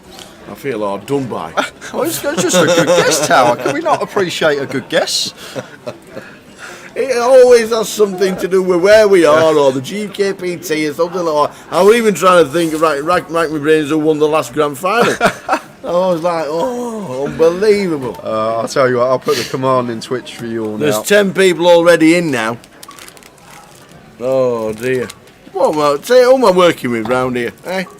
How did you keep that to yourself? Can't believe it, guys. Can't believe it. Right, it's in the Twitch commands as well for you all. T-Tower Bridge from Klopp on top. That was a good one. Going to jump back to the action. Blind on blind here between Anthony and Ram. Anthony completing his option and Ram opting to check the 7-4 of spades and heads up to the flop of ace 10-4. 2 hearts. So Ram flopping the best of it with bottom pair. Not opting to bet this one, so checking behind. So King of Hearts on the turn. And check from Anthony once more.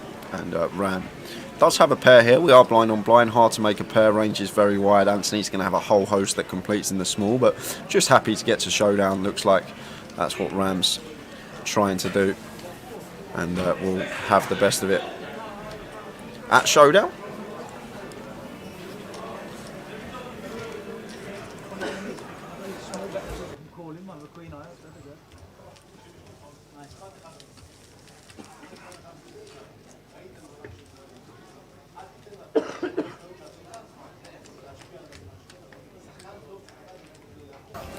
So NPL 2022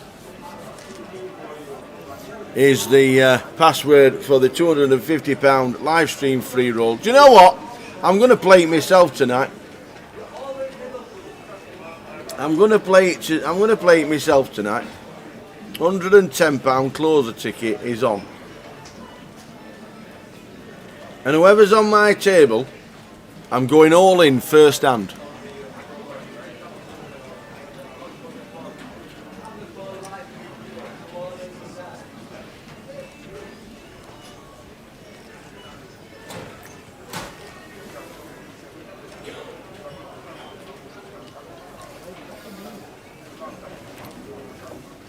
Flop time, Wadey and Anthony in seat number 4. Anthony Kennedy.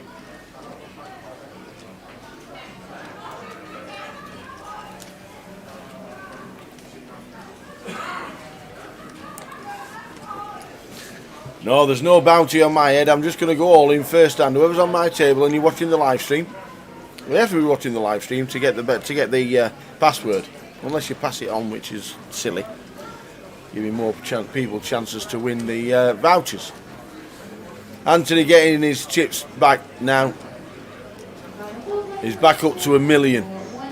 He started on 1.2. He then had the break at 1.1. He was then down all in at 250,000, having 2 brutal hands. Anthony Kennedy. Come on, the man.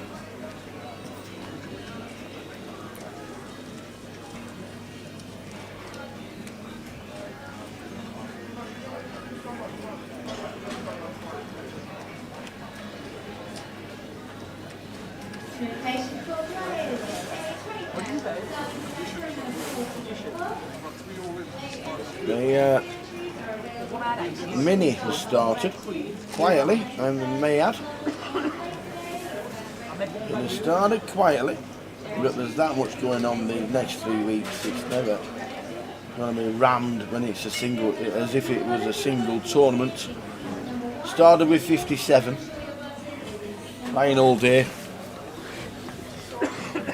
There's plenty of chance to get in.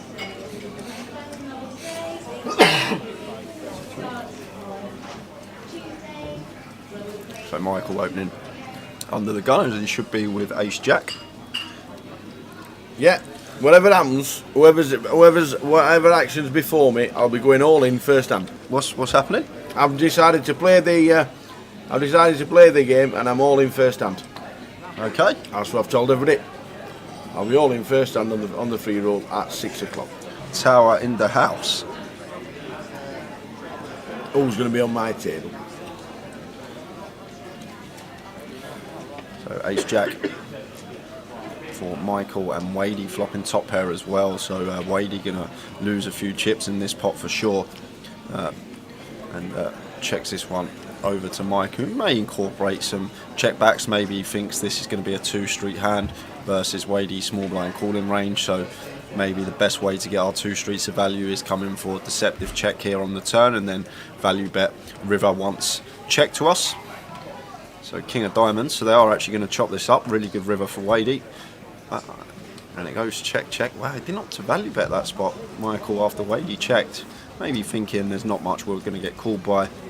Ace-X is going to call, which is a chop anyway. 6X we're behind to, and 4X probably never calling that river. So just opting to check that one behind. Probably thought he's never getting called by worse. Don't know why people keep saying YouTube isn't working. It's fine for me. Yeah, it's fine for me as well. The link's there. Use that link, Sherm. Let me know if you get on. Let us know. We want to know. Don't forget, guys, as well, we're not just here for this event. We have got 12 days of streaming. 3 days already in the book. And this is the last day for a few days. We'll have a few days off until Friday, which is the cash game, 10:25 PLO on stream, and the lineup is a good one, I can tell you that. Playoff on the Saturday, waiting list. MIDI day 2 on the Sunday next week, and then the last week we've got the heads up, 6 max haymaker all on the Wednesday, and then the big one, the 2K buy-in, expecting $750,000 prize pool, 4 days of coverage for that as well. And with the haymaker on the Wednesday, you can still get in and come and see us, because the last one is on Wednesday at 8 o'clock. I'll be playing it because I cashed in the last one. You still got that 550 in your account? 570. 570, sorry. Went all on Towers treble. 570, all on Towers treble. There's not much left in my account. I can imagine. So Paul taking a nice shove spot here for him, working with 16.5 bigs, shoving over the open with the ace queen 5-handed, pretty standard. I've got a few people are saying YouTube's not working. But yeah, that's what you're saying. I keep clicking the link in. Just fine. It's fine for me. The link says, Sherm says that link is working, so I'll keep flicking that in if anybody else has problems with YouTube. Any old school players in the cash? I don't know. I actually don't know the list. Any old school? Is it just a yes or no will do? Yeah. Yes. That's it then. 1 seat locked up. Not getting no blinds off him. I think you'll be getting some off this old school one tower. There you go. Oi, oi. I can't wait. I'm buzzing for Friday to come along, just watch a stream. First ever time doing any comms on PLO. I think maybe for yourself as well, Tal. It'd be first PLO live stream for you. Yes. Yeah. We've never done cash before. Yeah, so. We have never done cash before.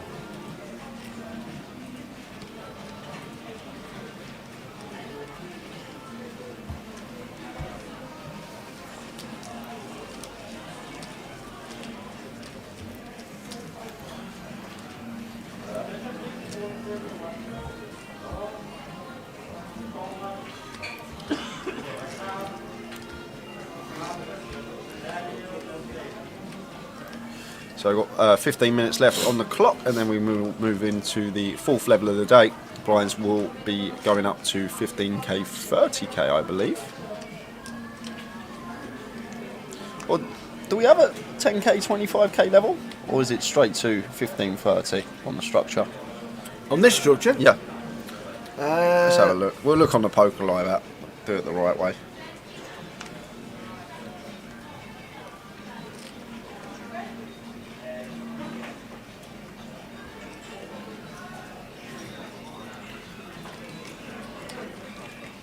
$10.25. Yep, do have a 10k, 25k We do level. have 10.25. It's 10.20, 10.25, 10.30, 15.30. Makes sense. And Ram Yeah. with the goods in the big blind. Going to be bumping this one up, but not getting any action from Anthony Kennedy in the small. Ram shows him the aces.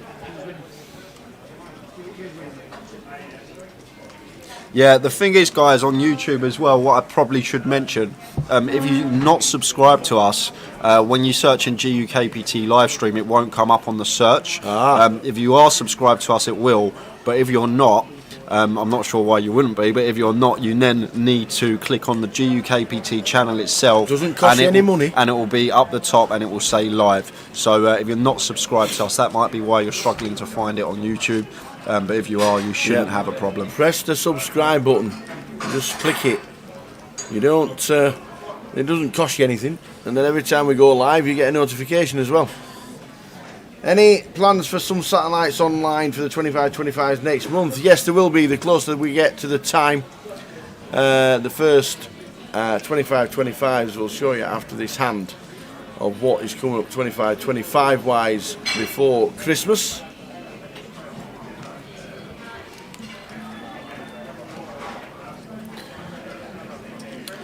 And Super King asks, are there any more satellites for the MIDI? I think there's one more. We'll check that as well. We'll chuck it up now as the hands finish. 25-25's first. There they go. Newcastle and Walsall on the 9th till the 12th of December. And then Leeds, Bury New Road. Playing day ones in Leeds, day ones in Bury New Road. Collective prize pool, and the final day will be in Leeds. And then Luton, 16th to the 19th of December.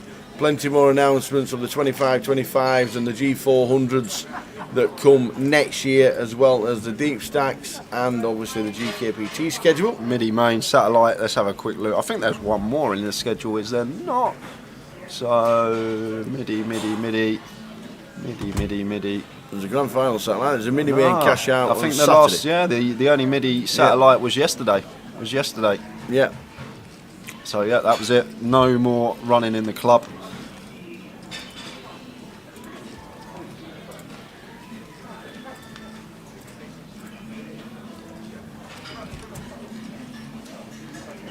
We are on 10. Connor O'Driscoll, the last man out. Yeah, these remaining 10 players playing for £125,000 up top. Everyone's got locked up 8k and a bit of change. But we're on a 2k seat bubble now. Final table list will all receive a £2,000 seat into the grand final in 10 days' time. 11 days' time, I should say. As Jack of Hearts rolls off on the turn, giving Paul an up and down straight flush draw with his 9-6 here. And Wadey sitting with top pair, dummy and gutter. So blind on blind here, going to be calling at the very least as Paul with our 9-6 here. But he's actually opting to take the aggressive route, which I actually like here because we got 9 high. It's not going to be good at showdown, and Wadey blind on blind, he could just be taking some random stabs on this board. So we're opting to turn our hand into a bluff with decent equity. So 4 of clubs on the end. So the Queen 8 of clubs of Wadey getting the check mark, and is Paul Siddle going to go for it here? Can plausibly have a jack here as Paul. We will definitely check back some jack X on this flop, Queen Jack 10, so we can credibly represent a jack, as well as maybe some heart draws that didn't opt to fire. So he is going to come in for a bet from the looks of things, Paul, and this is really, really nice from him. And Wadey's going to snap it off. Cool. And Paul's going to show the 9-6, and Wadey with the Queen 8 is good, and that's going to leave Paul Siddle with sub 12 big blinds. 21 outs, the G400 is going to be the new name for the 3030s. It's going to be the same comp, but we're just changing the name because it makes a bit more sense. Yeah, it's 400 buy-in basically. The 3030s initially were going to be a 30-minute clock, 30,000 guarantee, and then 30,000 starting stack, and then they went to 50,000 guarantee. So the 400 buy-in made sense. So the G400 is there.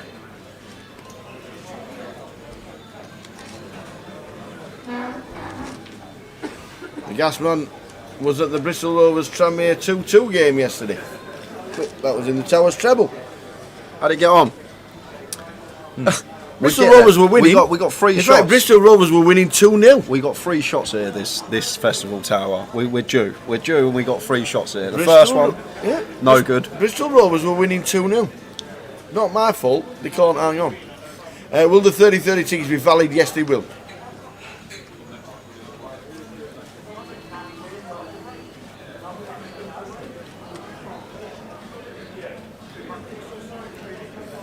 So blind on blind, this is going to be a shove for Paul.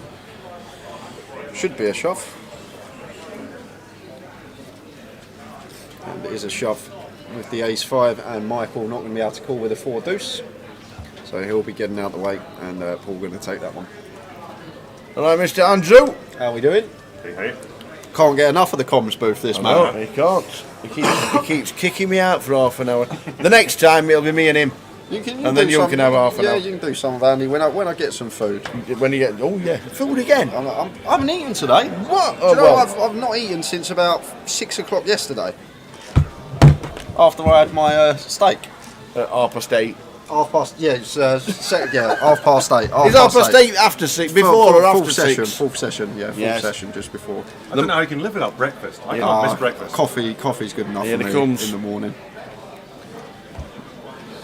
So we're going to have a little mix up, and he's going to come join me for a little bit, and then Tower's going to jump back in probably.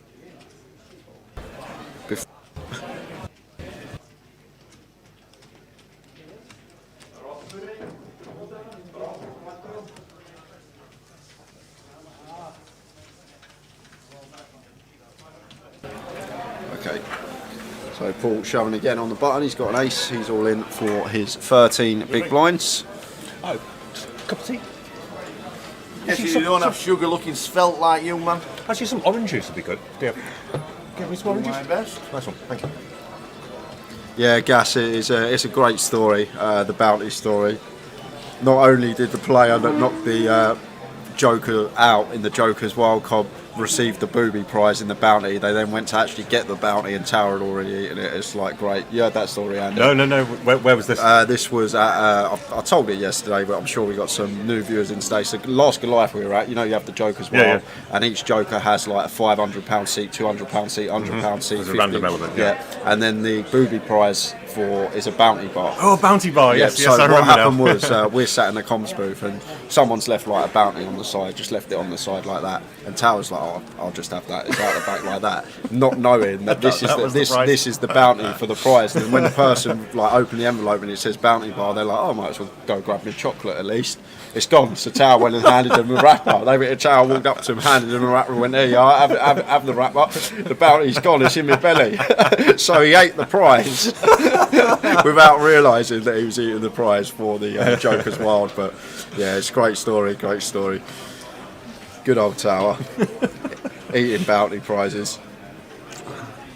Free roll password, Butch, is NPL, all capitals 2022, no space, so NPL 2022.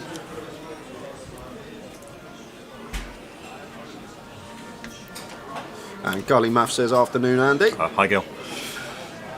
So we're on an interesting bubble here, Andy. 10 players remain. Everyone locks up a 2K seat that makes the final. Quite a significant little bubble, this one, isn't it? It's a little peak in the ICM effect. Afternoon, Nick Peters. Great to see Ram back in the mix. I remember playing against him at the Rainbow Casino, Hagley Road, £10 reboy before the Hendon mob became established. Everyone starts somewhere, don't they? £10 rebuy. The first live comp I ever played was a £10 rebuy. Like I played online first, but I played a £10 rebuy in Reading. My first ever. I was very scared, very intimidated. And I'm not sure who that is, Hog King, but he says, have Andy and Chad Kruger ever been seen in the same room?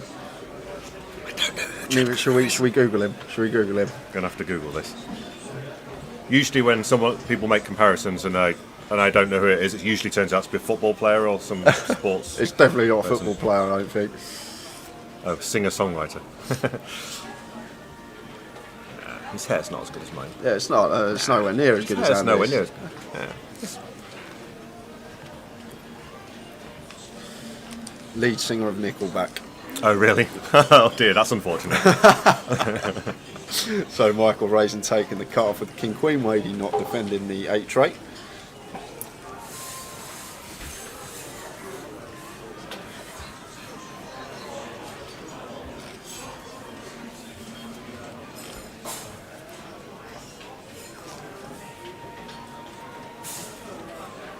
But any questions, guys, for Andy Hills? Fire them away in the chat. Anything you want to know. Wadey shipped the seniors event in Blackpool, I believe. Yes, he did. Yeah, you're correct. Nice trophies now. Yeah, The blue glass, very nice. I do have a bit of trophy envy, but I don't have one of the new design. Not yet at least. Working on it. Got plenty of time to get one over the next couple of weeks. Lots of events going on. So folds round to Anthony, going to raise to 60k in the cut-off with the Jack 9. We are 5-handed now, so you should expect ranges to widen up a little bit. Can't just be waiting for premiums. And it can be raise and take from Anthony.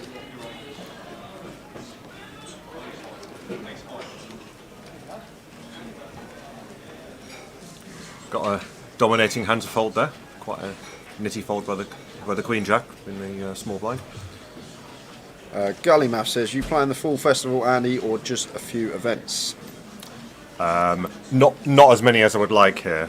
I would have loved to do the full grind, but it's not local for me. So I did just come down to play the 1K and the side event.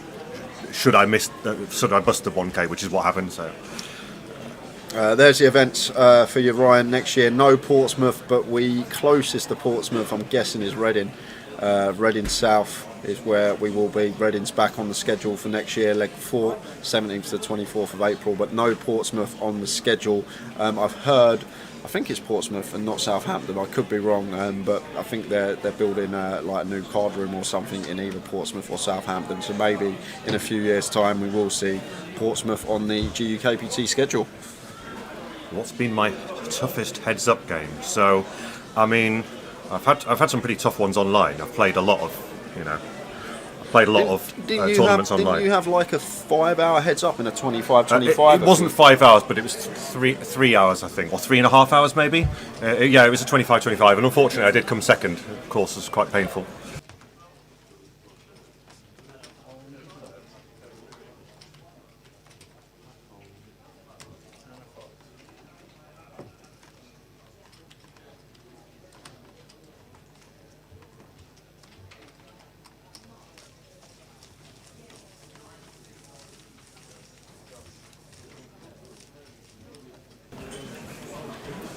Yeah, so I mean, probably the toughest heads up. Well, it will be something I've played online. I mean, I've played some heads up shootouts online. I played a heads up shootout in Vegas once and I came, I think, 3rd. So the semi-final was against a really good, like a heads up pro. So that was pretty tough, and that was a grind. Like it was a full day of play to. Like a match in the morning and a match in the afternoon, maybe another one in the evening.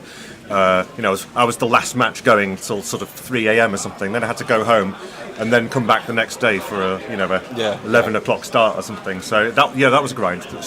So just like as an endurance match, it had a ridiculously good structure. It was a best of 3 for each match. So it was hours and hours and hours. So like basically 2 solid days of heads up. That's probably the toughest heads up experience. Not just on account of the quality of the players, but just the actual endurance. Who's your favourite Grosvenor Pro and why is it yourself? Very good. Donk asks, is there an online event site? There's always stuff going online on the client. We've got the free roll going on at 6 PM, password for that MPL22, but just look on the client. There's always stuff going on the Grosvenor client.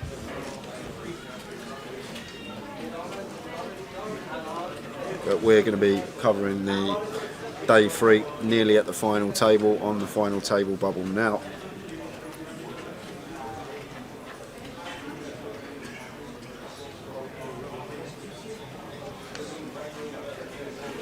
I love it when people say, "Oh, you played me and you got lucky." I love that.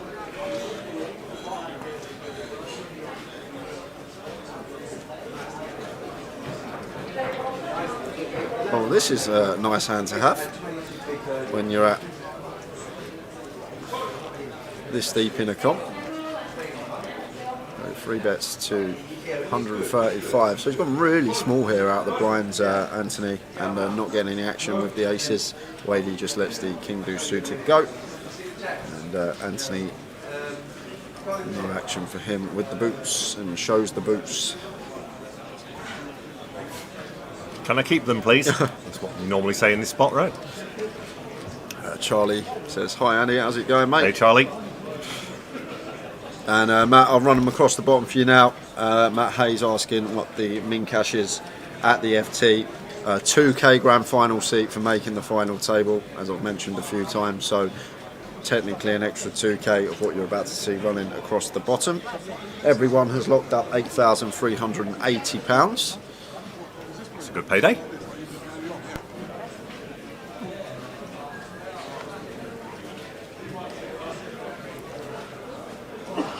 It's a good payday, but also one of the most disappointing places to bust.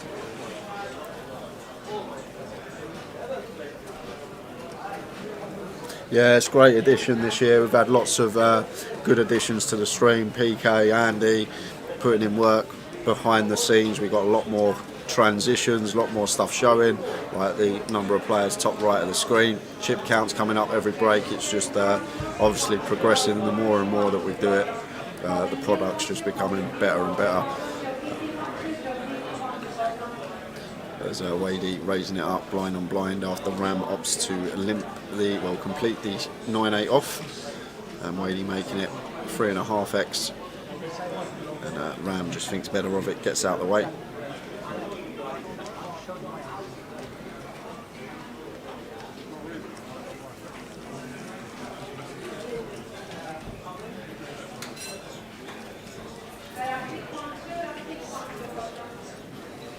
Well, I wouldn't know what I was doing, Brad, put it that way. So to me it's hard, to me it's very difficult. What may be easy for someone else can be very difficult for a different person. I would have no clue what I was up to. Wouldn't even know where to start.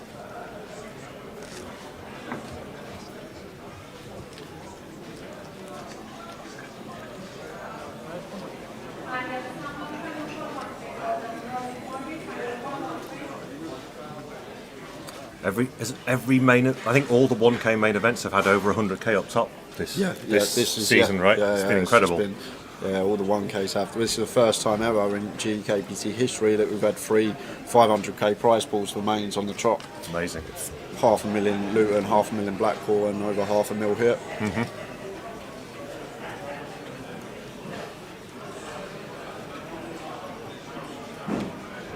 Good question. Out of the players left, did anyone satellite in? Do we have any way of knowing this? Oh yeah, Wadey satellite in. Wadey was interesting story. Wadey, we had a cash out satellite on Thursday. Late reg was open till 11:15. Wadey was the last player in for the cash out satellite, and then at 12:15 he was the first player to get the seat. So he late regged at 11:15, 2 hours and 15 minutes late. Last player in and first player out with a seat by 12:15. What we're saying is he got the max hourly rate. That's amazing. So took him an hour to get a seat in the cash out satellite. But Wadey is a satellite winner. I'm sure he would have played it anyway if he didn't win that seat. I'm sure we see Wadey on the tour regularly, but I know that Wadey has satellited in for this one. Satellites are always good value. I mean, they're notoriously some of the tournaments with the best value in them.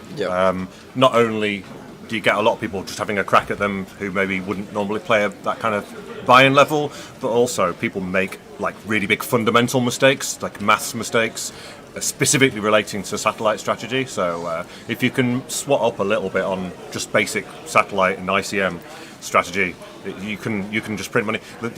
We have live satellites, or online satellites. The online satellites are absolutely gold. You can have a go for not a lot of money. Gashman, best thing to do, message Grosvenor Poker on Facebook regarding that one. I'm not too sure. I'm guessing you won it on the wheel, or you won it at the Joker's Wild, but a £500 ticket. He won at the last live Goliath. Expires January 22. Can I get it extended? If not, can I use the 30-30? I think the best thing to do. PK really busy today, but he'll respond to everything on Grosvenor Poker. So just drop him a message on Facebook. I think that's the easiest way. So he's in for 125 quid back. £125 and buying for the satellite. Sweet. What a return. And Anthony opening the Queen 8 under the gun. Blinds have now gone up, so we are playing the 10k, 25k level.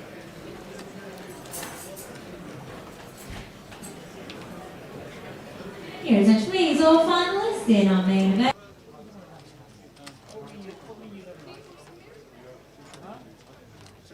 In the final.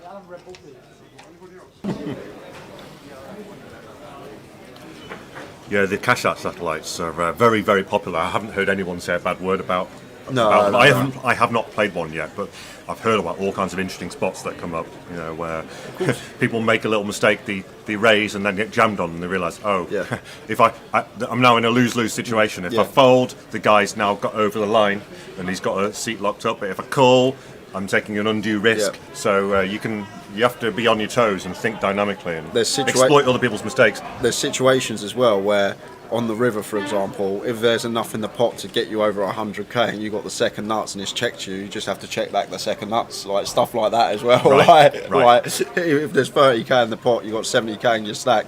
They check, you're sat there with the king eye flush on a 3-heart board, and there's no merit in betting. Just check behind and take your 100k, get your seat. Also bet sizing as well. You should always know what your stack is and what's in the pot, because if you need to get a seat, you can value bet a size that, if called, then gets you over the mark. Like little things like that. There's so much strat regarding it. There's a lot standing up going on here, and it's going to be a long time before it's solved, right? Long because time. people have been studying the maths of conventional satellites for a lot of years now. So there's a lot of consensus on how to play them. So I think there's an all in the call on the other table, and Ephraim is doubling up. I think Ephraim has got the double on the outer table. The phone's going to be out probably.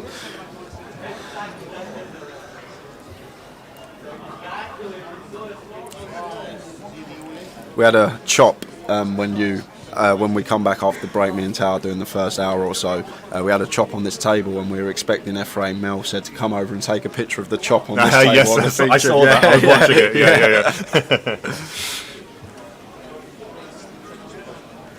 So, I haven't played one of these cash-out satellites, but Charlie's asking what format of satellite do you prefer to play in. Now, one thing I'll say is that I guess the two main kind of the main way that satellites vary is in how many seats, right? So we tend to kind of loosely call it a super satellite when there's quite a significant number of seats, and the strategy on bubbles is quite extreme. You know, you can get a situation where, in theory, if you're playing against people who play optimally, often the correct strategy is for under the gun to jam 100% of his range, or nearly 100%. Because no one can call even with aces, right? Because there's nothing. You know, if there's 8 seats and there's 9 left, you can't. And everyone has even stacks. You can't call with aces unless you're getting some insane odds, right? You're down to 2 big blinds or something, right? So, but of course that again depends on the players. Like if you have someone who doesn't understand satellite strategy and is going to make a ridiculous call with ace king, not realizing how bad that is, then you of course have to adjust. Now, I'll tell you a funny story about a satellite I played once with. I think it was about 6 seats,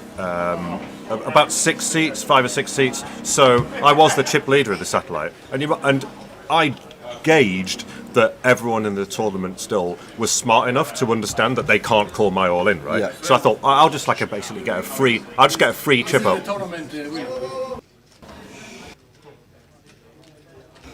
Go on. And I gauged that I'd get basically a free chip up. I could sort of, extend my my sort of chip lead in the tournament with basically no risk. I didn't think there was anyone dopey enough to call, or maybe the one person who might call with aces, he still couldn't put a massive dint in my stack. So I decided I could jam with my Jack 10 off, even though I don't have any blockers or anything like that. I still jammed. And what I didn't take into account in this live satellite was someone misclicked.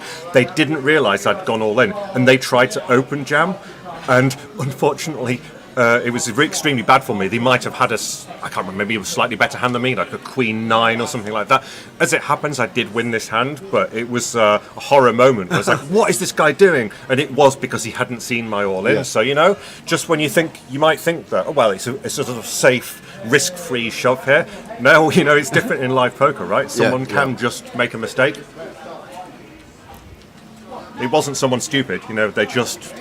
didn't see that I'd gone all in. A couple of you in the chat saying that you can't find it on YouTube. I explained this earlier. The reason this is because if you're not subscribed to the channel, when you search in GUKPT live stream, for some reason it doesn't drop down in the search.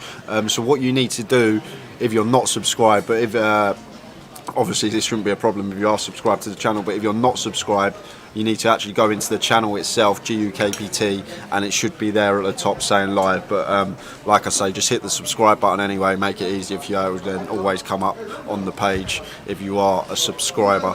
But I'm guessing you got that problem because you're not subscribed there, Ben.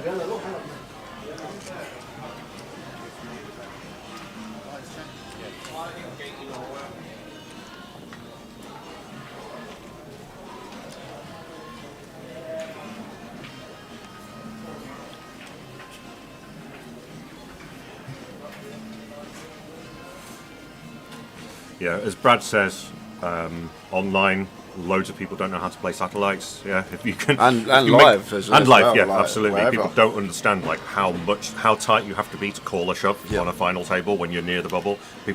It's not.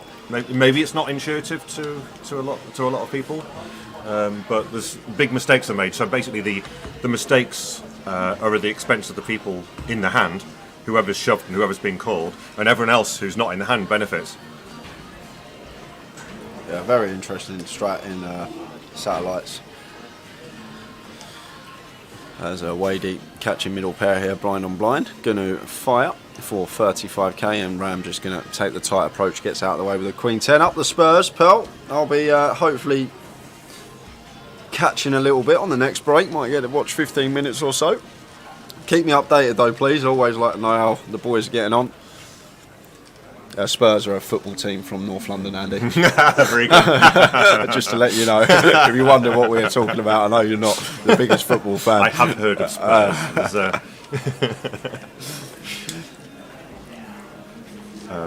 One question was asked in the chat box, what do I think of the unlimited re-entries? I've actually kind of done a U-turn on what I thought of this. I wasn't.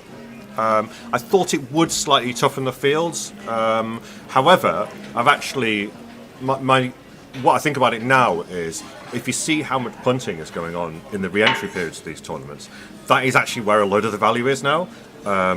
People sort of treating 1k or whatever like it's a bit of spare cash. Like it's a £10 rebuy. And exactly. Like So the stuff that they're doing things that are not plus EV in the re-entry period, and you can see how many people are re-entering. It's quite a significant number. This is a good thing. There's not a debate. It is a good thing.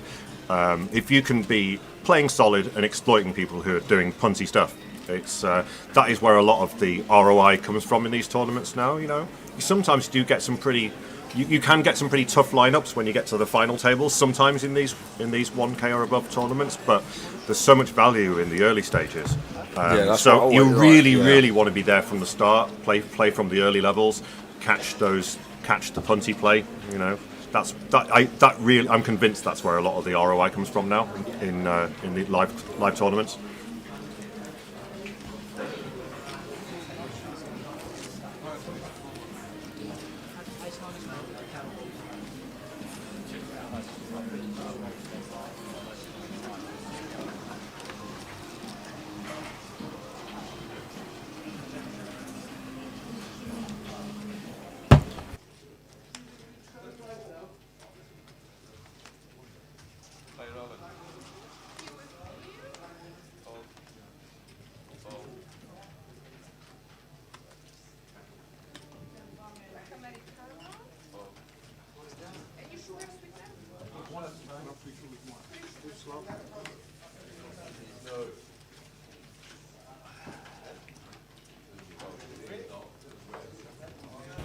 So Anthony getting the shove through with the ace jack.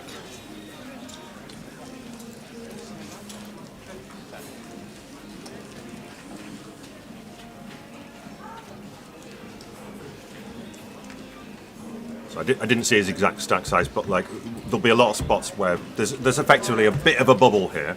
So a lot of hands that might ordinarily be good enough to raise and call a jam, you actually have an interest in just getting it through. It's a lot thinner than normal to raise call. So there'll be some spots where some hands that would normally be raised calls will move into the open jam category.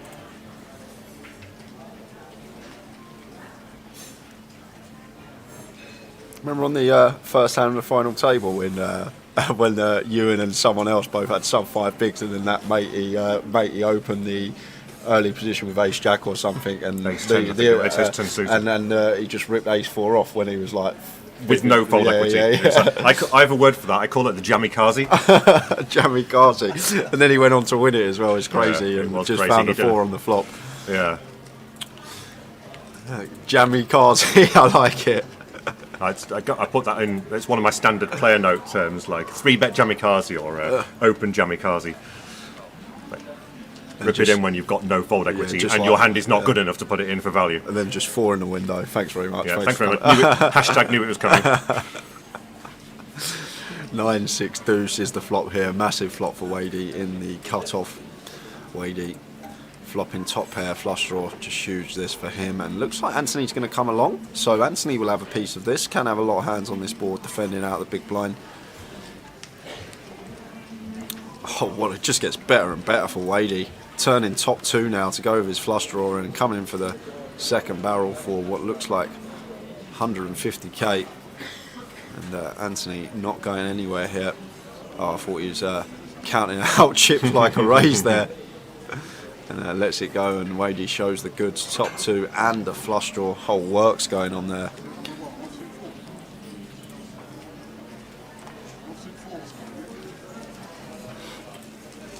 He flipped his cards then, right? He showed what he was value betting here. It's a bit of metagame there, I think, like letting them know that you've got some really strong hands in your barrel range.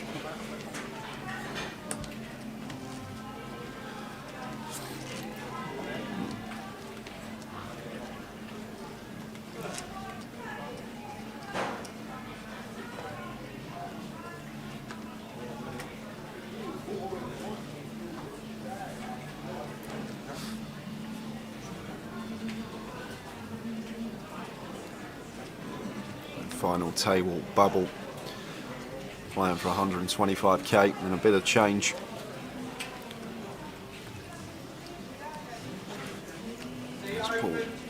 Paul Siddell working with 10 big blinds, queen 9 off. He's having a little count of his stack. It always feels a bit awkward, doesn't it? I mean, you feel like you can't shove the bottom of your range after counting your stack out. I don't know how often people are actually balancing that, you know. Yeah. Count out, go, all right, I'll side shove my aces. I don't know how often people do that.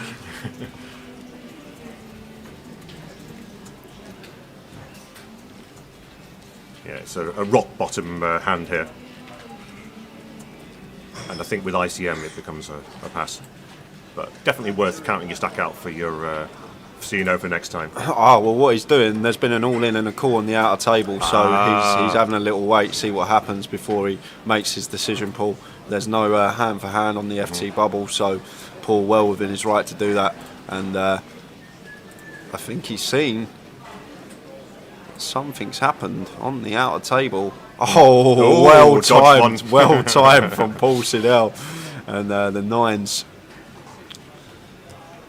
going to raise to 60k, and there has been an all-in and a call on the outer table. We know that much, so everyone getting up to see what's happening over there. Ram makes the fold, so if anything occurs we will let you know, guys. Well, there has been an all-in and a call, so Matt Davenport was the player that shoved with ace jack. Paul Scipione with ace 9 called it off, and it was a brick board, so we lose Paul Scipione in 10th place. He's our final table bubble boy. Ace 9 less than ace jack holding for Matt Davenport, which means we're there. We're at the final table, £8,380 for Paul Scipione. These final 9 players locking up a seat for themselves. We're going to have at least a 30-minute break so the players can eat something before the final table. We'll probably come back, have a little chat around 4:45, 4:45, around that sort of thing. Andy might keep jumping in throughout the day if he's here with us, so it's always great for Andy to give us some insights. Thanks to Andy for joining for us, but we're there, we're at the FT, and we will be back at 4:45 with the final table, playing down to the winner. Thanks for tuning in, everyone. We will see you in just over half hour's time. See you then.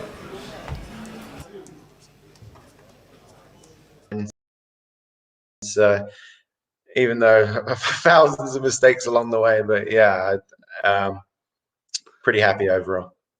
Well, 11 years since the first time we spoke. Well, I got a microphone in my hand. We've done it again. You've done absolutely incredible in the last 15 years, and every credit to you with the books, with everything you do poker-wise. Fingers crossed we get the live Triple Crown. That would just be absolutely amazing. And fingers crossed we see you on the GUKPT circuit once again. If you have to come over to the UK, that will be an amazing time because we get to speak to you yet again. Other than that, we'd have to come to Vegas.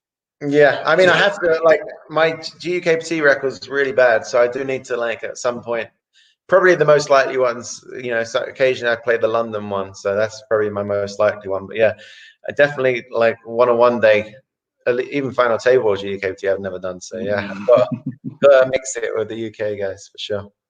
Chris Moment, thanks for spending an hour with the Tower. You're an absolute superstar. Cheers, buddy. Thanks very much. No worries. Good to chat to you, Phil. It's been too long. Take care. Cheers, buddy.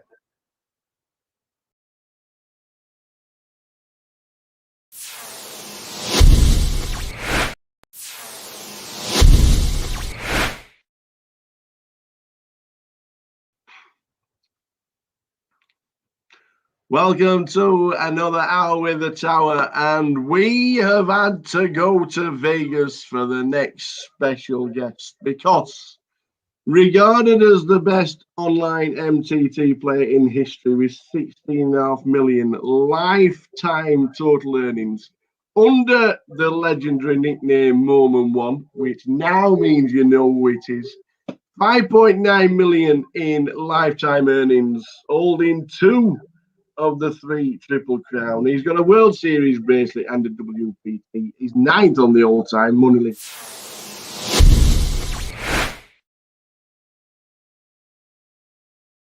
When we started an hour with the Tower, Andy from Cardoon Direct, he says, you know what, I'm just going to send a tweet and you never know what will happen. I'll send it to the biggest, the most prolific poker player of all time and see what happens. And then we get a reply saying, do you know what, guys? Why not? So it is my pleasure. And the heart's going a little bit because even though it's absolute great pleasure that to introduce a guy that's got just about 24 million in life earnings. He's 22 all-time money list. He's got 15 bracelets. He's the only person to win the World Series main event and the World Series of Poker Europe main event. It is the great pleasure of mine, and fingers crossed by the end of it, he'll have just entertained us all, to introduce to you guys the one and only Mr. Phil Hellmuth Jr. How's it going, Phil? Oh, thank you very much for this, Phil. This is an absolute